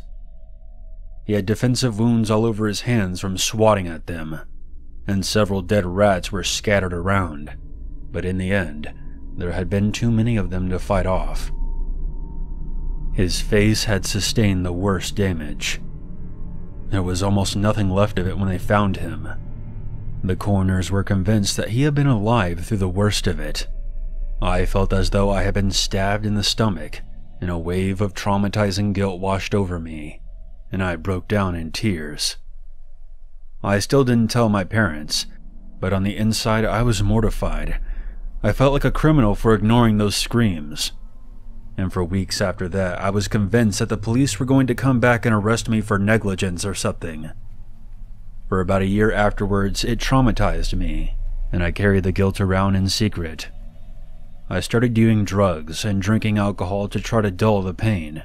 In retrospect, I'm extremely lucky I graduated high school without overdosing, or killing someone while being drunk behind the wheel. I was about 20 years old when myself and 3 of my friends went back to the house in late October. The house had been repossessed by the bank at this point, and now sat condemned. Me and my friends sat on the front porch and shared a bottle of bourbon. My family almost considered this vacant house our second home, since it was so close to our property. My father would even do some yard work every once in a while, and make sure nothing was growing on the house. So like I said, my friends and I were drinking and smoking, and being belligerent idiots. Just talking shit and lying about girls that we had slept with. I got up and went around the back of the house to take a piss. I happened to crouch down and glance inside one of those low-to-the-ground basement windows, and just scanned the basement floor. All I could really see was a cracked cement floor, and loads of cobwebs crisscrossing the window. I took care of business, and was about to walk back around front, when I paused. Glancing back towards the window, I felt a sudden sensation that I was being examined. This time, there was something in the window that hadn't been there before. Very clearly, I could see the outline of an old bearded face and a single eye staring up at me. Kind of at an angle, as if someone was lifting themselves up to peer out the window. I stared back, my body going numb and my mind going blank. I suppose that this is the part in horror stories where the people would say, "I felt a chill go down my spine," or "my blood ran cold." I didn't feel that way. I just went numb as I looked back at the figure in the window, the unmistakable feeling of being caught in an act washing over me, like I had been vandalizing the place or something. I believe the eye contact lasted for about 10 seconds, maybe slightly more, and I eventually just turned around and walked away. When I got to the front porch, I told my friends I was heading back to my garage. For a few short hours, I was convinced that it had been either a squatter or maybe my imagination. But that night, I had the most horrific nightmare. I was trapped in a dark room with rats crawling all over me and gnawing at my face as I lay helpless. I woke up the next morning feeling sick.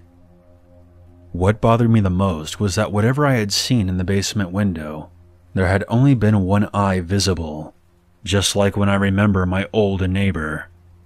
It wasn't until I was about 30 years old that I had made peace with the fact that I had seen the man's spirit. He had been staring back at me in distress and confusion, wondering why I hadn't helped him.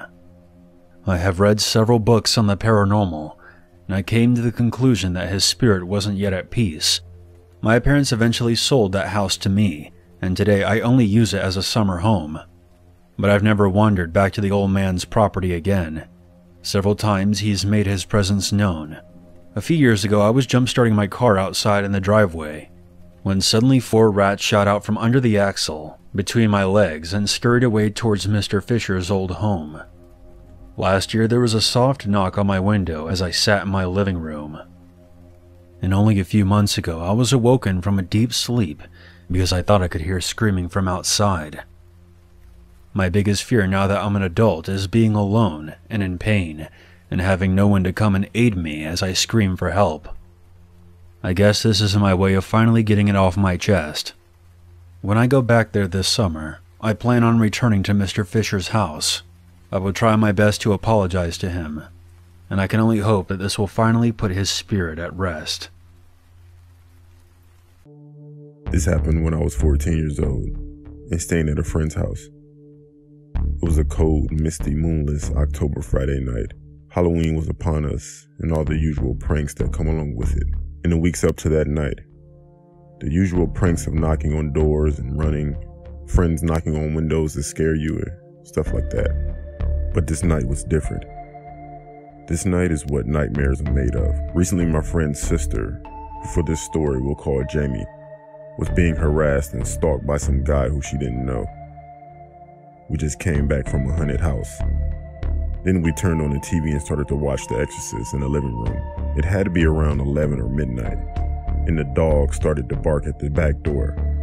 So I went to see what she was barking at, and I heard the fence rattle.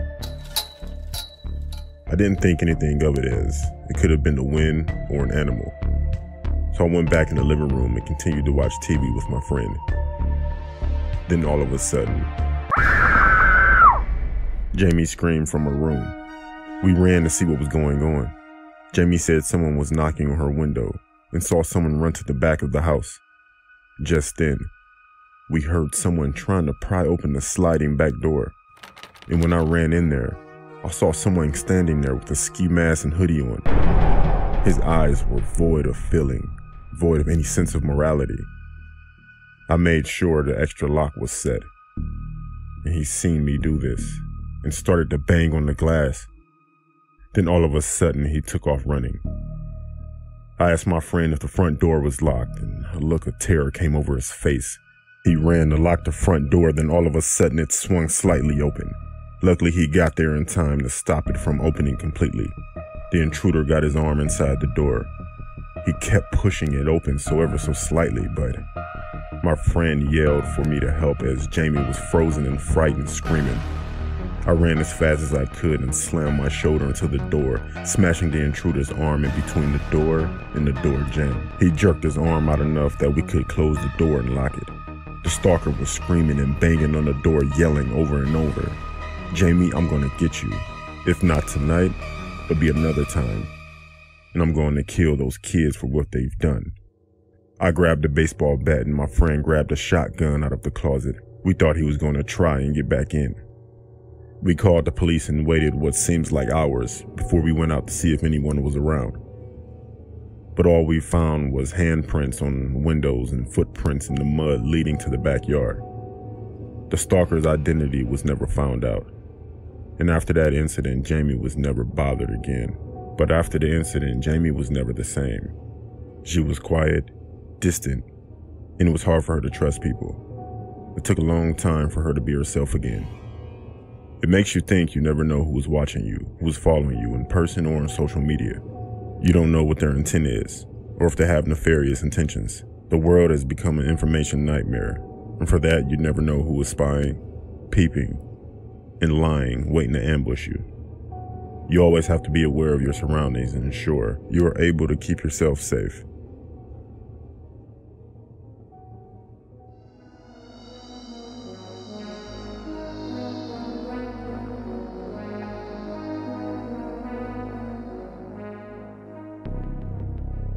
This happened 9 years ago when I was 15 years old. It was a Friday morning at school, and my friend told me that she would spend the night. Throughout the day, we spoke about what we could do for entertainment, but by the end of the day, she let me know that she couldn't stay for the night. On my way home, my mother texted me to let me know that I would be home alone tonight because she picked up a shift from 7 to 7. She was a nurse and that happened frequently. My mother started dinner while I was watching TV in the living room. But as I'm watching TV, I randomly look out of the window because I heard a car going down the street, and like I usually do, I look at it because we live right at the end of a dead-end street. This car didn't stop, it just circled around and crept down the street. About 30 minutes later, I saw the same car while I was watching TV. It did the same thing, went to the end of the street very slowly and turned around. The windows were tinted, so I couldn't really see how many people were in there. It was around 6:30 when my mother was walking out of the door. It was the winter time, so it was already dark outside, but it was unusually warm also. So I threw my mother's food away because it was trash, and she could never cook, and I made a few bags of popcorn. I was content with that. I laid on our couch, turned on movies, and started to text my friends. It also became hot in there, so I opened a window that was behind the couch. My mother hated when I opened it up because there's no screen, so I opened it up just a few inches and laid back down. A few minutes later, someone knocked at the door. As I'm getting up, I can hear about 3 people talking, only because my window was open, but I don't think they noticed it because it sounded like they were whispering in a way where they definitely did not want me to hear. I opened the door, expecting to see a few people, but to my surprise, I only saw one. Parked a few houses down, I saw the car that kept riding up and down the street. But anyways, when I opened the door, the man asked me was Daryl home. I said that no, Daryl lives here. Then he asked me were my parents home, and I said no, my mother's gone for the night. He said okay, with a smirk on his face. And he said sorry to bother you, and he left. I laid down, watching a few movies, then I dozed off. Maybe around midnight, I think. All of a sudden, I was awakened with a sound. I didn't know what it was. I looked at the clock and it said 3:02 a.m. Then I heard another noise. It was footsteps behind me outside of the window on my front porch. I continued to lay down flat on the couch, then I stuck my head just above the back of the couch very slowly. I've never been so frightened in my life. There was a man pressing his face against my front window trying to look inside. I was frozen in fear. I don't think he could see me because I was right under him, and it was dark inside with the only light being my TV. Then the guy did something that almost made me scream. I laid flat again on the couch and the guy in the window said, "She's asleep right there. If she screams, I'll shut her up." He then started to lift the window. I ran in the kitchen to grab my mother's gun while he struggled with the window. As I'm running, I dialed 911 and put them on speaker. I explained the situation, ran to the window with the gun, pointed it, and told them that I would shoot, and the police are on the way. The guy was halfway inside when I held the gun to him. He froze while the other guys ran off the porch. I made the guy stay there when the police were on the way. He was arrested and my mother never took a night shift again. At the same time, I'm glad my mother taught me what to do in those type of situations because it could have ended up a lot worse.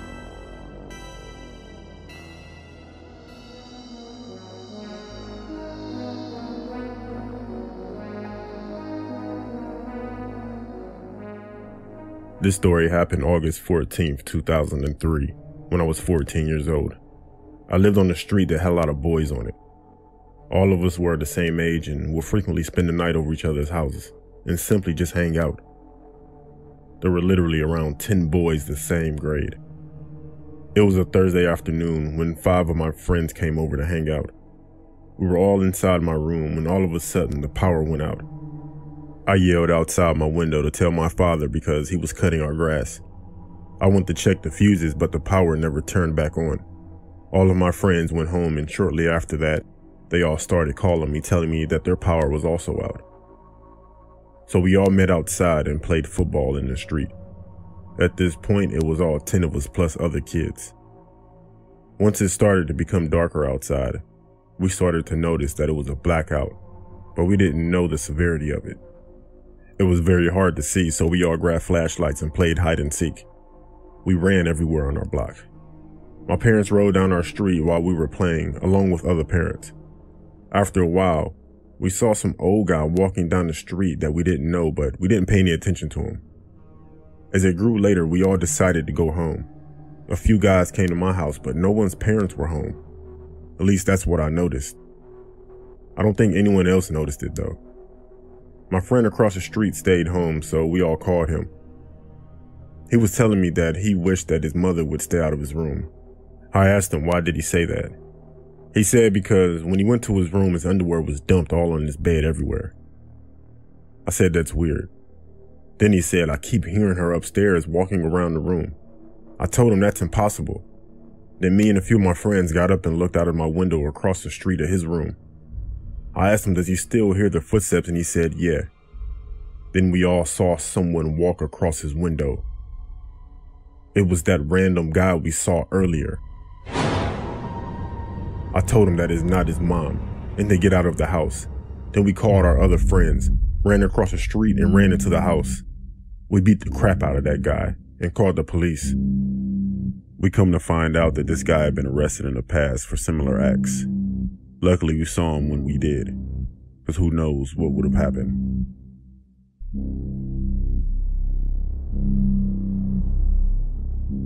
I've gotten Ubers plenty of times before, but this one experience I had a few years ago was the creepiest and weirdest of my life. It was a Saturday night, and I had been out bar hopping with my friends. It was around 1:30 a.m. when my friends and I decided to call it a night. I said goodbye to my friends as they walked to the bus stop. I live in the opposite direction, so I started walking to a spot where my brother was going to pick me up.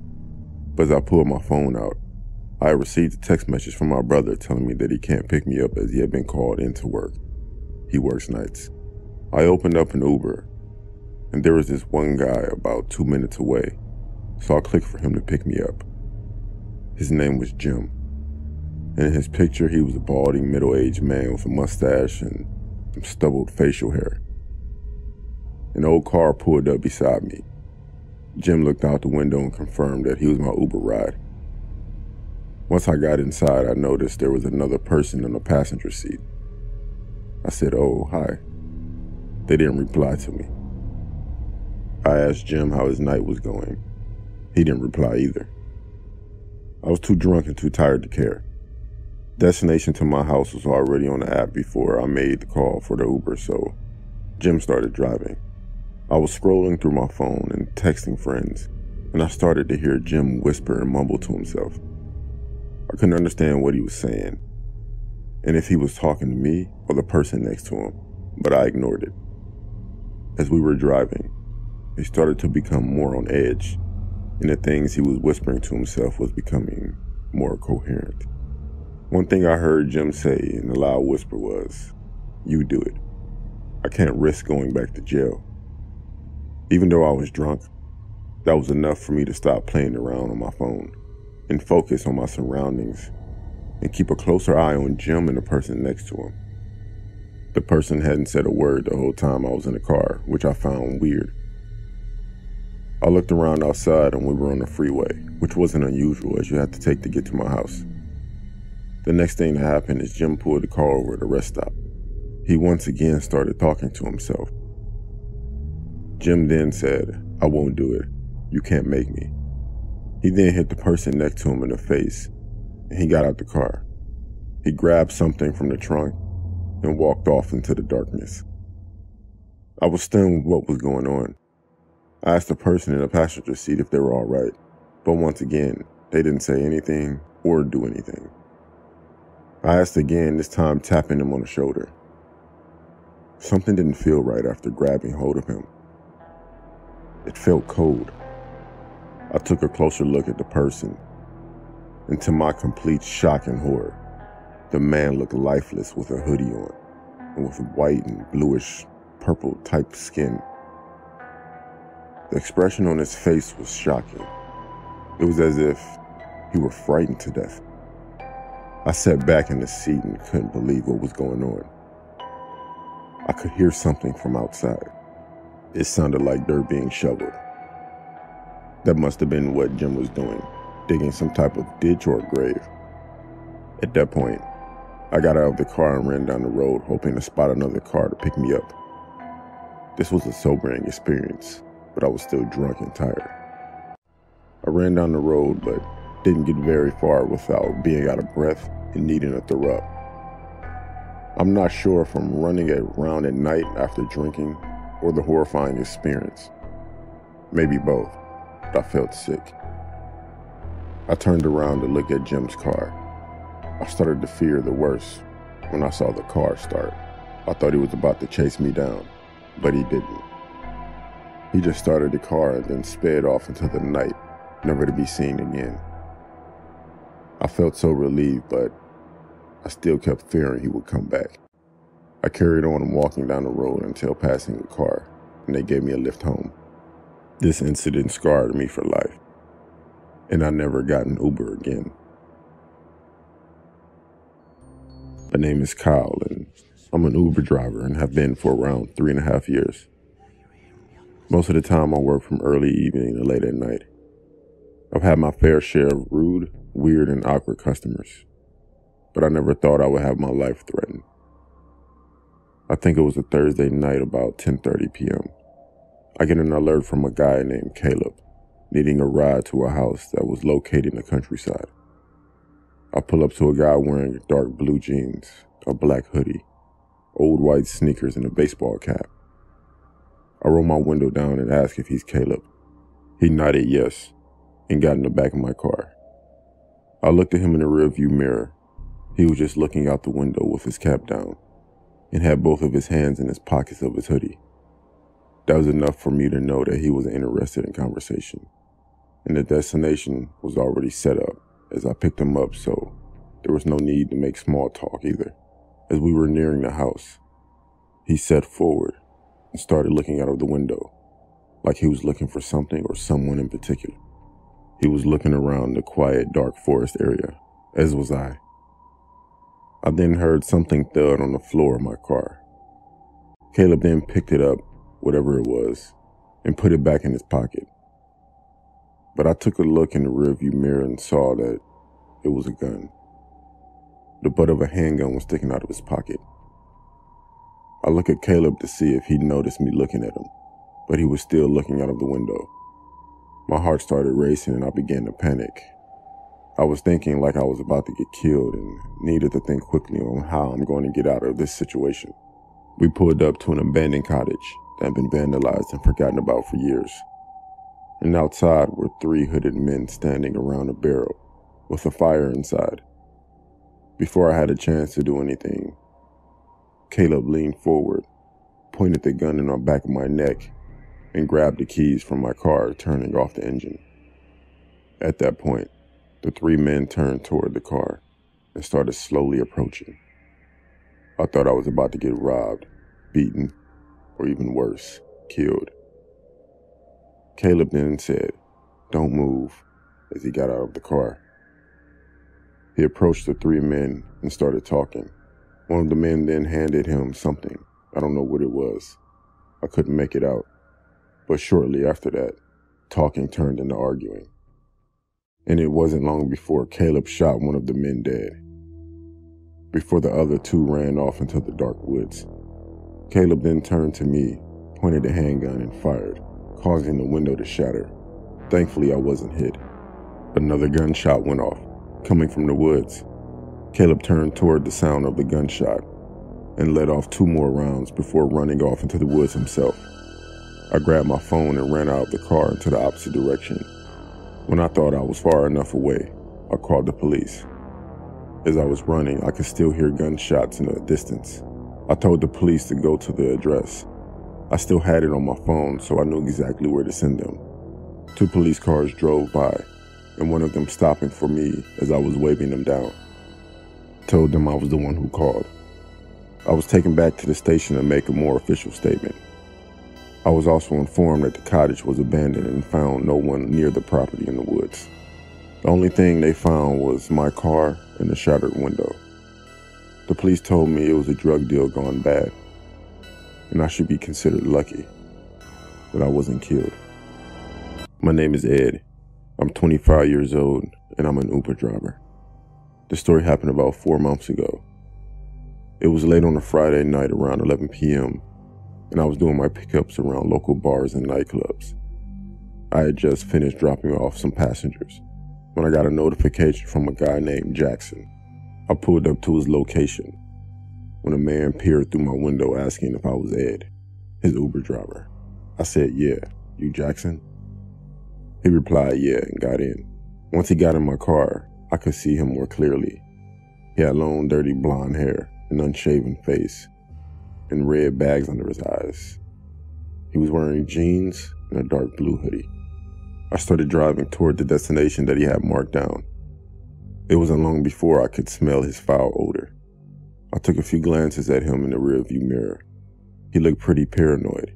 He kept looking around outside as if he was searching for someone. The place he was driving to was a bar on the quieter part of the town, in fact. I thought the bar was shut down, but I didn't want to ask and make conversation with this guy, as I didn't feel comfortable. He didn't say anything at the start of the journey. He was just looking around, as I mentioned before. He kept taking sips of some kind of liquor he had with him. It was when we started to get to the quiet, empty highway when he started talking. He was saying things like, life is precious, and always be careful because you could lose someone close to you. I wasn't sure if he was even talking to me. I just assumed he was. He then showed me a picture of a woman and a young girl. He said that was his wife and daughter.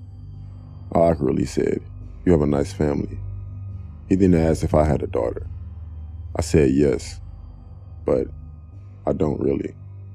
I don't know why I said yes, but thank God I did, because at that point, Jackson told me to stop the car.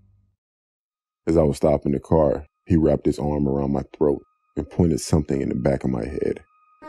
It was a gun. He told me to go home to my daughter and be thankful. As he said this, he passed me the photo of his wife and daughter. He then got out of the car and fled into the darkness of the night. I then drove to the police station and reported what had happened. What they told me made the incident 10 times scarier than what it already was. After showing them the photo the man had handed to me, the police told me that the man had killed a woman and her daughter hours earlier, and the police were out looking for him. Thinking about this story horrifies me. I think about a lot of things. That I had a sadistic maniac in my car. Now he murdered that woman and child. I also think about how I told him I had a daughter. I honestly think if I hadn't, he would have killed me. He wouldn't be here to tell this story. As far as I know, the police still haven't found Jackson, and he's still out there somewhere.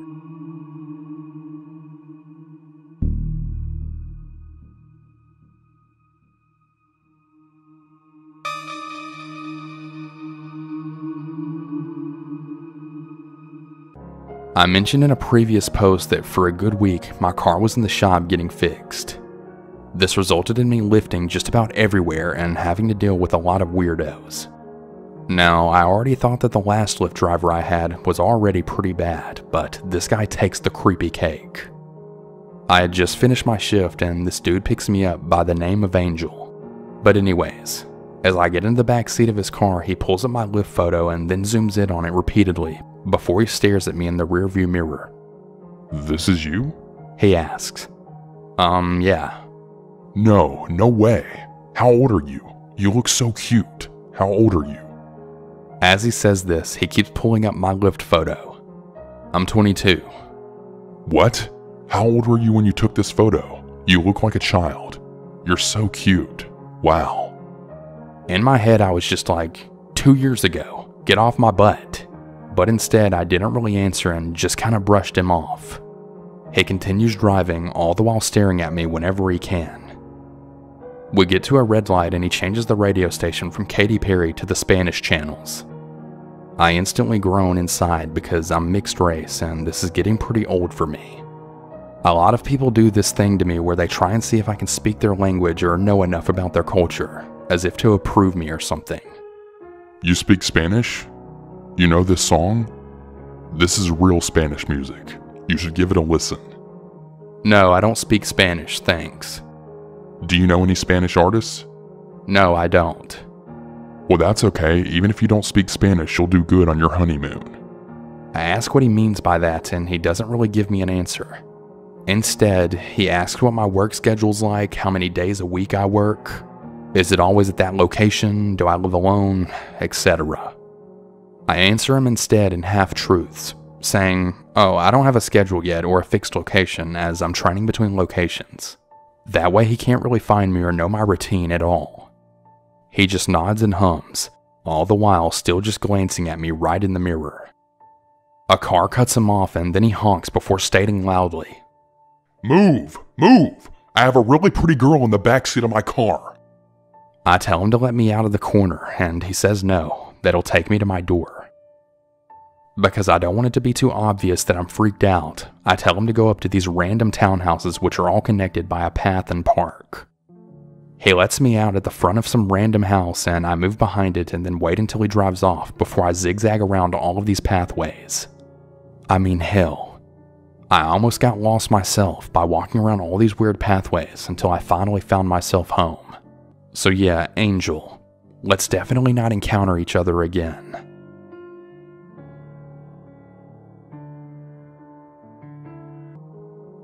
Me and my girlfriend were in a city in Texas right off the highway, and we stopped at a tiny little gas station to get some beer and chips and such. For some reason, when we pulled in, I felt the need to say, I actually think I need to come in with you this time, which was really weird because I usually always stay in the car whenever we go places, or if I do get out, I don't ever feel the need to announce it. When we walked in, everything felt normal.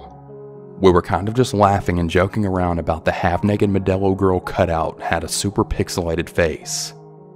We then started looking at all of the beer and I was being really indecisive, but could tell that we were both getting really sketched out, so I just grabbed 2 coconut margarita type drinks without even thinking about it and rushed to the counter, thinking that we needed to get out of there really quickly. There was this growing feeling of being watched. It was like pure malice that I haven't felt before. I can't really describe it. There was an old Hispanic man leaning on the ice cream cooler right by the counter and pretty much watching every customer. Everything just felt slow. It's hard to explain. When I put my things on the counter, the man started smiling at us really wide and then started talking in a very strange manner. It was like he was trying to be charming or personable, but really just came off as really creepy. Outside the door, I could see a man in a red jacket also just staring through the doors, just watching and waiting. It was pretty obvious now. These men were waiting for us. It's really hard to explain the overwhelming feeling of dread that we had, and I didn't really talk about it until we were driving out of the parking lot. The man in the red jacket was still circling the building and watching us as the car drove off. The city we were in, it has a pretty bad reputation for having a lot of human trafficking victims coming in and out, and I honestly think that they were just waiting to find the perfect victim. I honestly think that if I hadn't gone in with my girlfriend when I did, she probably would have been taken, or maybe they would have taken me from the car. I've never had such an intense looming feeling of doom and paranoia in my life. It seems very mundane, but it was definitely a very close call. We kept discussing it the rest of the night. We're really lucky that we went in together and got out as quick as we could. I mean, who knows what could have happened.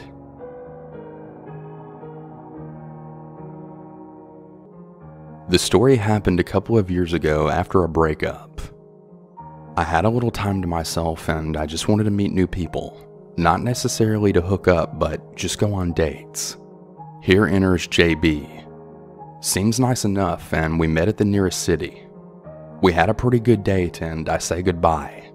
We make some more arrangements to hang out, and eventually we end up back at his flat in an area of a city that I knew quite well, as I lived there as a student. So I felt pretty confident and comfortable that his flatmates would also be home, and that I wouldn't be completely alone with them. We're sitting downstairs watching The Office when his flatmates come home and they're making their meals, and then he suggested finishing watching an episode upstairs before I left for the bus. Well, he has the smallest room with a single bed and no chairs. He lays down on the bed and I sit on the end of it. He encourages me to move up and I awkwardly do just that. He says that he can't see, so to lie down.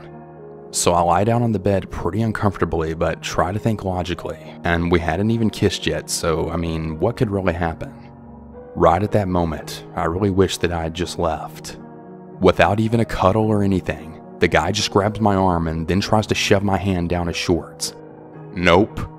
Luckily for me, I was kind of clutching my handbag pretty close-ish, and I just flipped out of the bed into a standing position, threw my bag over me, and then ran downstairs, with him saying, "Oh my gosh, I'm so sorry. Please don't leave."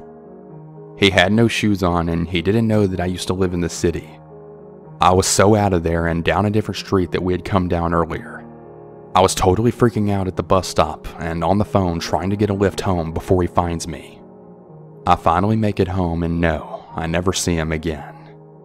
I never saw him again, but make no mistake, that wasn't the last time I heard from him.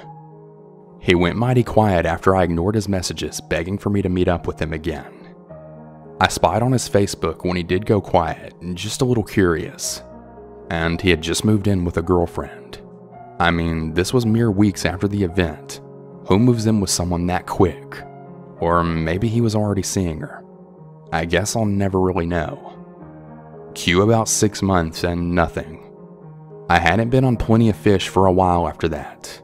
And then in January, I get a message from him. He split with his girlfriend and he just wants to meet, chat, and have a coffee with me. Being a little bit lonely, I kind of thought about it. I agreed, but I said that we could only meet in public. He agrees. We make plans on that evening and I'm leaving work and he says that he can't make it and that I should just meet him at his place. Nope. I decline and I go straight home.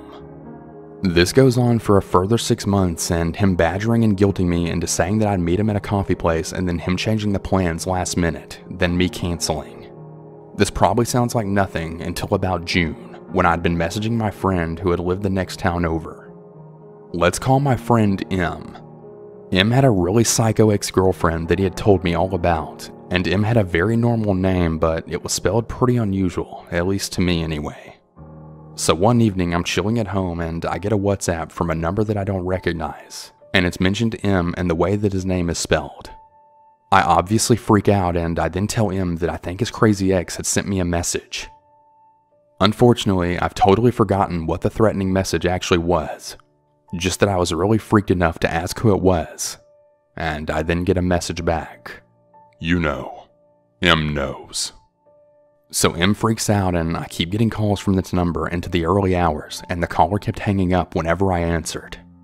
I suffered from anxiety at the time and the next morning I was a total wreck. I went to work and got another slew of random calls. Later that night, I decided to tell my cousin everything that happened and she called from her phone. Guess whose voicemail she got? Yes, JB. She leaves him a message saying to not contact me ever again or else the police will be involved. I check his Facebook a little while later and he's apparently moving back to his home country. Hopefully I'll never meet him again. This probably wasn't the most scary or creepy encounter, but it was really playing on my mind and it really creeped me out. I remember this like it was yesterday.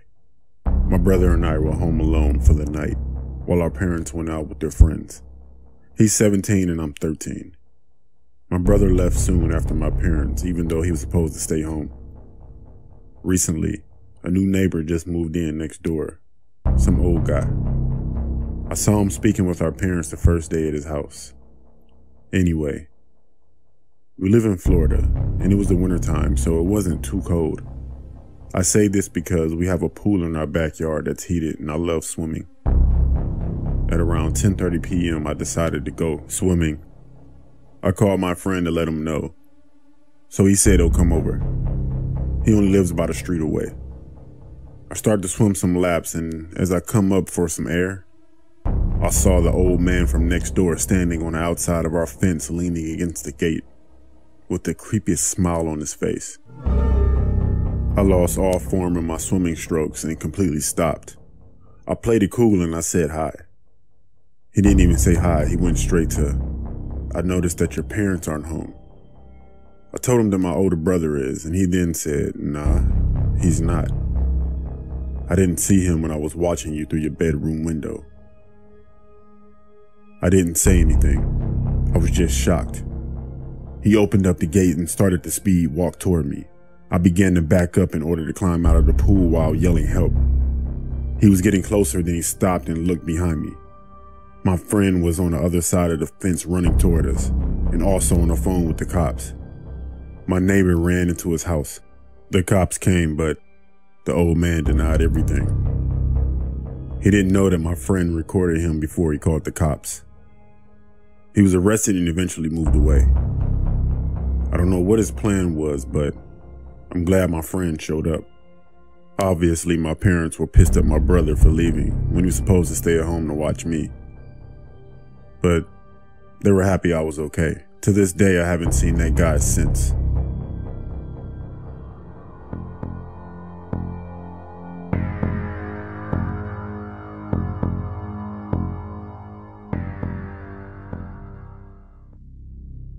While in college, I love finding snakes, so a friend of mine from the herpetology club, he showed me this road that he would cruise for snakes. Cruising is when you drive slowly down the old back roads, after dark, looking for snakes that have slithered onto the warmer road that heat up. The road we took was about 4 miles and had around 4 houses on it. We had taken a few laps on this road, and we were making our final pass. There are 2 houses near the beginning of the road, one at the end and one near the middle. We were getting close to the center when we see movement on the left side of the road. There are a lot of animals on this road, so we weren't surprised to see this.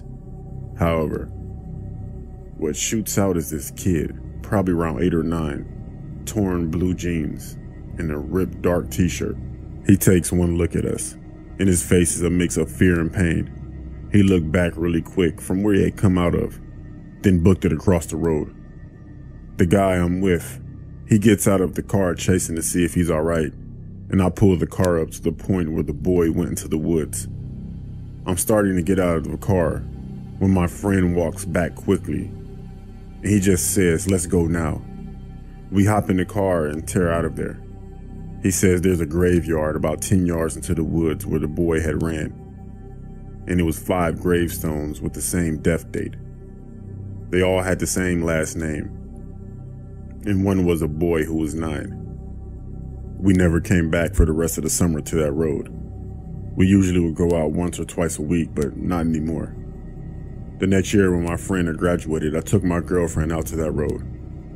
We had gone early to try and find different types of snakes, because different snakes tend to move at different times of the day. We got to the house near the graveyard, and there's 3 men doing some yard work. I rolled down the window and I explained what I was doing and asked them about the graveyard. Apparently their dad's brother's family had all died, and their space heater caught on fire around 20 years ago.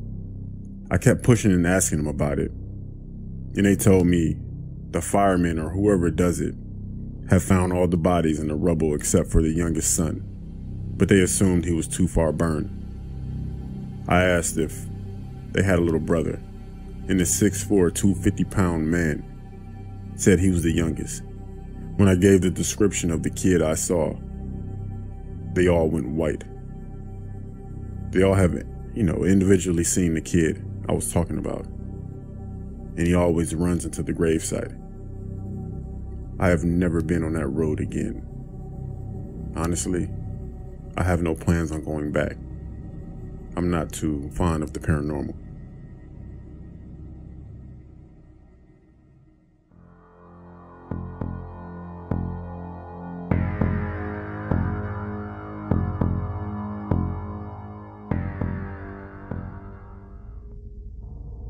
My aunt and uncle moved into a new house. I was staying with them for a week, but I got a weird vibe about their house. I was sleeping in the attic, and around 3 a.m., I woke up to find my 6-year-old cousin standing next to my bed staring at me. He just started telling me about his imaginary friend, Maury. The next day, when I asked his parents about it, they told me he didn't have an imaginary friend, and they said he never had one in their previous house. They decided to ask him about it, but he said he had no idea what they were talking about. The next night, around 3 a.m., I woke up again to find my little cousin staring right at me. He kept repeating over and over, "Why did you tell? Why did you tell? Why did you tell?" I tried to talk to him and he started telling me about how Maury would appear in his dreams at night to eat dinner with his family when they were at the table. I asked him how he met Maury, and he told me that Maury came to him and asked him if he can come inside of him. He said, "Yeah, sure, come in." That's when Maury started to come beside his bed every night to talk to him. The next day, I told his parents, but they didn't believe me. They thought I was making it up. On my final night in the house, I was awoken by a faint thumping under my bed. At this point, I was very scared, but I worked up the courage to peek under my bed. I found my little cousin hiding under there. He said he was protecting me. He told me that Maury couldn't trust me and he wants me gone, and that Maury won't hurt me if he's there to protect me. Then he started going back and forth with someone who wasn't there, moving around like he was wrestling with someone. Then I heard the words, "Kill him." It was a deep, raspy voice that I've never heard before. Those were the last words I heard him say. I ran faster than I ever have before and made it at least 3 blocks down the road before my aunt and uncle caught up with me and begged me to come back. They asked me what had happened, and when I told them, again, they didn't believe me. When we walked back to the house and went upstairs, my cousin was in his bed, sound asleep. I left the next morning and never went back. That was a very creepy experience in my life. Very creepy. And I can't compare it to any other experience ever. And it's extremely difficult for me to talk about because I really don't know what was going on. My cousin doesn't remember while my aunt and uncle still don't believe me. At the same time, my cousin has always been weird ever since that day. And he doesn't make a lot of friends. I don't know. I figured that I'll get this story out there to other people so I won't keep it bottled up inside. To add to that, I've never been back to my cousin's house because I don't trust him, I don't trust my aunt, and I don't trust my uncle. Something's up with that family and it isn't something good. Just be careful of the company you keep. Whether it's your family, whether it's your friends, just always be careful. Because you never know the intentions of people around you.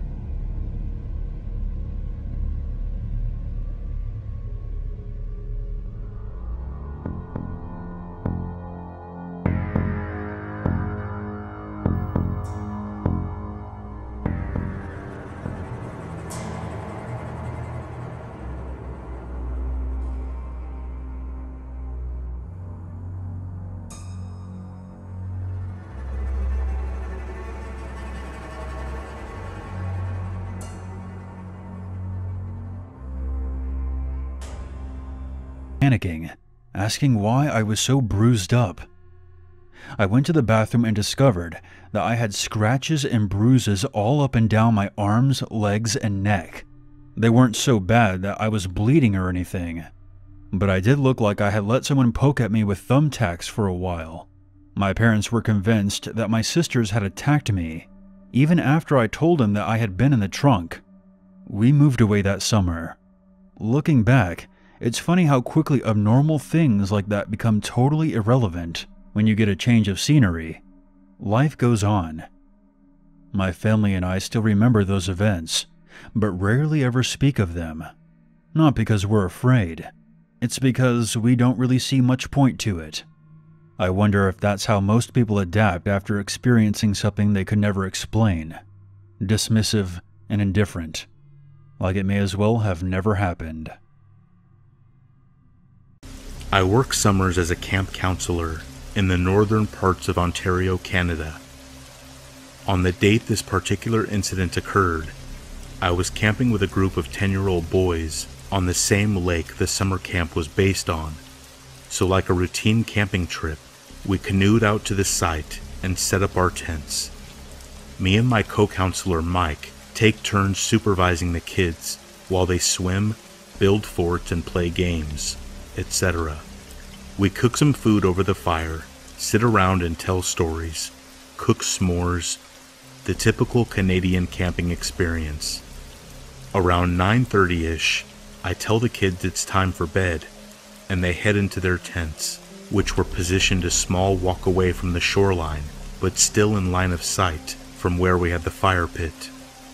So the kids have gone to bed, and me and Mike are talking by the water smoking a cigarette, just basically hanging out, before we decide to head into our tent and call it a night. What happened next still troubles me to this day and remains my go-to scary campfire story. We were both gazing into the pitch-black night water when we saw a small light approaching us slowly and slightly above water level.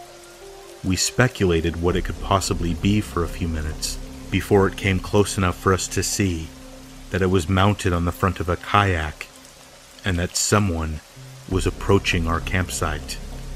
Now, it is important to note that as a camp counselor, part of our training goes over how to deal with stranger encounters in an environment where we are responsible for a group of children on public property.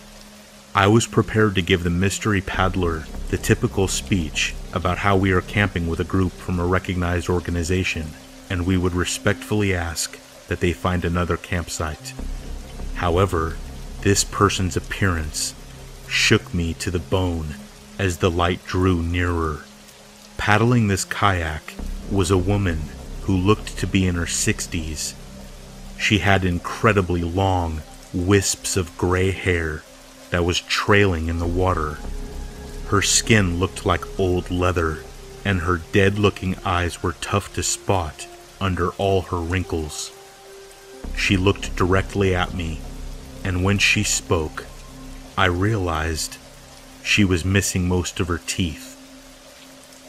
"Are all your children safe in bed?" she asked me, pointing in the direction of the tents. Not really knowing how to respond, and quite frankly, terrified, I responded by telling her that they were fine and that she had to leave. "That's good.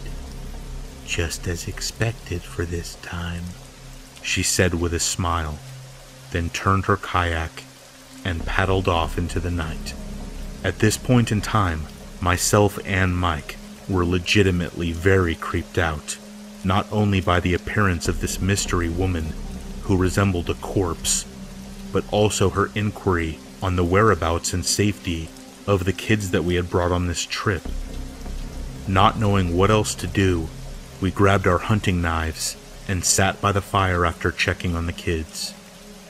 Half an hour later, across the lake, a female counselor was leading another trip for kids the same age group. She sent me a text which read something along the lines of, "Hey Sean, stop messing with us. This isn't funny. My kids are really creeped out." I instantly called her and let her know that I had just seen someone near my campsite that seemed eerie and that I was not trying to play a joke on her. Apparently, one of her kids had opened their tent door to go to the bathroom and saw a woman with long gray hair standing a few feet away with her arms outstretched towards them.